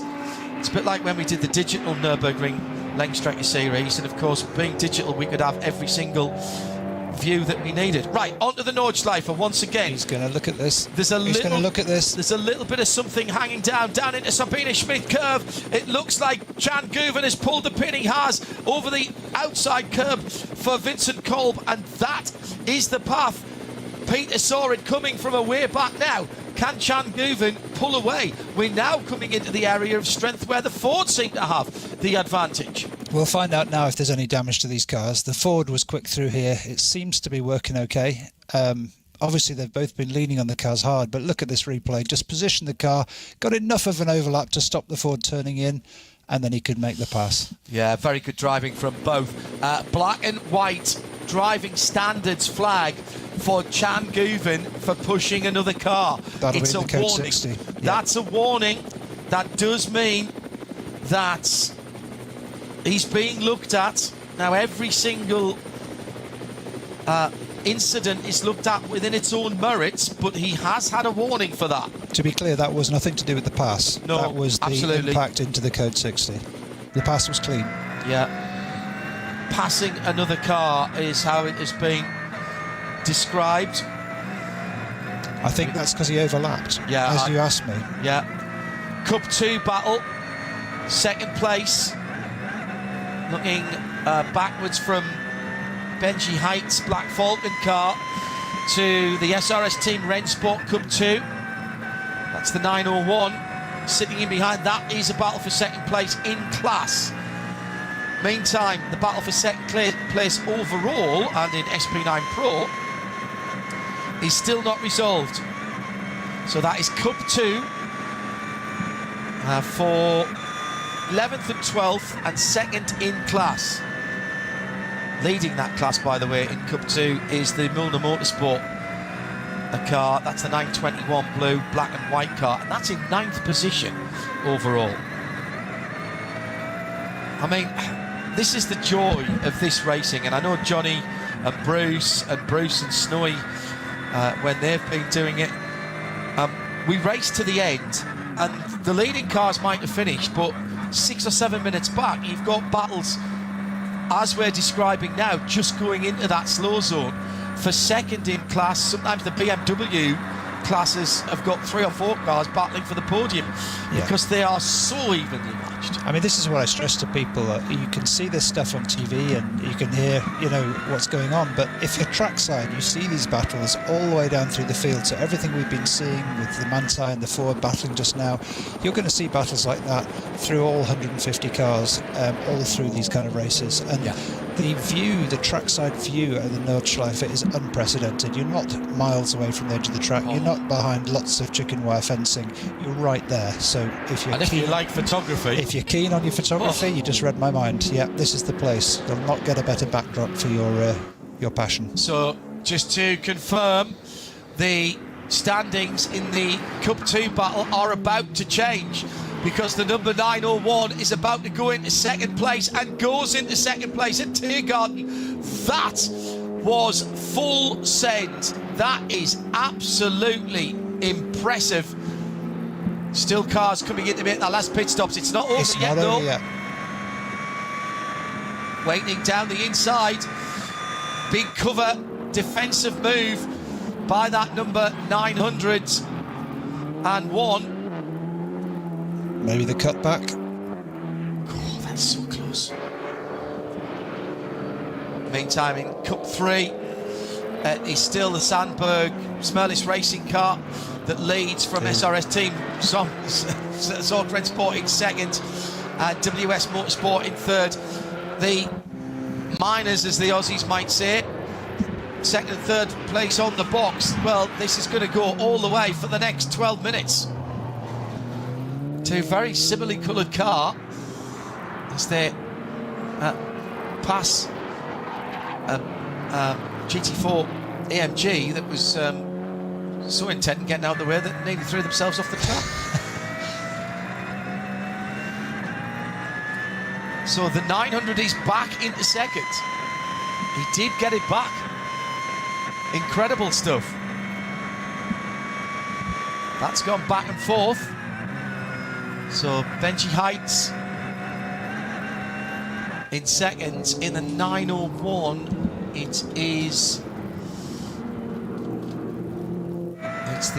Gross. The driver is Gross, isn't it? Yes, it is. And that's Fabio Gross. It's Patrick Grutter who started the race.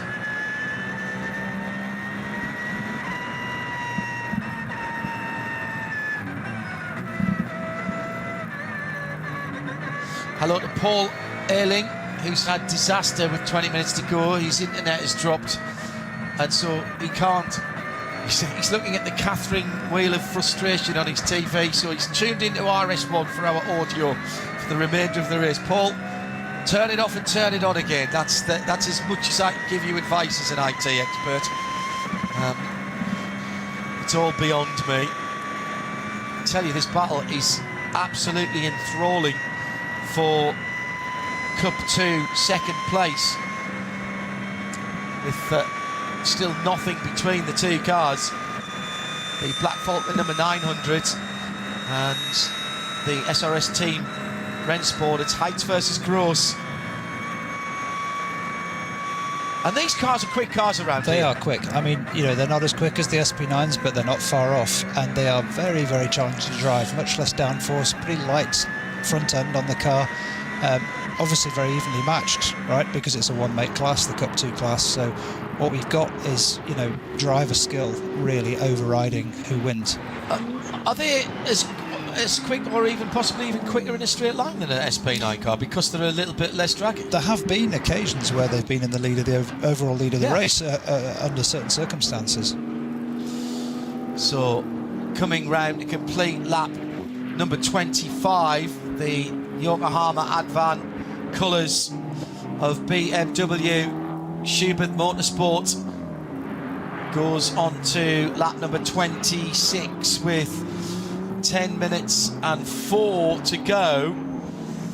So he can't slow that far down, so there will be 2 more laps. We promised you 4 hours. We're going to give you a bit of overtime here. We're not complaining, are we? No. Code 60 and slow zone at Metzgerfeld. Marshall's Post 101. I'm going to say this again because I think it bears repeating. Whilst we're fairly certain that Chan Guven, now 2.6 seconds to the good in second place, 30 seconds behind the BMW that leads, we're fairly certain that the Manthey 6-lap stint at the beginning was either scheduled, planned, or at least talked about once the race got underway. The BMW number 77, which now leads the race, they needed to make an adjustment on their tyre pressures, not on the tyres that they were on. The tyres were going to come off, but they'd clearly gone slightly wrong at the start of the race and were worried about their pace, Peter, and came in early and put a re-pressured set of tyres on. Yeah, and that kind of coloured their race, didn't it, from that point onwards? But they have absolutely made taken some value out of necessity. Yeah, really. Definitely. It's reactive all the way to the flag, right? I mean, you never know. As you said earlier, plans are only as good as the moment you make them, and what we're seeing here is an unfolding of various different strategies, and it's just incredible that these cars can be so close to each other at the end of all of this racing, despite the different approaches to the race. And just to underline what we were talking about, by the way, the 2 battling Cup cars that we've been talking about and describing the action on, which are still battling, by the way, as they are heading up towards the Kleine Carousel, the full carousel, the Caracciola carousel. Last time round, they lapped in 8:41 and 8:42. The leader lapped in 8:51. Yeah. Now he's easing down. Yep. He's easing down. But when we talk about relative pace of these cars, and these are slightly modified Cup cars, not modified performance-wise, but just for longer distance races. Yeah, and they can run longer. Yeah, big fuel temps. Exactly. But, you know, something quite frugal on fuel, actually, I'm told. Something like 10 to 15 seconds off for GT3, I would say, in a straight fight. In clear conditions, yeah. If nothing else gets in the way, yeah. Oh, big wiggle there on power. Yeah, coming through that tricky middle part of the track. Weather's been lovely today. There was a moment in, I think, towards the end of hour 2, beginning of hour 3, when it just looked a little bit overcast from down at turn 1, and that's generally where the weather comes from. You start to worry if you see a gathering of clouds down there, but it's blown through. We're up a reasonable height here, not massive, but when you stand on the top of the pit buildings, you can see a very long way from around here. In fact, if you go on the Nürburgring site itself, they've got a 360 webcam right on the top of the control tower building and one at the tourist lap entrance. And you can look at those day and night. Sometimes when I'm working in the studio, I just put that on for a little bit of background. Just to remind me of a happy place. This is outstanding racing by these two cars. Further down the field, picking off some other battles, and that is 7th and 8th. The Ronaldo Motorsport Lamborghini leading in SP9AM. Oh, that is the battle for 1st and 2nd, and it's just swapped over in SP9AM. That's Dan Arrow just retaking the lead in SP9AM, 7th and 8th. So the Black Falcon, gold and carmine coloured car, gold and magenta car, has gone back into the lead of that class. Dan Arrow, the lanky young Dutch driver, really making a name for himself. Really making a name for himself. Outstanding. And hearing that Cup 2 in a leader has stopped at Metzgerfeld. So that battle we were watching is now for the lead. Exactly. Shearbath stopped, huh? So the Black Falcon, Ben Heights and the SRX gross-driven car, that is now the battle for the lead when they go past the Shearbath car. Oh, what a nightmare. The 921 Mühlner Motorsport car, 9th position overall. And there's the battle for it. Down the Dottingham Straight, there's a draft gone here. So, is there a chance here? Left dummy, right dummy, stay left down the inside here. He's got the overlap, gets up to the rear quarter panel, gets through. Now, can he hold on? You just need to move across a little bit. It's nicely done. Really nicely done by both drivers as they came into Tiergarten. Use all the entry on the left-hand side, swing back to the right through the middle. And at the end of what will be their 25th lap, we have a de facto, at least, new leader in this class. Have they been scored? Yes, they have. Scored as the leader. SRS Zorg Rennsport scored as the leader in class. So who's in third now? That's the stopped Shearbath car, so that won't hold on to it. So it'll be the other Mühlner Motorsport, the 904 car. Well, one man's meat, etc., etc. Every cloud. Complete that well-known phrase I'm saying for Mühlner. But they were in control of that class. No word on what's happened with the erstwhile leader, but stuck at Metzgerfeld. And I'll make a bet with you, John. I think that these two are going to switch again on the last straight of this last lap. Yeah. That's a good point, because they're on their last lap now. Exactly. Checkered flag comes out for them as soon as the main leader has crossed the line in SP9. Yeah, good point. Just depends if they can hang on to each other. Well, where is the leader is the question. Where is that number 77 car with 3 minutes to go? He should be about on the Dottinger. It was a classic piece of Dottinger manoeuvring. Tried it once one way, once another. Throw a dummy to driver's left. We'll use that car that we're just going by and slip through. Oh, he's just moved over. No, I'm going to go the other way. No, he's moved over again. I'm going to go back to the left. And that's basically what get it. And as soon as you get to the quarter panel, and that little left-hand kink just gave the advantage there. Exactly. The shorter run through the corner. Exactly. And, of course, at that speed, right on the limit of control, the last thing you want to do is take a chance. If you haven't quite seen the driver in your mirror, you're going to give them a foot or two. Yeah, good point. Very good point. So Robin Freinch bringing it home with a 30-second lead over Chan Guven in second place. He'll go through, he'll start another lap, I think. Looks like the Sorg car has managed to pull a bit of a gap. Finally, has he done enough to break the tour? That's the question. By the way, it was Karsten Kramer behind the wheel of the K. Kramer racing car that crashed a wee while ago. Oh, big slide. That was a gallant Kopf, and that car is being towed away at the moment. Meantime, the leader is going to have to do one more lap, Peter. Okay. So that this will make it an 8-lap run, which is fine, as long as they've fully filled that car. The problem, of course, has been in other classes is you are tied by where the leader is. Exactly. The overall leader. So you don't know how much. He's just crossing the line now with 52 seconds to go. Yeah. So, yep, one more lap.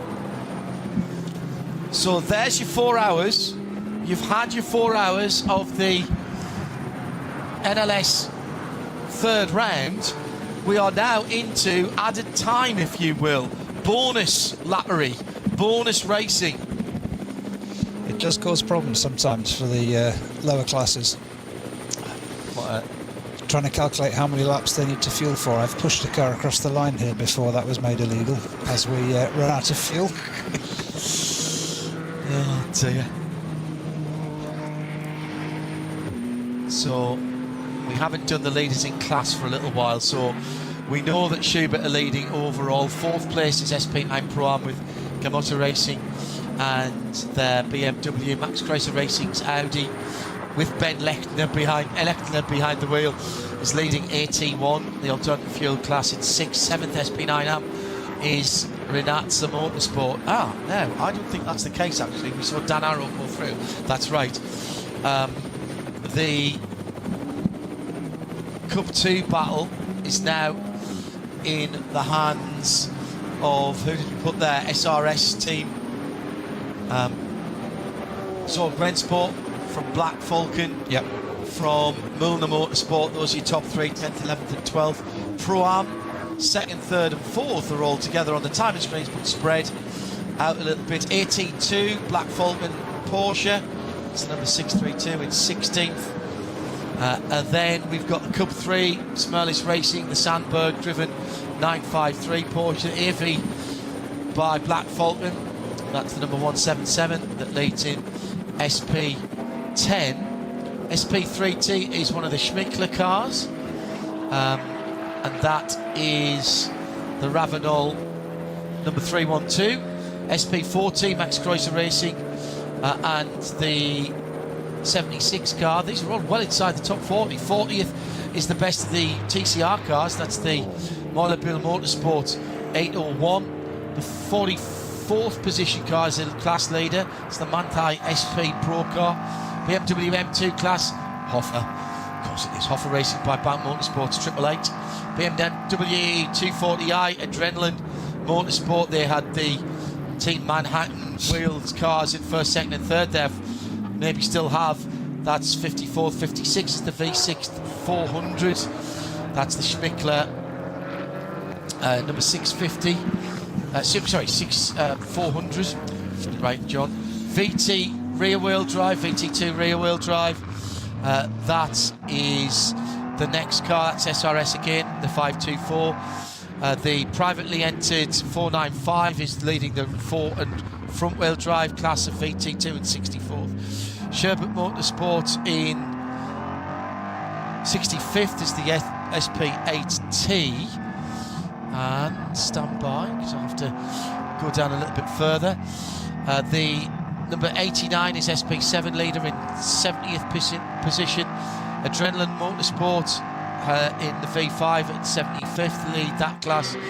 Kievan Motorsport 325 BMW leading their class, that's their 121 car. In 100th position, the SP4 leader is the 254 car. 105 is the 529 V3 leader, and the 380 SPTT leader is in 113, position 113. Those cars are all winning their classes and all still running. Have been some problems for other cars as we come down. Time has elapsed now, and so it's down to Robin Freinge, who's lost 4 seconds. Now, in a normal race, on a normal racetrack, that would be disastrous. But I am now going to switch over and put the splits on to see just if there is anything that's worrying on the splits for those leading cars. Because they're out in the country at the moment. And I'm rather hoping that everything is still okay and they haven't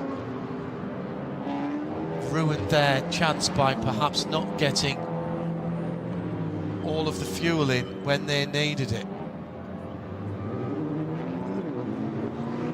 Congratulations to everybody who gets to the end. There'll be a few people here, Peter, who'll have been holding their breath, hoping that they got their laps in for their permits. If you weren't with us earlier on, the big story on that front was the fact that someone who was entered on his own here to get a minimum of 6 laps for his permit, which is Yasser Shaheen, one of 2 brothers behind the Bend Motorsport Park, of course, WEC runner as well. And there's his problem. Crashed on the first lap of qualifying this morning.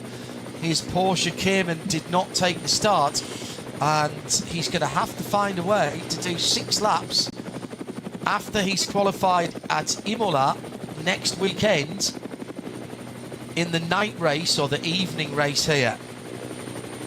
I suspect some winged transport might be.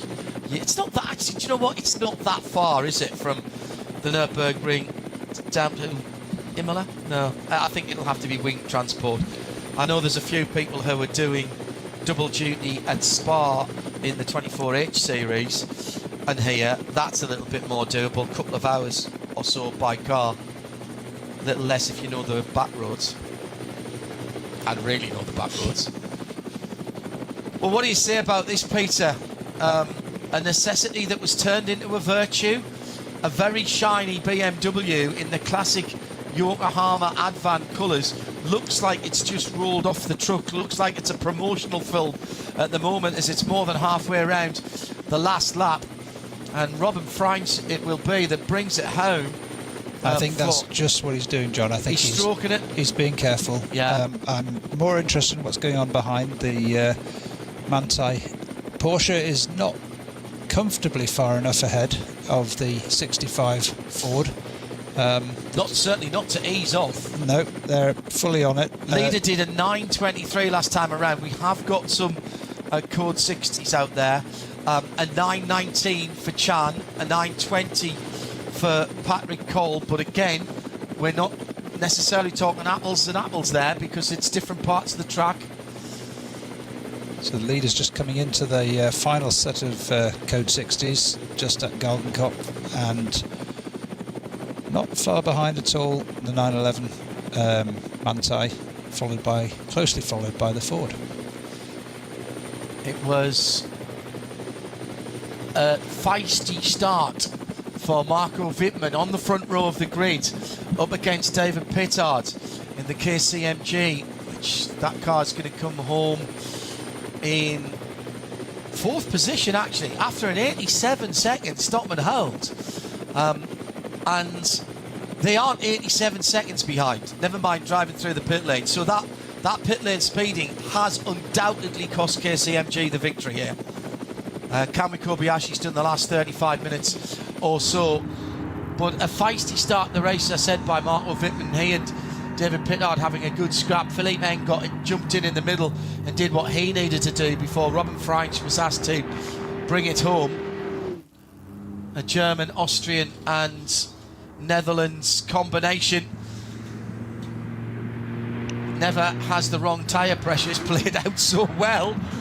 2 corners to go for NLS3, and heading into next weekend, and 4 and 5 the qualifying weekend, the winners of the 57th Adenauer ADAC Rundstrecken-Trophy are Schubert Motorsport, and the BMW and German steamroller continues here at this track, as they'll take it by something around 20 seconds, I would think.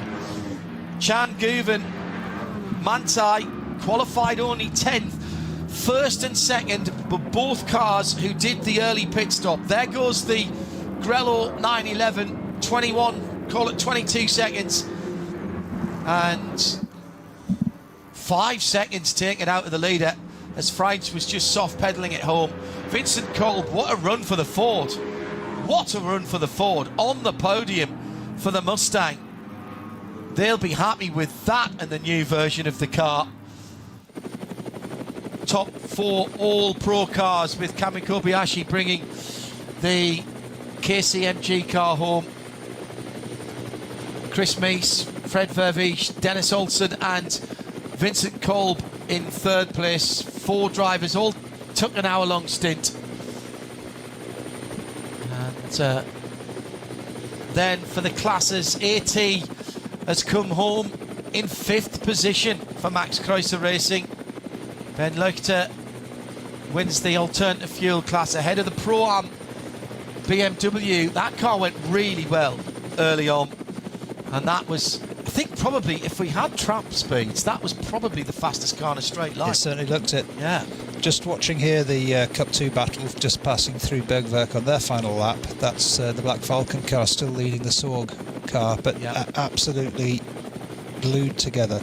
I think, as we suggested on that final run down the Dossinghurst Straight, there may well be an opportunity for a switch for these two.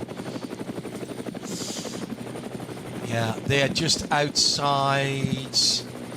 No, they are on the edge of the top 10 as they stand at the moment, the top 3. And just waiting for them to come through. So they're just heading up to the carousel.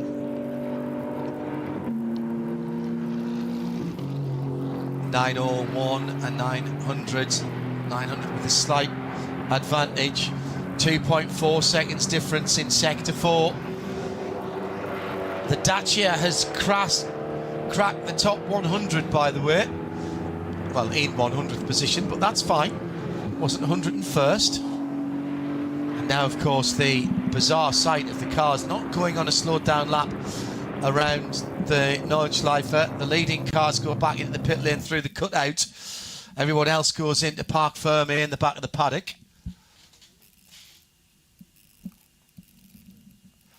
Hearing as well that the 009, or the 9 rather, the Jutta Racing Audi is under investigation for overtaking under yellow. That is 3rd in the Pro-Am, SP9 Pro-Am. That would promote the Toyo tyres Mercedes if that car gets, that Jutta Racing car gets a penalty. The leaders have become the winners. Wittmann, Eng and Freins, in that order, have delivered for BMW and for Schubert Motorsport.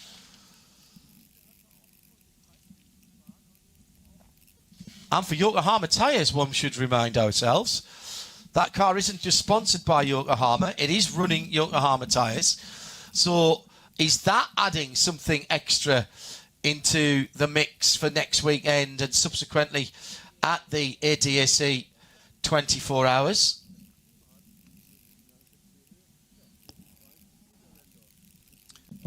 Best Mercedes down in 4th position, but Mercedes should have won today. The Mercedes renaissance continues with KCMG. So the last 2 races should have been AMG victories, and both times it's been mistakes by the team or the driver that has cost them the victory. Kamui Kobayashi just 86 seconds behind the leader and took an 87-second stop and hold. So that easily, without that, they would have won that, because that's just the time they were stationary, the 87 seconds. They had to drive in and out of the pit lane and lose all that time as well. That's frustrating for them. That is very frustrating for them. Still waiting for this Cup 2 class to come down the Dottinger Höhe. You'll see them in the distance right now. Bit of a gap has established between the two, only because of that slow zone, and the emergence of the slow zone gave the leading car a bit of an advantage, just enough to break the toe, I suspect. Yeah. Coming through. Lights flashing. Lots of people with lights flashing. That's the first 901, and it's actually opened up quite a bit now.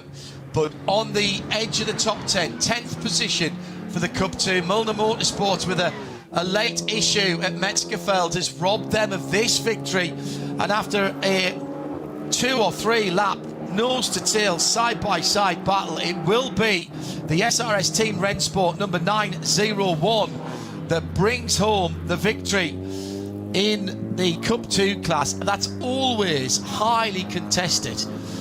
Such a good way to go racing with Porsche Cup cars. And through in second place then is the Black Falcon. It will be Milner Motorsport in third. Scant consolation, I suspect, for them after losing what looked to be a nailed-on victory and around about a 10th place finish, I think.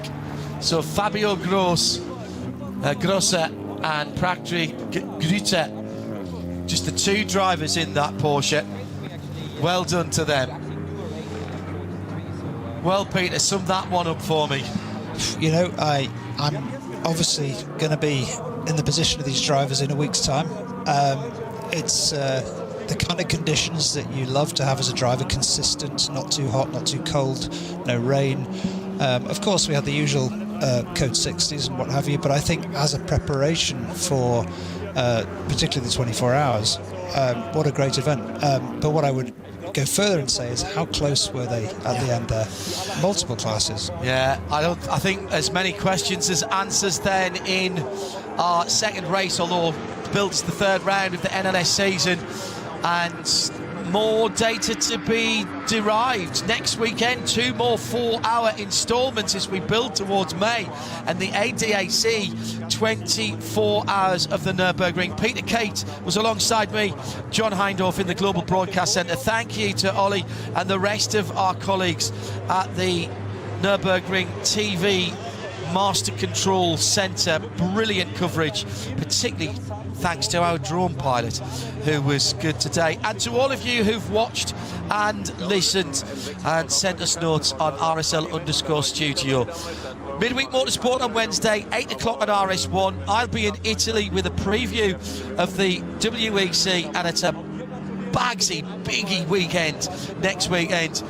Make sure you join us for some or all of it. Enjoy the rest of your weekend and your motorsport. Whatever you're watching, wherever you're going, drive safely. From Peter and me, John Hindhaugh. Bye for now.